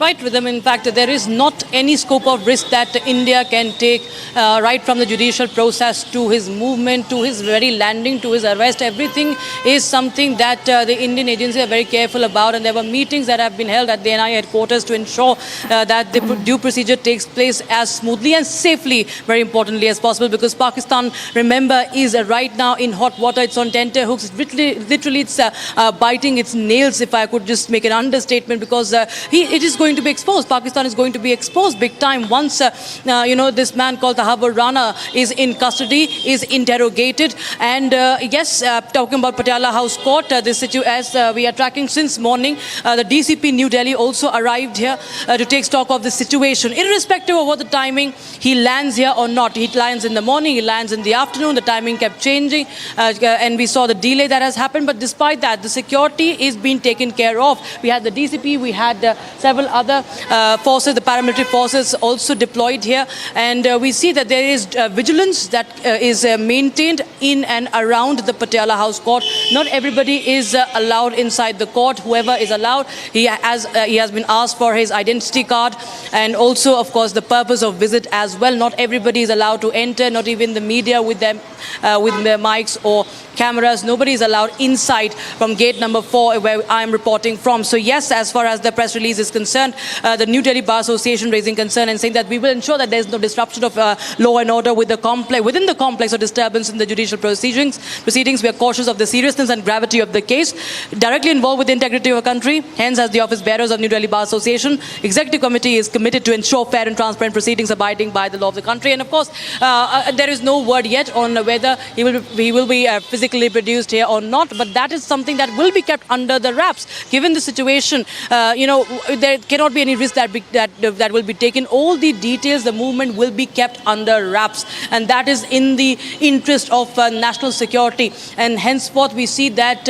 right from the police to the law enforcement agencies, the Bar Association, the courts, and of course the forces, they are all working together as a unit so that this man is safely brought in here and is tried in the court, and justice is delivered after 17 long years. It's a long wait. There have been many efforts that have been that have stalled, that these efforts have been stalled. But now we see that finally this man will be tried and justice should be delivered. 4 years it took for Ajmal Kasab to be hanged. Let's see how fast the process is as far as the judiciary is concerned. This case is concerned. The NIA, of course, leaving no stone unturned. Rhythm.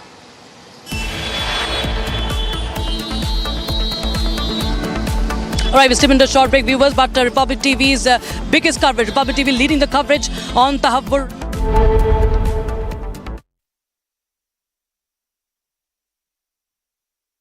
अब आया असली स्वाद। अब आया स्वाद। जब स्वाद के पड़े हो लाले तो MDH का चंकी चाट मसाला डालें। MDH का chunky chaat masala.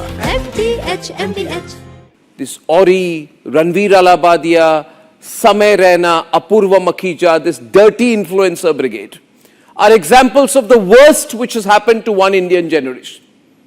And while others from their generation do the country proud, achieve academic laurels globally, embark on space and AI startups, create and generate jobs, and contribute to the future of Bharat. These Auris, these Samay Rainas, these Ranveer Alabadias make us look away in shame and in disgust.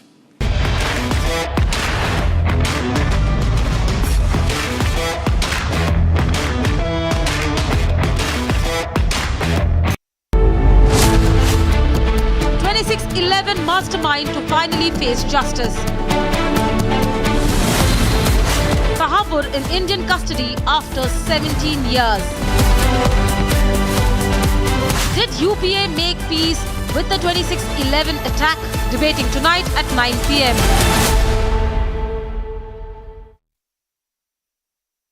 सस्ते वाले दाल मसाले स्वाद हुआ बेकार MDH की हल्दी मिर्ची धनिया करे कमाल ये रंग दे ये खुशबू दे ये तीखा ये कम पड़े क्या निराला MDH masala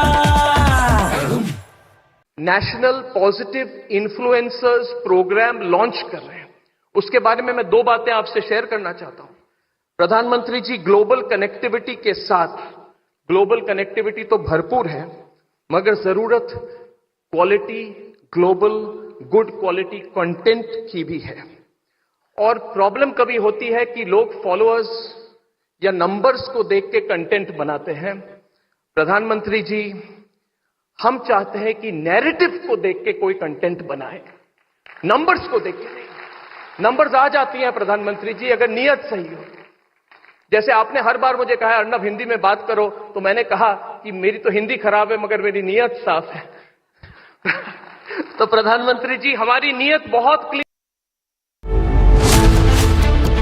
26/11 mastermind to finally face justice. Tahawwur in Indian custody after 17 years. Did UPA make peace with the 26/11 attack? Debating tonight at 9 p.m.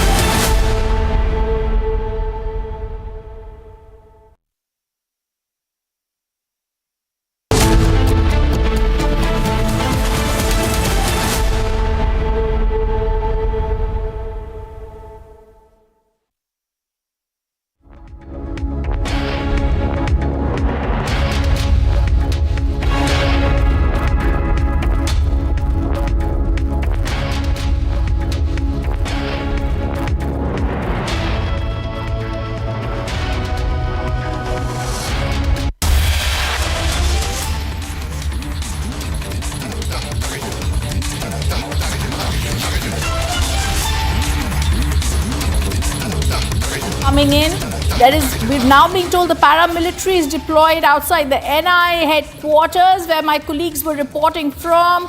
The NI headquarters where Tahawwur Rana is going to be brought to book in India. The charge sheet which named him as one of the main conspirators, NI going to be interrogating him. It's at the headquarters where he's going to be there. Paramilitary now deployed outside the NI headquarters. I'm going to try and go across to my colleague Akhil, who's been with us on the story. Very, very crystal clear. Tahawwur Rana arrested in Chicago earlier in 2009 for his links with the Lashkar-e-Toiba and earlier plots, however, found his name in the 2011 NI charge sheet. The NI is going to be the agency that's going to first interrogate him in India. Paramilitary forces deployed outside the NI headquarters. Akhil continues to be with us. Akhil, one of the main plotters, the masterminds along with Hafiz Syed and David Coleman Headley of 26/11, Tahawwur Rana to be brought to NI headquarters where paramilitary forces are already deployed. Give us more details. Well, that's right, Ridham. If you see since the morning what we have been witnessing that there's been a tight security over here at just outside the NIA headquarters. Behind me you can see the visuals over here and the NIA officials have been constantly going inside and coming out from this very headquarters. And apart from that, if you just talk about the outside visuals, here you can see towards my left as well, a barely few media you will find over here. And apart from that, you will find the security forces, paramilitary forces have been deployed over here, apart from the Delhi police cops. So at this point in time, if you can see, I would like to a little bit move forward and show you the visual towards my left. Here you can see at the Lodi Road intersection point, at the T point of that Lodi Road, the barricading has completely been done by the Delhi police team. And towards my right side, if you see, towards the side of the JLNS Stadium, from Jawaharlal Nehru Stadium, towards my right, if you see, there has also been the barricading over that side. So this entire road has been blocked for the normal commuters, for the travelers, for the passerbys. Here you can see the metro station of JLNS Stadium, the gate number 2 of which is just opens outside the NIA headquarters, is already locked. So since morning, what we have been witnessing, that this door has already been locked. So no one can, the external individuals can come over here. So at this point in time, the Delhi police team, the paramilitary forces team, basically taking a strict action, a strict measure basically over here, so that once Tahawwur Rana will be brought in from the airport to this very place, and if you see, a green corridor has already been built by the Delhi police team. So it is very likely, because if you see, normally when we go to the Palam airport from this very place, on GPS it shows approximately 27 minutes. So just because of the green corridor, it is very likely that within 15 minutes, the security forces and the 5th battalion of the Delhi police force, which is going to be the part of this cavalcade, will bring Tahawwur Rana, the wanted criminal, over here in the next few hours. And it is very likely that late in the evening, he will be brought in over here. And after that, the next process will begin, which is very likely that interrogation will begin also. And in that case, if you see, the medical examination was also being done. And apart from that, if you see, then he will be produced in the court.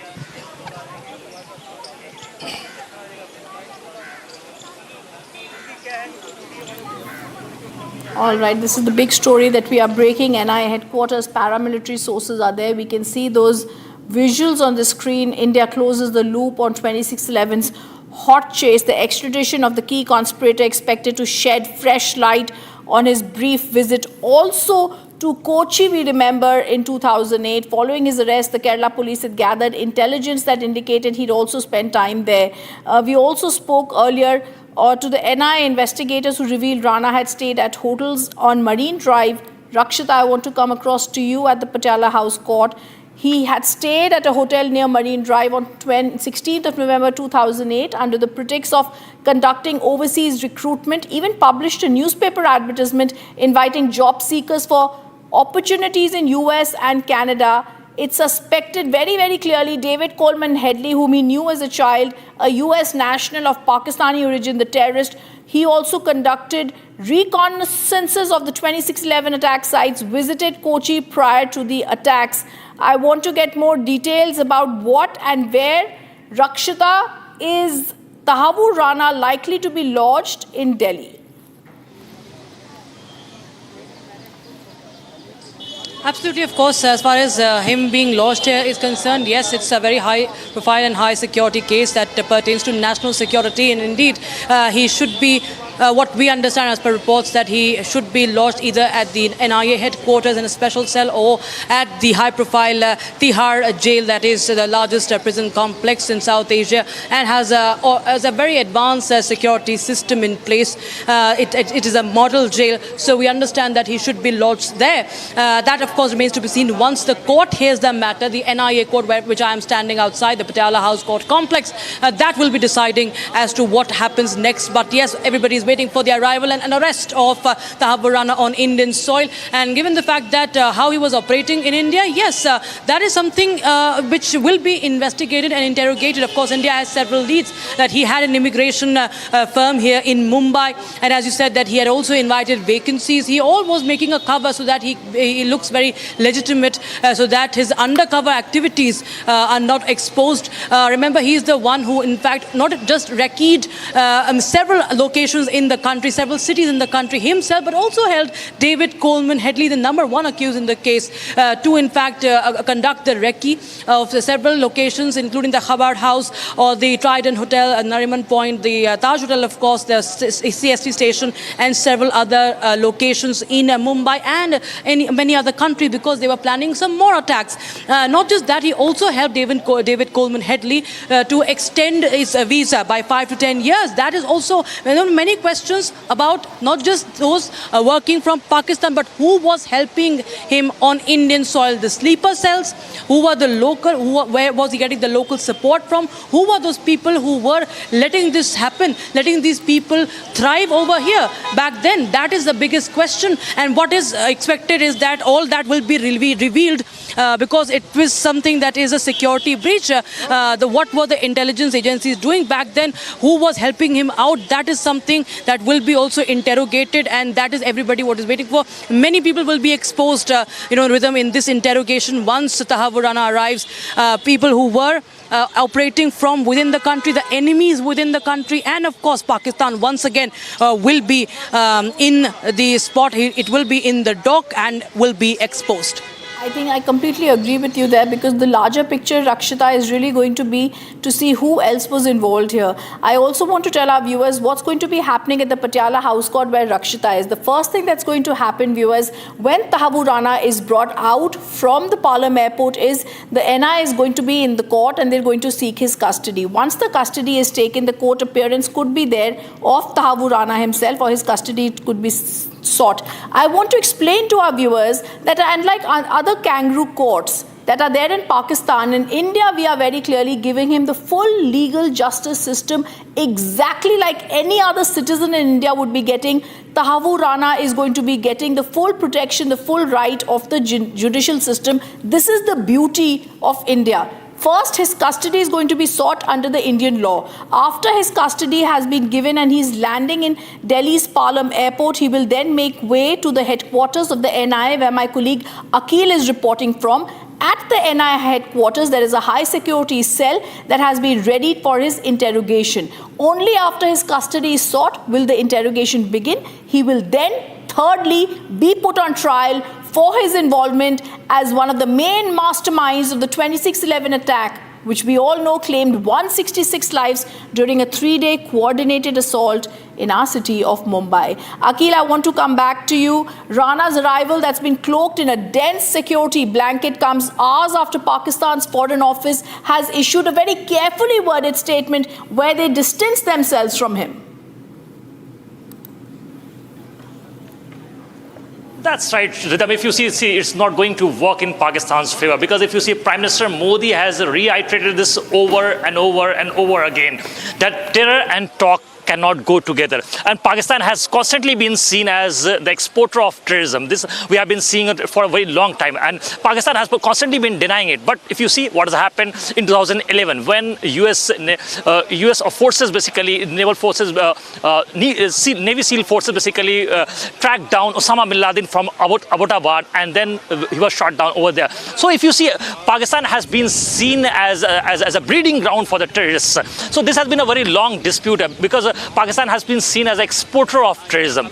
But second point I would like to mention over here, Pakistani officials, some of them have said that if you see this accused, this wanted terrorist, Tahawwur Rana is a Canadian citizen. But if you see, if you just go by the charge sheet filed by the NIA, in that charge sheet there are 9 individuals who have been named. And if you see the accused number 2, Tahawwur Rana, is not Pakistani citizen, but he has got links with Pakistan. In that charge sheet, if you just go by the charge sheet, accused number 3, Hafiz Saeed, who is in the militant wings of Pakistani ISI unit as well, who has been known as a Bade Chacha. And if you talk about the accused number 4, who is Lakvi is known as a Chote Chacha. So these are the people whom with Tahawwur Rana were in constant touch for a very long time, not for a year or 2 or something like that. He was in touch for them for almost a decade. And if you see, Tahawwur Rana basically became the part of this elite network, Lashkar-e-Taiba network, since 2002. So what we are getting from our sources from the NIA, if you see last evening what we have seen, that while speaking to our editor-in-chief in an exclusive interview with Arnab Goswami, NIA ex-DG has confirmed this, YC Modi has confirmed this, that we have got dossier after dossier, we have got confirmation, we have got legal documents to show that there were different emails that were emails transactions were there, and if in those mails it's very clear that Tahawwur Rana were in constantly touch with the ISI handlers. So these are the documents that we have. So in the court, what we are expecting, that once Tahawwur Rana will be produced in the court before the law, then things will be clearer, because India has got the larger point to keep over there. Because if you see at this point in time, not only Tahawwur Rana or David Coleman Headley, there were other individuals, include Ilyas Kashmiri, who is the accused number 9 in this very case. If you talk about talk about Major Iqbal, Major Iqbal was one of the prime finance. Let me also take you through the breaking news now coming in, as we are moments away from Tahawwur Rana being dragged back to India. There are preparations that are basically underway outside at the National Investigation Agency headquarters. In fact, we are being told that the anti-riot vehicles have also been deployed outside at the NIA headquarters, where my colleague Akil was basically reporting from. Let me just quickly take you through what we know so far. There was some amount of confusion with regards to the landing of the special aircraft that is carrying Tahawwur Rana, but there is some clarity now coming in. The reason for the delay in the landing has been because of a technical snag, and that was at the refueling stop, and that is the reason why there has been a considerable delay for the flight to land here in the national capital. The latest information now coming in, that Tahawwur Rana would be landing roughly around later in the evening. The exact time is not known at this point in time. We'll try and see if we can go across to Akil, who's joining us on this broadcast, getting us the latest details. And in a short while from now, I'm going to take you through the details of the extradition. Akil, I just spoke to a top NIA source a short while back. They are saying that they're going to share the details in a short while from now. That's an indication that he hasn't landed. He hasn't been brought back to Delhi. That's going to happen anytime later in the evening. What's the situation outside the NIA headquarters? And for all our viewers who are tuning in right now, give us the layout of what is it like in the NIA headquarters right now? What are the preparations that are underway? Because for the NIA, this is undoubtedly a big catch. That's right, Shawan. At this point in time, if you see, Shawan, anti-riots vehicle has been brought in just outside the NIA headquarters. Towards my right, if you can see, from the JLN Stadium side, the entire barricading has been done. This road has been completely blocked and choked by the security officials from the Delhi Police Traffic Department. So at this point in time, you can see in the front direction that anti-riot vehicles have been brought in over here. Apart from that, what we are seeing, that the paramilitary forces have been beefed up. That it's very likely that within the next 3 to 4 hours, it's very much expected that Tahawwur Rana, the wanted criminal, the wanted terrorist, will be brought back to the national capital.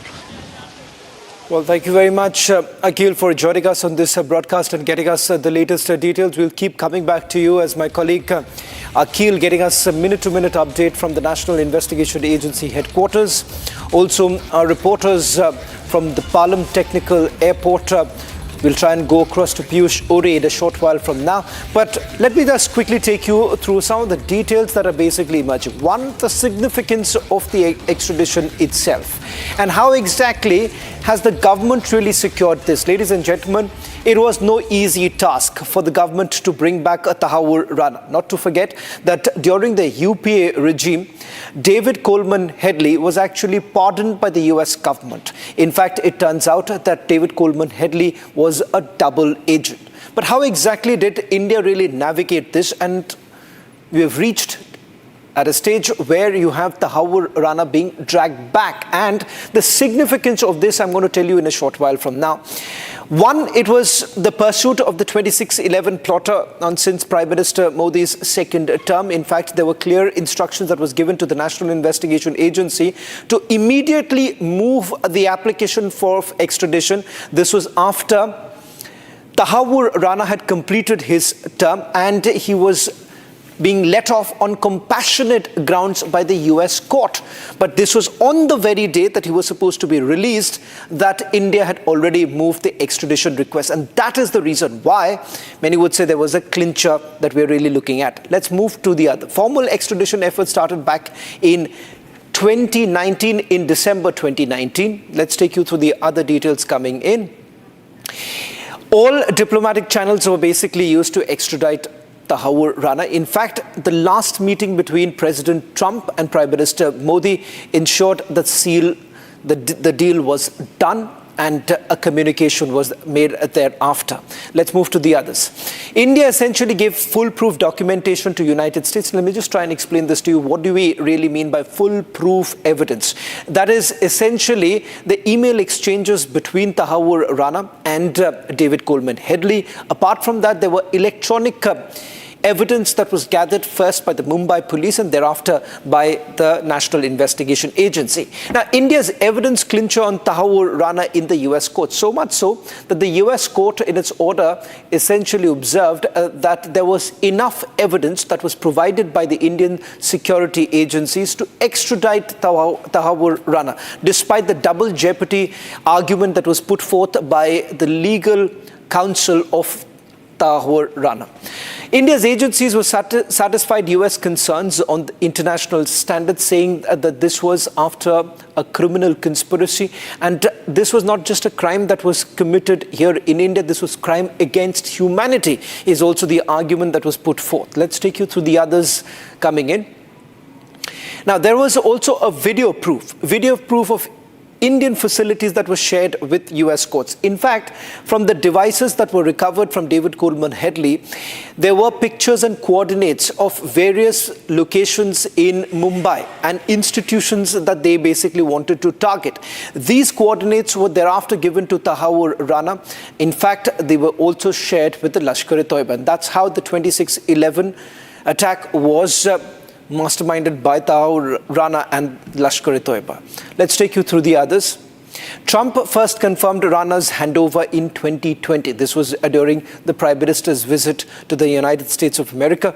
That's when President Trump had confirmed that he had given the green signal for Tahawwur Rana's extradition. So this undoubtedly was a momentous occasion, given the fact that India's efforts gained momentum under Trump 2.0. This was the last visit that the Prime Minister made, and then a confirmation was actually given. During Prime Minister Modi's US visit, Trump basically confirmed the extradition in February 2025. Let's move on.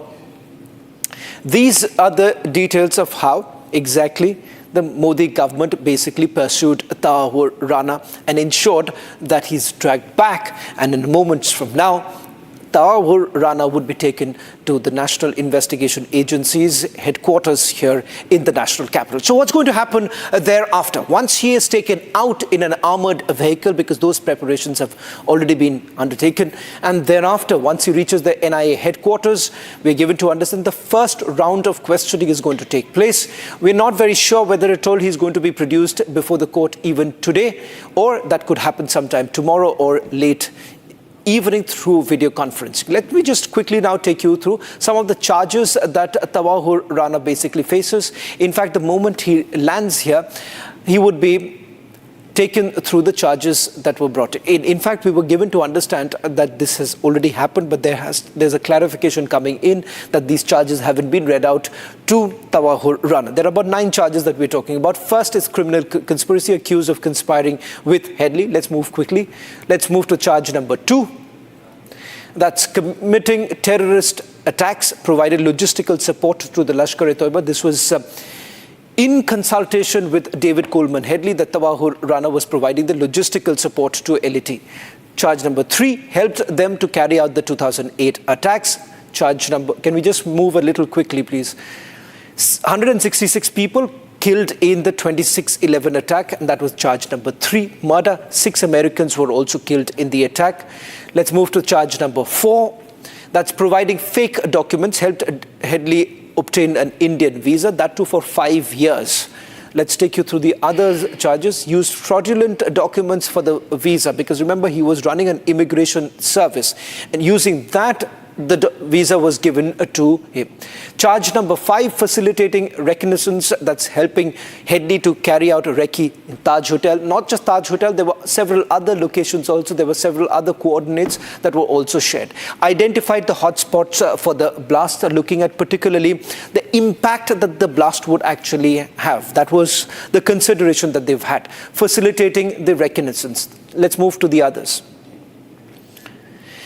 Now, these are the main charges. There are few other charges that have also been invoked, but remember, those are not the ones that were considered by the US courts too. These are some of the details that we are picking up right now, getting you the latest details. If we can also get a live presence coming in from the Palam airport and also the NIA headquarters in a short while from now. My colleague Rakshita was also joining us from outside the NIA court. But before we do that and get you a sense of what's really happening on the ground, here are some of the reactions coming in, because there was also a political turn that took place, with the government basically hitting out at the UPA, saying that during the UPA era, you had the lone accused in this particular case, who was taken into custody by the Mumbai police, Ajmal Kasab, was actually fed with biryani.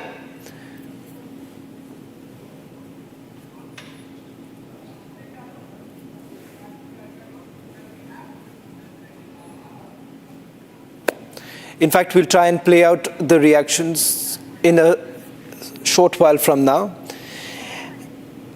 In fact, we'll go to Piyush first, who's joining us from the Palam airport, getting us the latest details. And in a short while from now, revisiting some of the locations where these attacks actually took place. And for many today, this would be some sort of a closure really coming in.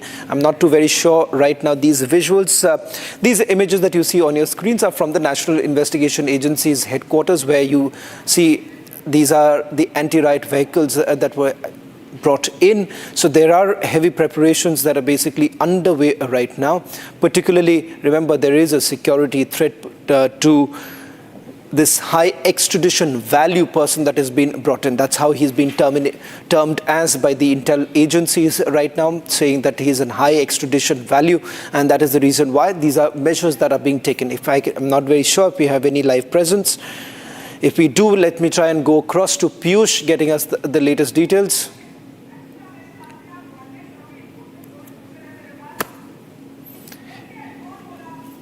I think we'll try and reconnect with Piyush in a short while from now. What you see right now on your screen is these are images now coming in from the NIA court. Remember, in the NIA court, there too, we would be perhaps in a short while from now getting in the latest details that the trial record details have already been shared with the NIA court, 2611 trial records. In fact, these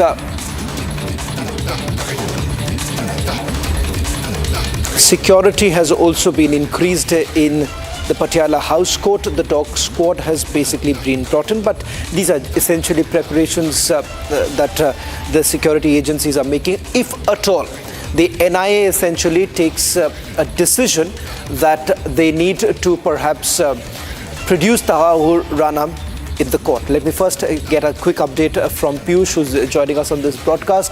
Piyush, what's the latest that you're picking up? Is there any clarity as to when the flight, the special aircraft, would land in the Palam airbase? So extremely quickly, Shravan, and while I speak, I would just request my video journalist to just show the visuals over here. When exactly is Tahawwur Rana expected to come out from this airbase? This somehow is not being told to us officially. However, there are speculations that it might be perhaps after 7 p.m. because there are several formalities now which are involved as far his completion of immigration formalities are concerned, and several other legal formalities also that need to be completed.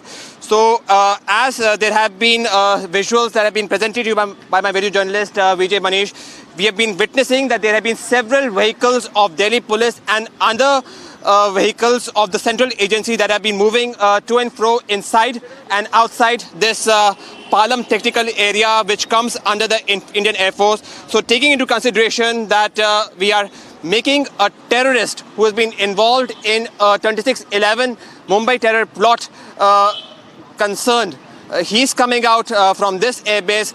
All the security measures are being put in place, and because there is a lot of security measures that are in place for this purpose itself, there has been no official confirmation of when exactly is Tahawwur Rana exactly going to be made come out. But yes, there are speculations that perhaps after 1900 hours, perhaps there can be some movement in which vehicles that might bring Tahawwur Rana come out from the very base from where we are reporting. Back in the studio. Let me also go across to my colleague Meenakshi, who's joining us from Mumbai.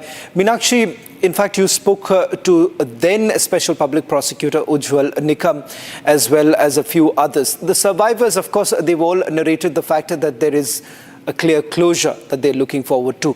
But the other important aspect, will the Mumbai police really step in? Because the initial investigation was actually carried out by the Mumbai police's crime branch. Is the Mumbai police essentially planning to perhaps move some application, if not now, at a later stage?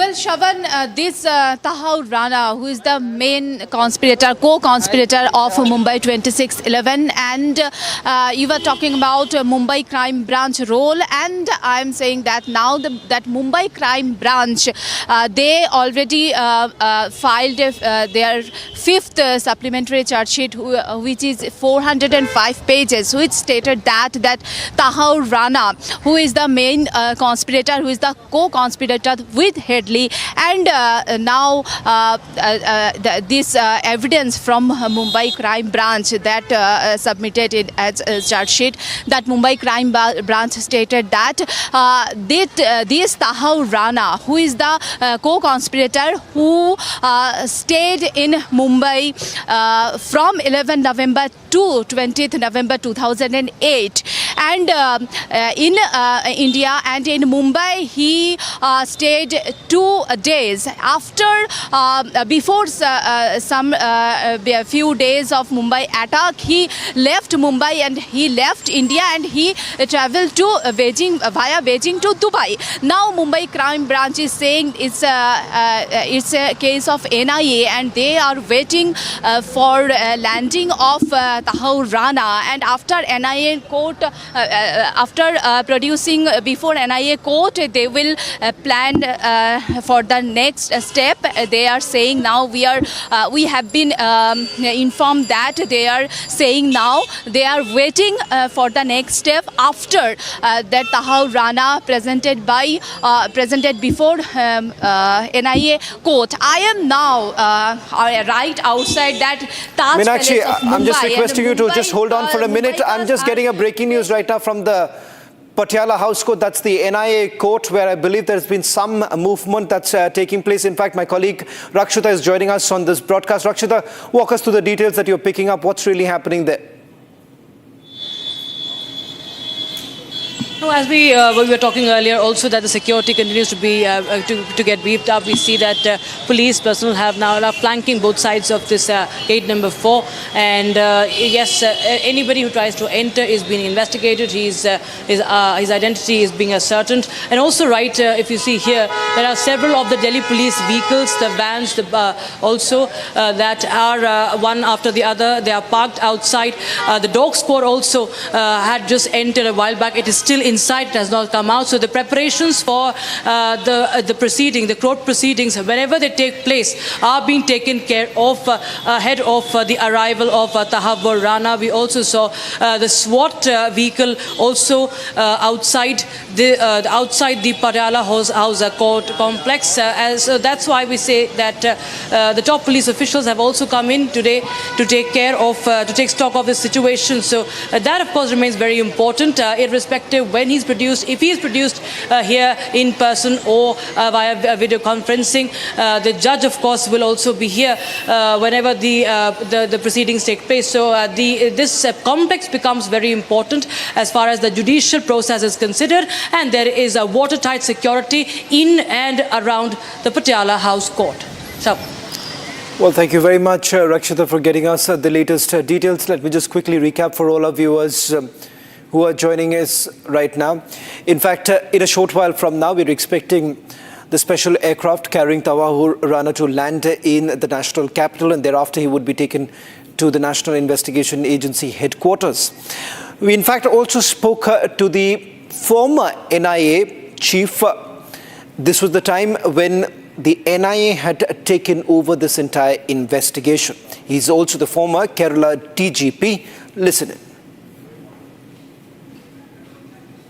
We had never gotten access to interrogate Rana. Therefore, his extradition assumes more importance and significance because Indian investigators and other agencies could get more details of the larger conspiracy, which is going even beyond Mumbai attack. Therefore, Rana's presence in India is very crucial.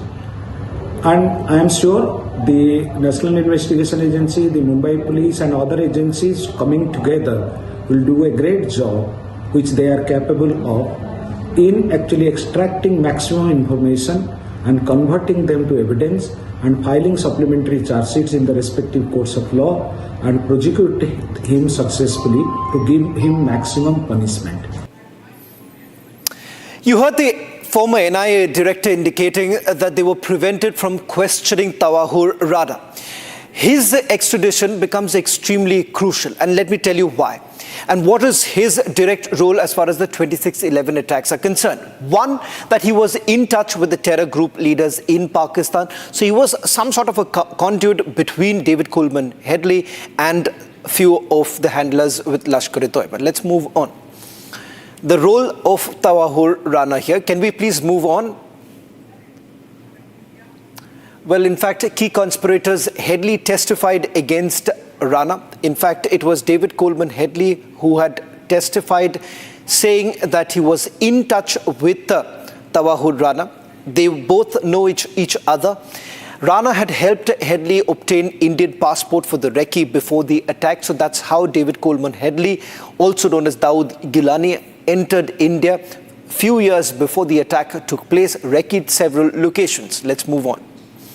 Rana helped Headley to forge his identity in India. That's how he secured a 5-year visa and through the immigration service. Let's move on to the others. In fact, provided blueprint of the 26/11 attack to Lashkar-e-Toiba. That's how he, through Tahawwur Rana, sent out the coordinates and also identified the locations which are going to have the best possible impact. That's the line that he had actually used. Convicted for providing material support to Lashkar-e-Toiba. That's what the US court had indicated. And not just the 26/11 attacks, but also for the Denmark attack. Tahawwur Rana has links with Pakistan's ISI. And that has been established through the direct communication that he's had with the military officers. That actually gives you a sense of Tahawwur Rana and his direct links with the Pakistani military. In fact, in a short while from now, after 17 years, the co-conspirator of 26/11 is now being brought back.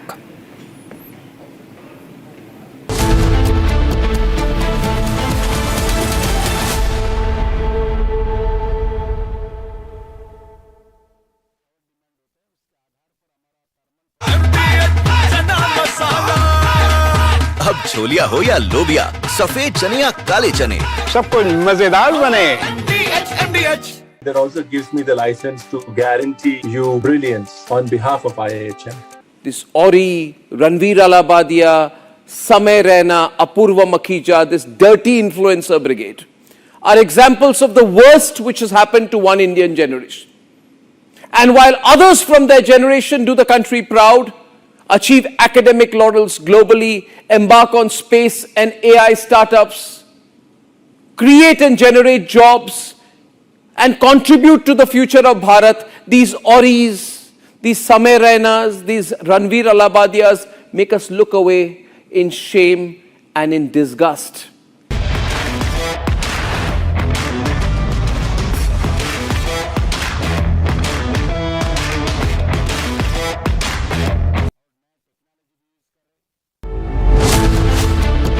Tahawwur Rana's extradition shakes Pakistan. Pakistan desperately tries to distance from Rana. Pakistan's terror face now nowhere to hide, debating tonight at 8 p.m.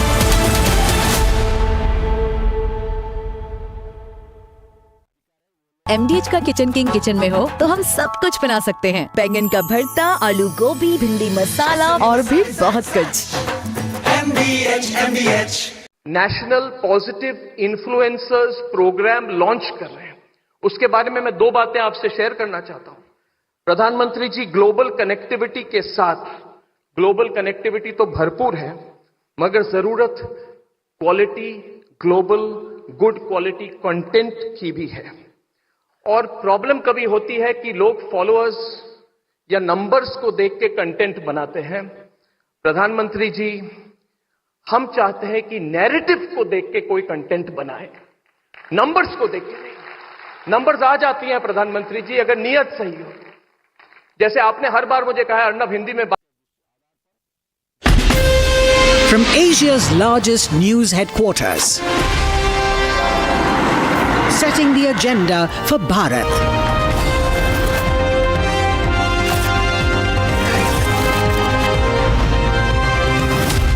You're watching Republic.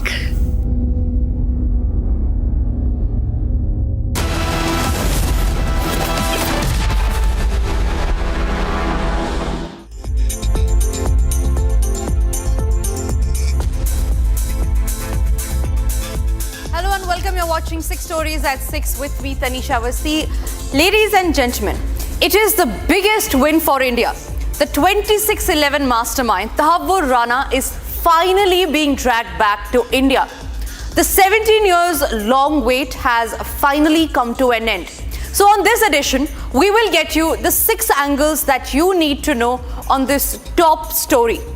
Angle number 1, it is game up and time up for Tahawwur Rana. Tahawwur Rana is being brought back from the United States. He is expected to land anytime soon from now, and we are reporting live from the Palam airport, where we will get the first pictures of this mastermind. Now, angle number 2 that we're tracking is how Pakistan is scrambling and is going all out to distance themselves from Tahawwur Rana and have now essentially dumped Tahawwur Rana, the 26/11 mastermind. Moving on, we will get you the man live on the broadcast who shot Ajmal Kasab's aide. Also, once the road is cleared, once Tahawwur Rana lands in India, what is next? What is the next procedure that is in line that will be followed? We'll get you all the inside details on that as well. And as always, a credit war has now broken out, with the BJP taking on the Congress and saying that the UPA went soft on terror during that era. And finally, all the details that you need to know on when is Tahawwur Rana landing, where exactly will he be taken after that, and his plane, remember, has detected a technical snag because of which his landing has been delayed. We'll get you all the inside story on that as well. First up, let's start with angle number 1. The 26/11 plotter Tahawwur Rana is being dragged back to India. With his arrival at the Palam Air Force Base in Delhi, the terrorist will be arrested by the National Investigation Agency then and there. Now, he is scheduled to be taken to the NIA headquarters following his official arrest that will be done today under the strict watch of SWAT commandos. He is slated for a medical examination as well, followed by being produced in the NIA special court, where Narendra Man, the appointed public prosecutor, will hear his case. Viewers, this is not just about details of the case. This is also not just about the crackdown on terror. This is about the families of victims that await a closure. The families of those killed in action are waiting for Tahawwur Rana to be brought to his due justice.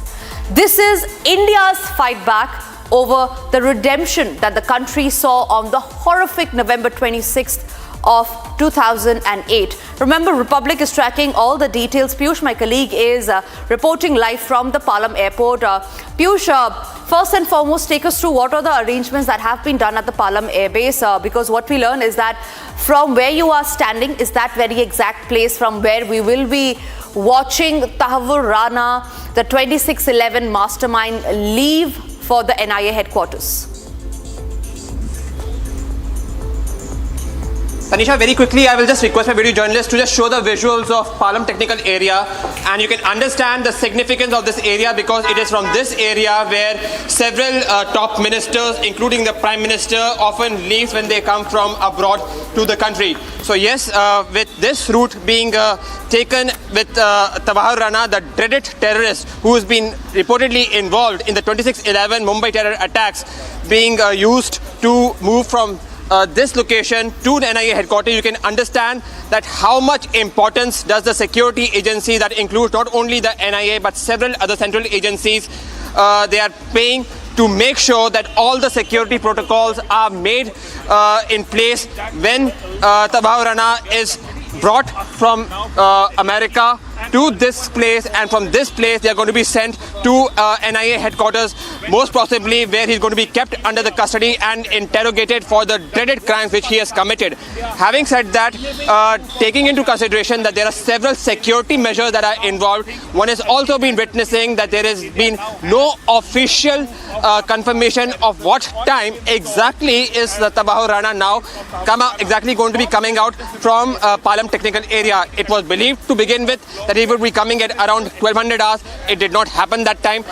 It was believed that he's going to be coming out from this airbase at around 1500 hours. It did not occur. And now there are speculations that he might come out from this area at around 1900 hours, following which all the legal proceedings are going to be taking place, and then his custody is going to be taken by the NIA. The key question is that now when exactly is Tahawwur Rana going to come out from this, because India, Bharat, is waiting that the terrorist which did bleed India on 2008 is brought to book as per the law. Back in the studio.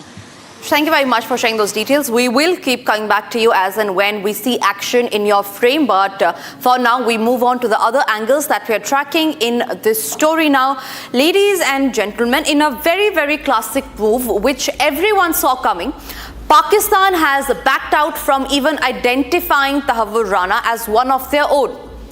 Now, stranded and aloof, Pakistan has distanced itself from Tahawwur Rana, calling him a Canadian citizen. However, this recipe may not be enough. Pakistan may not be able to hide behind the Canadian citizenship card that is trying to play. In fact, the Pakistani state is moments away from standing exposed on their involvement in the 2611 Mumbai terrorist attacks that shook India. Tahawwur Rana, the key conspirator of the terror strike, was serving the Pakistan army as a doctor. Despite this and enough and more evidences that points fingers at Pakistan, the country is making all-out efforts to deflect from their global image when it comes to terrorism and fanning destruction across India. Here's what Pakistan has to say in their defense. I'll have to check the details, but what I understand, the specifics I'll try to find out, which you have referred about a specific prisoner being sent in March and other news. I'm not privy to those, but I'll check. But what I can give a broad broad context of Pakistan-UK relations, and within that, consular relations are, of course, consular cooperation is a very important component of that. And there are various agreements governing the consular relations between two countries. And overall, as a foreign ministry, we are satisfied. All arrangements are working satisfactorily. But this particular incident, I'll check. About London visit also, I'll get back to you. On the Tahawwur Rana issue, we have conveyed our position regarding his Canadian nationality. And as far as our record indicates, he did not even apply for renewal of his Pakistani origin documents for the last 2 decades. I reiterate position. We will give further updates in due course. Well, that was the Foreign Minister of Pakistan, Ishaq Dar, who says that Pakistan is away. It has distanced itself already, and that Tahawwur Rana is a Canadian citizen. But as much as Pakistan wants to distance itself, it is this details that will nail how Pakistan did play a role in the 26/11 attack. Now, Rana worked with Pakistan Army as a doctor, and that is a known fact that is known to everybody. So he was one of those who aided in the terror attacks. Now, he acquired Canadian citizenship and became an ISI asset. So this is a fact that is known, and that is why Pakistan cannot deny the fact that Tahawwur Rana was one of their own. The last point that we want to put out here is that Tahawwur Rana executed Pak ISI plan by facilitating David Headley. So these are the 3 key pointers that nail Pakistan's role when it comes to helping terrorists like these in putting out the plan for the 26/11 attack. We move on to the third angle on this edition now. As the horrors of the 26/11 attacks unfolded, there were many, from the commuters on the streets, suburban train passengers, shop owners, to people who happened to be at the wrong places at the wrong time, watched it all from the close quarters. Now, across households, on television screens, people watched terrified and clueless as resilient Mumbaikars tackled the immediate fallout of the worst terror attacks to hit the city. Visuals of locals throwing caution to the winds and catching hold of the heavily armed Ajmal Kasab as he left fly from his automatic weapon are still fresh in many minds.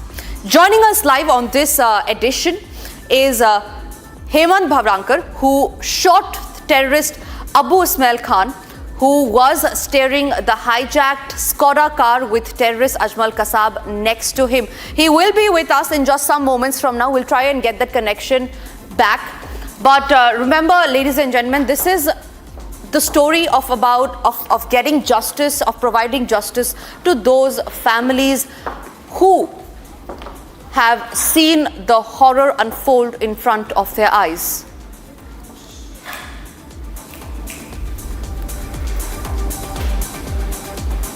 All right, we're still trying to get our connection sorted with Hemant, but taking you through what actually happened. The shots that you see on your screen is that of Ajmal Kasab.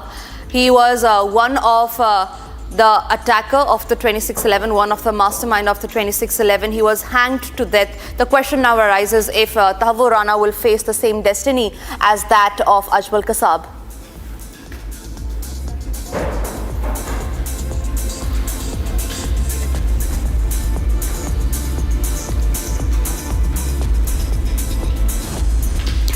Now, the 17-year quest for top 26/11 attacks plotter Tahawwur Hussain Rana is set to end today, as a special plane with him and the NIA team will land shortly in the national capital.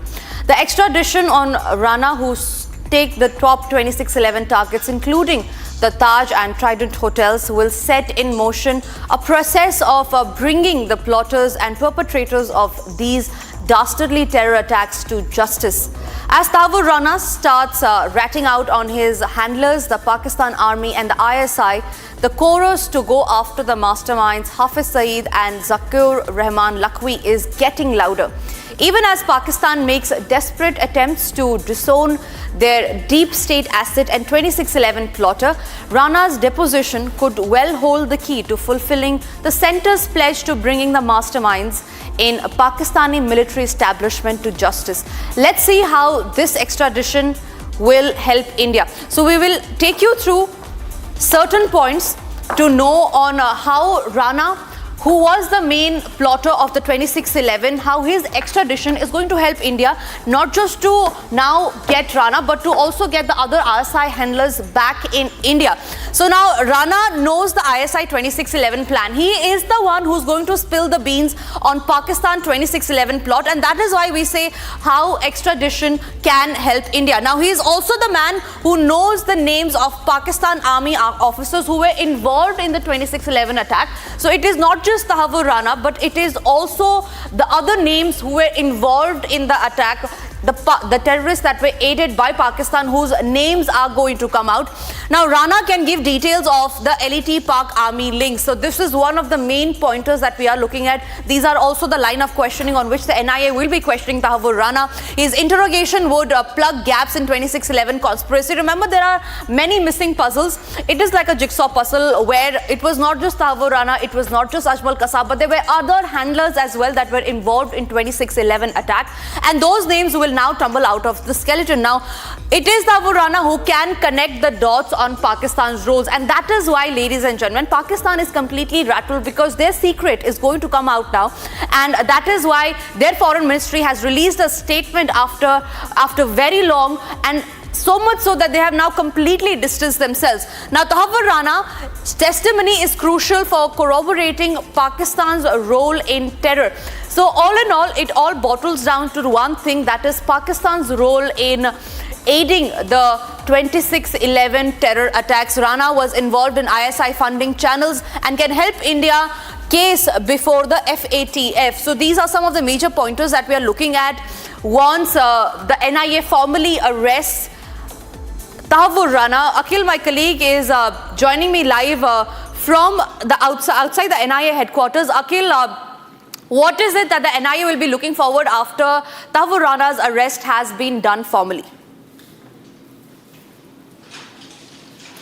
Well, if you see at this point in time, NIA is going to completely establish the truths. And if you see, if you just go by the details which have been shared by the NIA officials, and what we have seen that earlier, if you see, Tahawwur Rana was in constant touch with David Coleman Headley, and for a very long time. If you see, when both of them were arrested from the Chicago airport in 2009, so at that point in time, they were planning to flee to Pakistan. And if you see, prior to that, they were constantly in touch since 2005. The incident took place in 2008. So the NIA, not only the NIA, other central agencies, including the RAW and IB officials, will also be questioning Tahawwur Rana in this very case, because he is one of the key conspirators, apart from David Headley, who basically executed the entire plan. How basically he meticulously planned this entire operation, because if you see, he basically founded a company, a firm, a visa firm over here in Mumbai, and after that they were basically doing at the backdrop of that they were doing this plan. So it's going to be very crucial to see and wait and watch that how this investigation unfolds from here on. Thank you very much for getting those details. Now, as the country awaits its big terror catch, a political war of words to appropriate the credit for extradition of the 26/11 plotter Tahawwur Rana Hussain has now broken out. It is Union Commerce Minister Piyush Goyal who came down heavily on the erstwhile Congress-led UPA, which was in power during the 26/11 attacks. Now, it is Piyush Goyal who has accused the Congress of going soft on terror, and even said that it was Congress who was serving biryani to the lone surviving 26/11 attacker Ajmal Kasab. Hear what he had to say. Congress सरकार के समय हम जिस hotel में खड़े हैं, यहीं पर आतंकवादियों ने हमला किया था। ये होटल पे लोगों की जान गई थी, लेकिन कांग्रेस की सरकार ने कुछ किया नहीं आरोपियों के ऊपर सख्त सजा दिलाने के लिए, बल्कि जो पकड़ा गया था कसब, उसको भी बिरयानी खिलाते थे। ये मोदी जी का दृढ़ संकल्प था कि जिन लोगों ने हमारी देश पर आंख उठाई उनको सख्त से सख्त सजा मिले, और आज हर भारतवासी को गर्व है मोदी जी पर।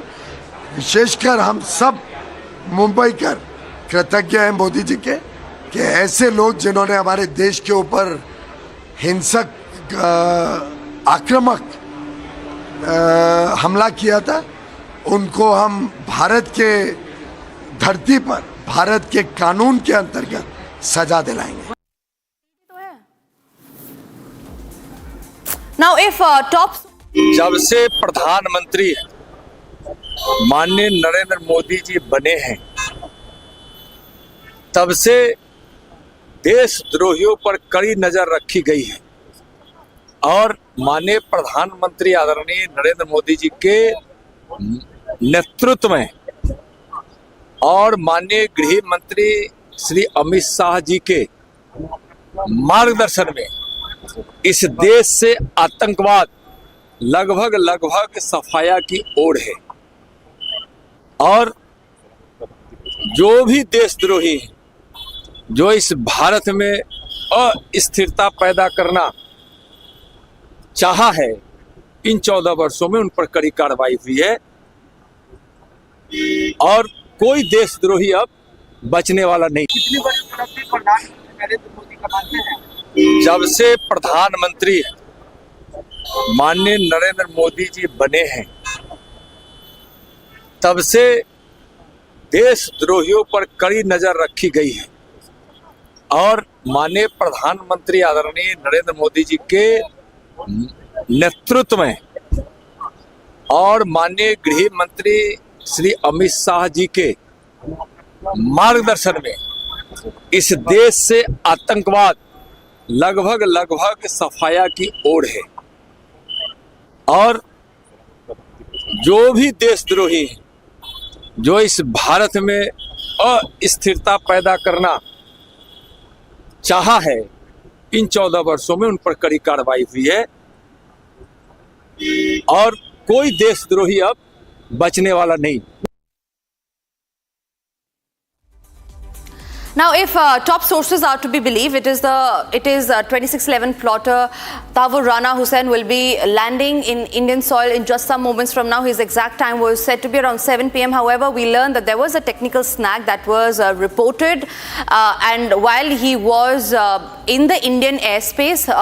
But what we do learn is that he will be landing anytime soon. Those are the live visuals from the Palam airport from where Tahawwur Rana will be taken to the NIA court, after which the procedures for formally arresting him will be taken forward by the National Investigation Agency.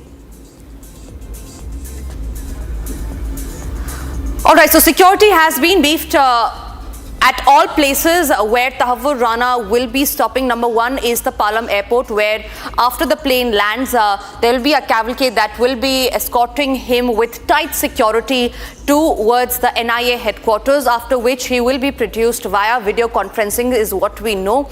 Now, security has been beefed up at around all the places, be the Patiala House Court, the NIA headquarters or the Palam airport. So Piyush is joining me live on the broadcast from outside the Palam airport. Piyush, we know that in just some moments from now, Tahawwur Rana will be coming out of that gate. What is it that you are seeing and witnessing on the ground right now?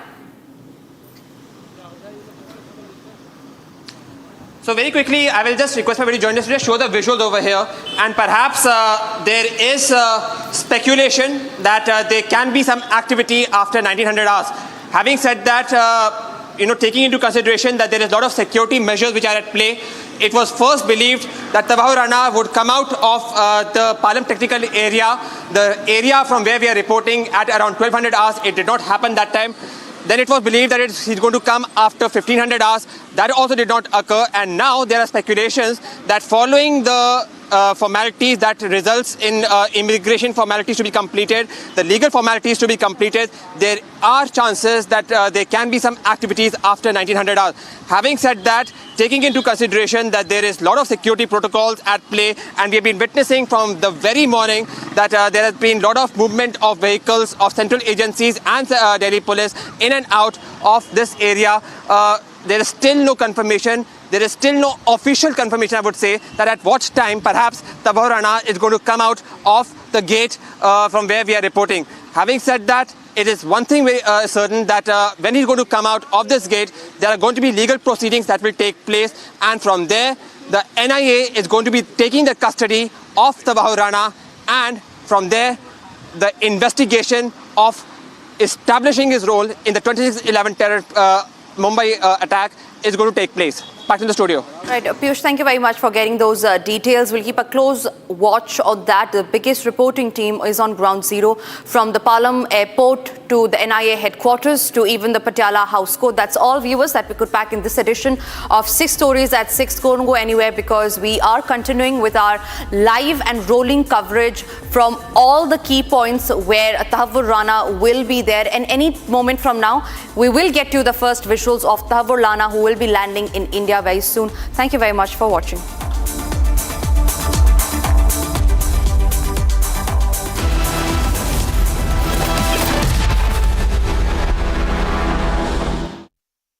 MDH का kitchen king kitchen में हो तो हम सब कुछ बना सकते हैं। बैंगन का भरता, आलू गोभी, भिंडी मसाला और भी बहुत कुछ।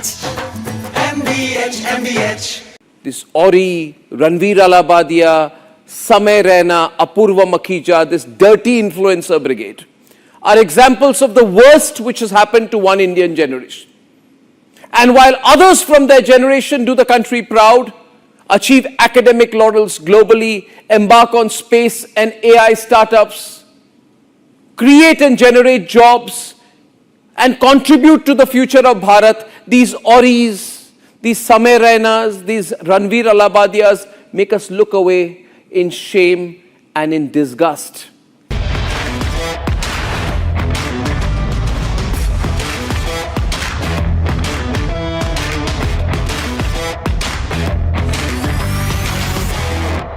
National positive influencers programme launch कर रहे हैं। उसके बारे में मैं 2 बातें आपसे शेयर करना चाहता हूं। प्रधानमंत्री जी, ग्लोबल कनेक्टिविटी के साथ, ग्लोबल कनेक्टिविटी तो भरपूर है, मगर जरूरत quality, global good quality content की भी है। और प्रॉब्लम कभी होती है कि लोग फॉलोअर्स या नंबर्स को देख के कंटेंट बनाते हैं। प्रधानमंत्री जी, हम चाहते हैं कि नैरेटिव को देख के कोई कंटेंट बनाए, नंबर्स को देख के नहीं। नंबर्स आ जाती हैं प्रधानमंत्री जी अगर नीयत सही हो। जैसे आपने हर बार मुझे कहा, अर्नब हिंदी में बात करो, तो मैंने कहा कि मेरी तो हिंदी खराब है मगर मेरी नीयत साफ है। तो प्रधानमंत्री जी, हमारी नीयत बहुत क्लीन है जहां भी पहुंचे हम, क्योंकि we have clear intent in our hearts, और हम पॉजिटिव इन्फ्लुएंसर प्रोग्राम बना रहे हैं। अंडर दिस प्रोग्राम 4 हफ्ते बाद हम 100 पॉजिटिव इन्फ्लुएंसर्स को रिपब्लिक मीडिया नेटवर्क के कैंपस में लाके उन्हें रिसोर्सेज देंगे, उन्हें फाइनेंशियल सपोर्ट देंगे। Tahawwur Rana's extradition shakes Pakistan. Pakistan desperately tries to distance from Rana. Pakistan's terror face now nowhere to hide, debating tonight at 8 p.m.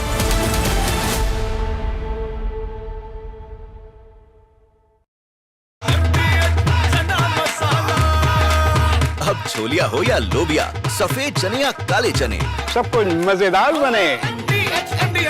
That also gives me the license to guarantee you brilliance on behalf of IIHM. अब आया असली स्वाद। अब आया स्वाद। जब स्वाद के पड़े हो लाले तो MDH का चंकी चाट मसाला डालें। MDH का chunky chaat masala. MDH। National positive influencers programme launch कर रहे हैं। उसके बारे में मैं 2 बातें आपसे शेयर करना चाहता हूं।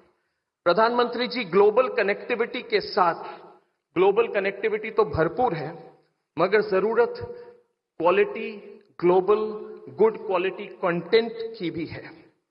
और प्रॉब्लम कभी होती है कि लोग फॉलोअर्स या नंबर्स को देख के कंटेंट बनाते हैं। प्रधानमंत्री जी, हम चाहते हैं कि नैरेटिव को देख के कोई कंटेंट बनाए, नंबर्स को देख के नहीं। नंबर्स आ जाती हैं प्रधानमंत्री जी अगर नीयत सही हो। जैसे आपने हर बार मुझे कहा, अर्नब हिंदी में बात करो, तो मैंने कहा कि मेरी तो हिंदी खराब है मगर मेरी नीयत साफ है।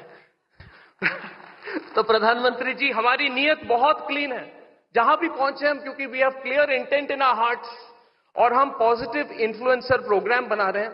अंडर दिस प्रोग्राम 4 हफ्ते बाद हम 100 पॉजिटिव इन्फ्लुएंसर्स को रिपब्लिक मीडिया नेटवर्क के कैंपस में लाके उन्हें रिसोर्सेज देंगे, उन्हें फाइनेंशियल सपोर्ट देंगे, उन्हें प्लेटफॉर्म देंगे, उन्हें हम हमारी एडवांस्ड प्रोडक्शन सिस्टम्स देंगे, और भारत की nationalist platform of Republic media network का जितना सपोर्ट है हम दिल से देंगे ताकि इंडिया के लिमिटलेस क्वालिटी कंटेंट भी बने, which will have a huge impact on this country.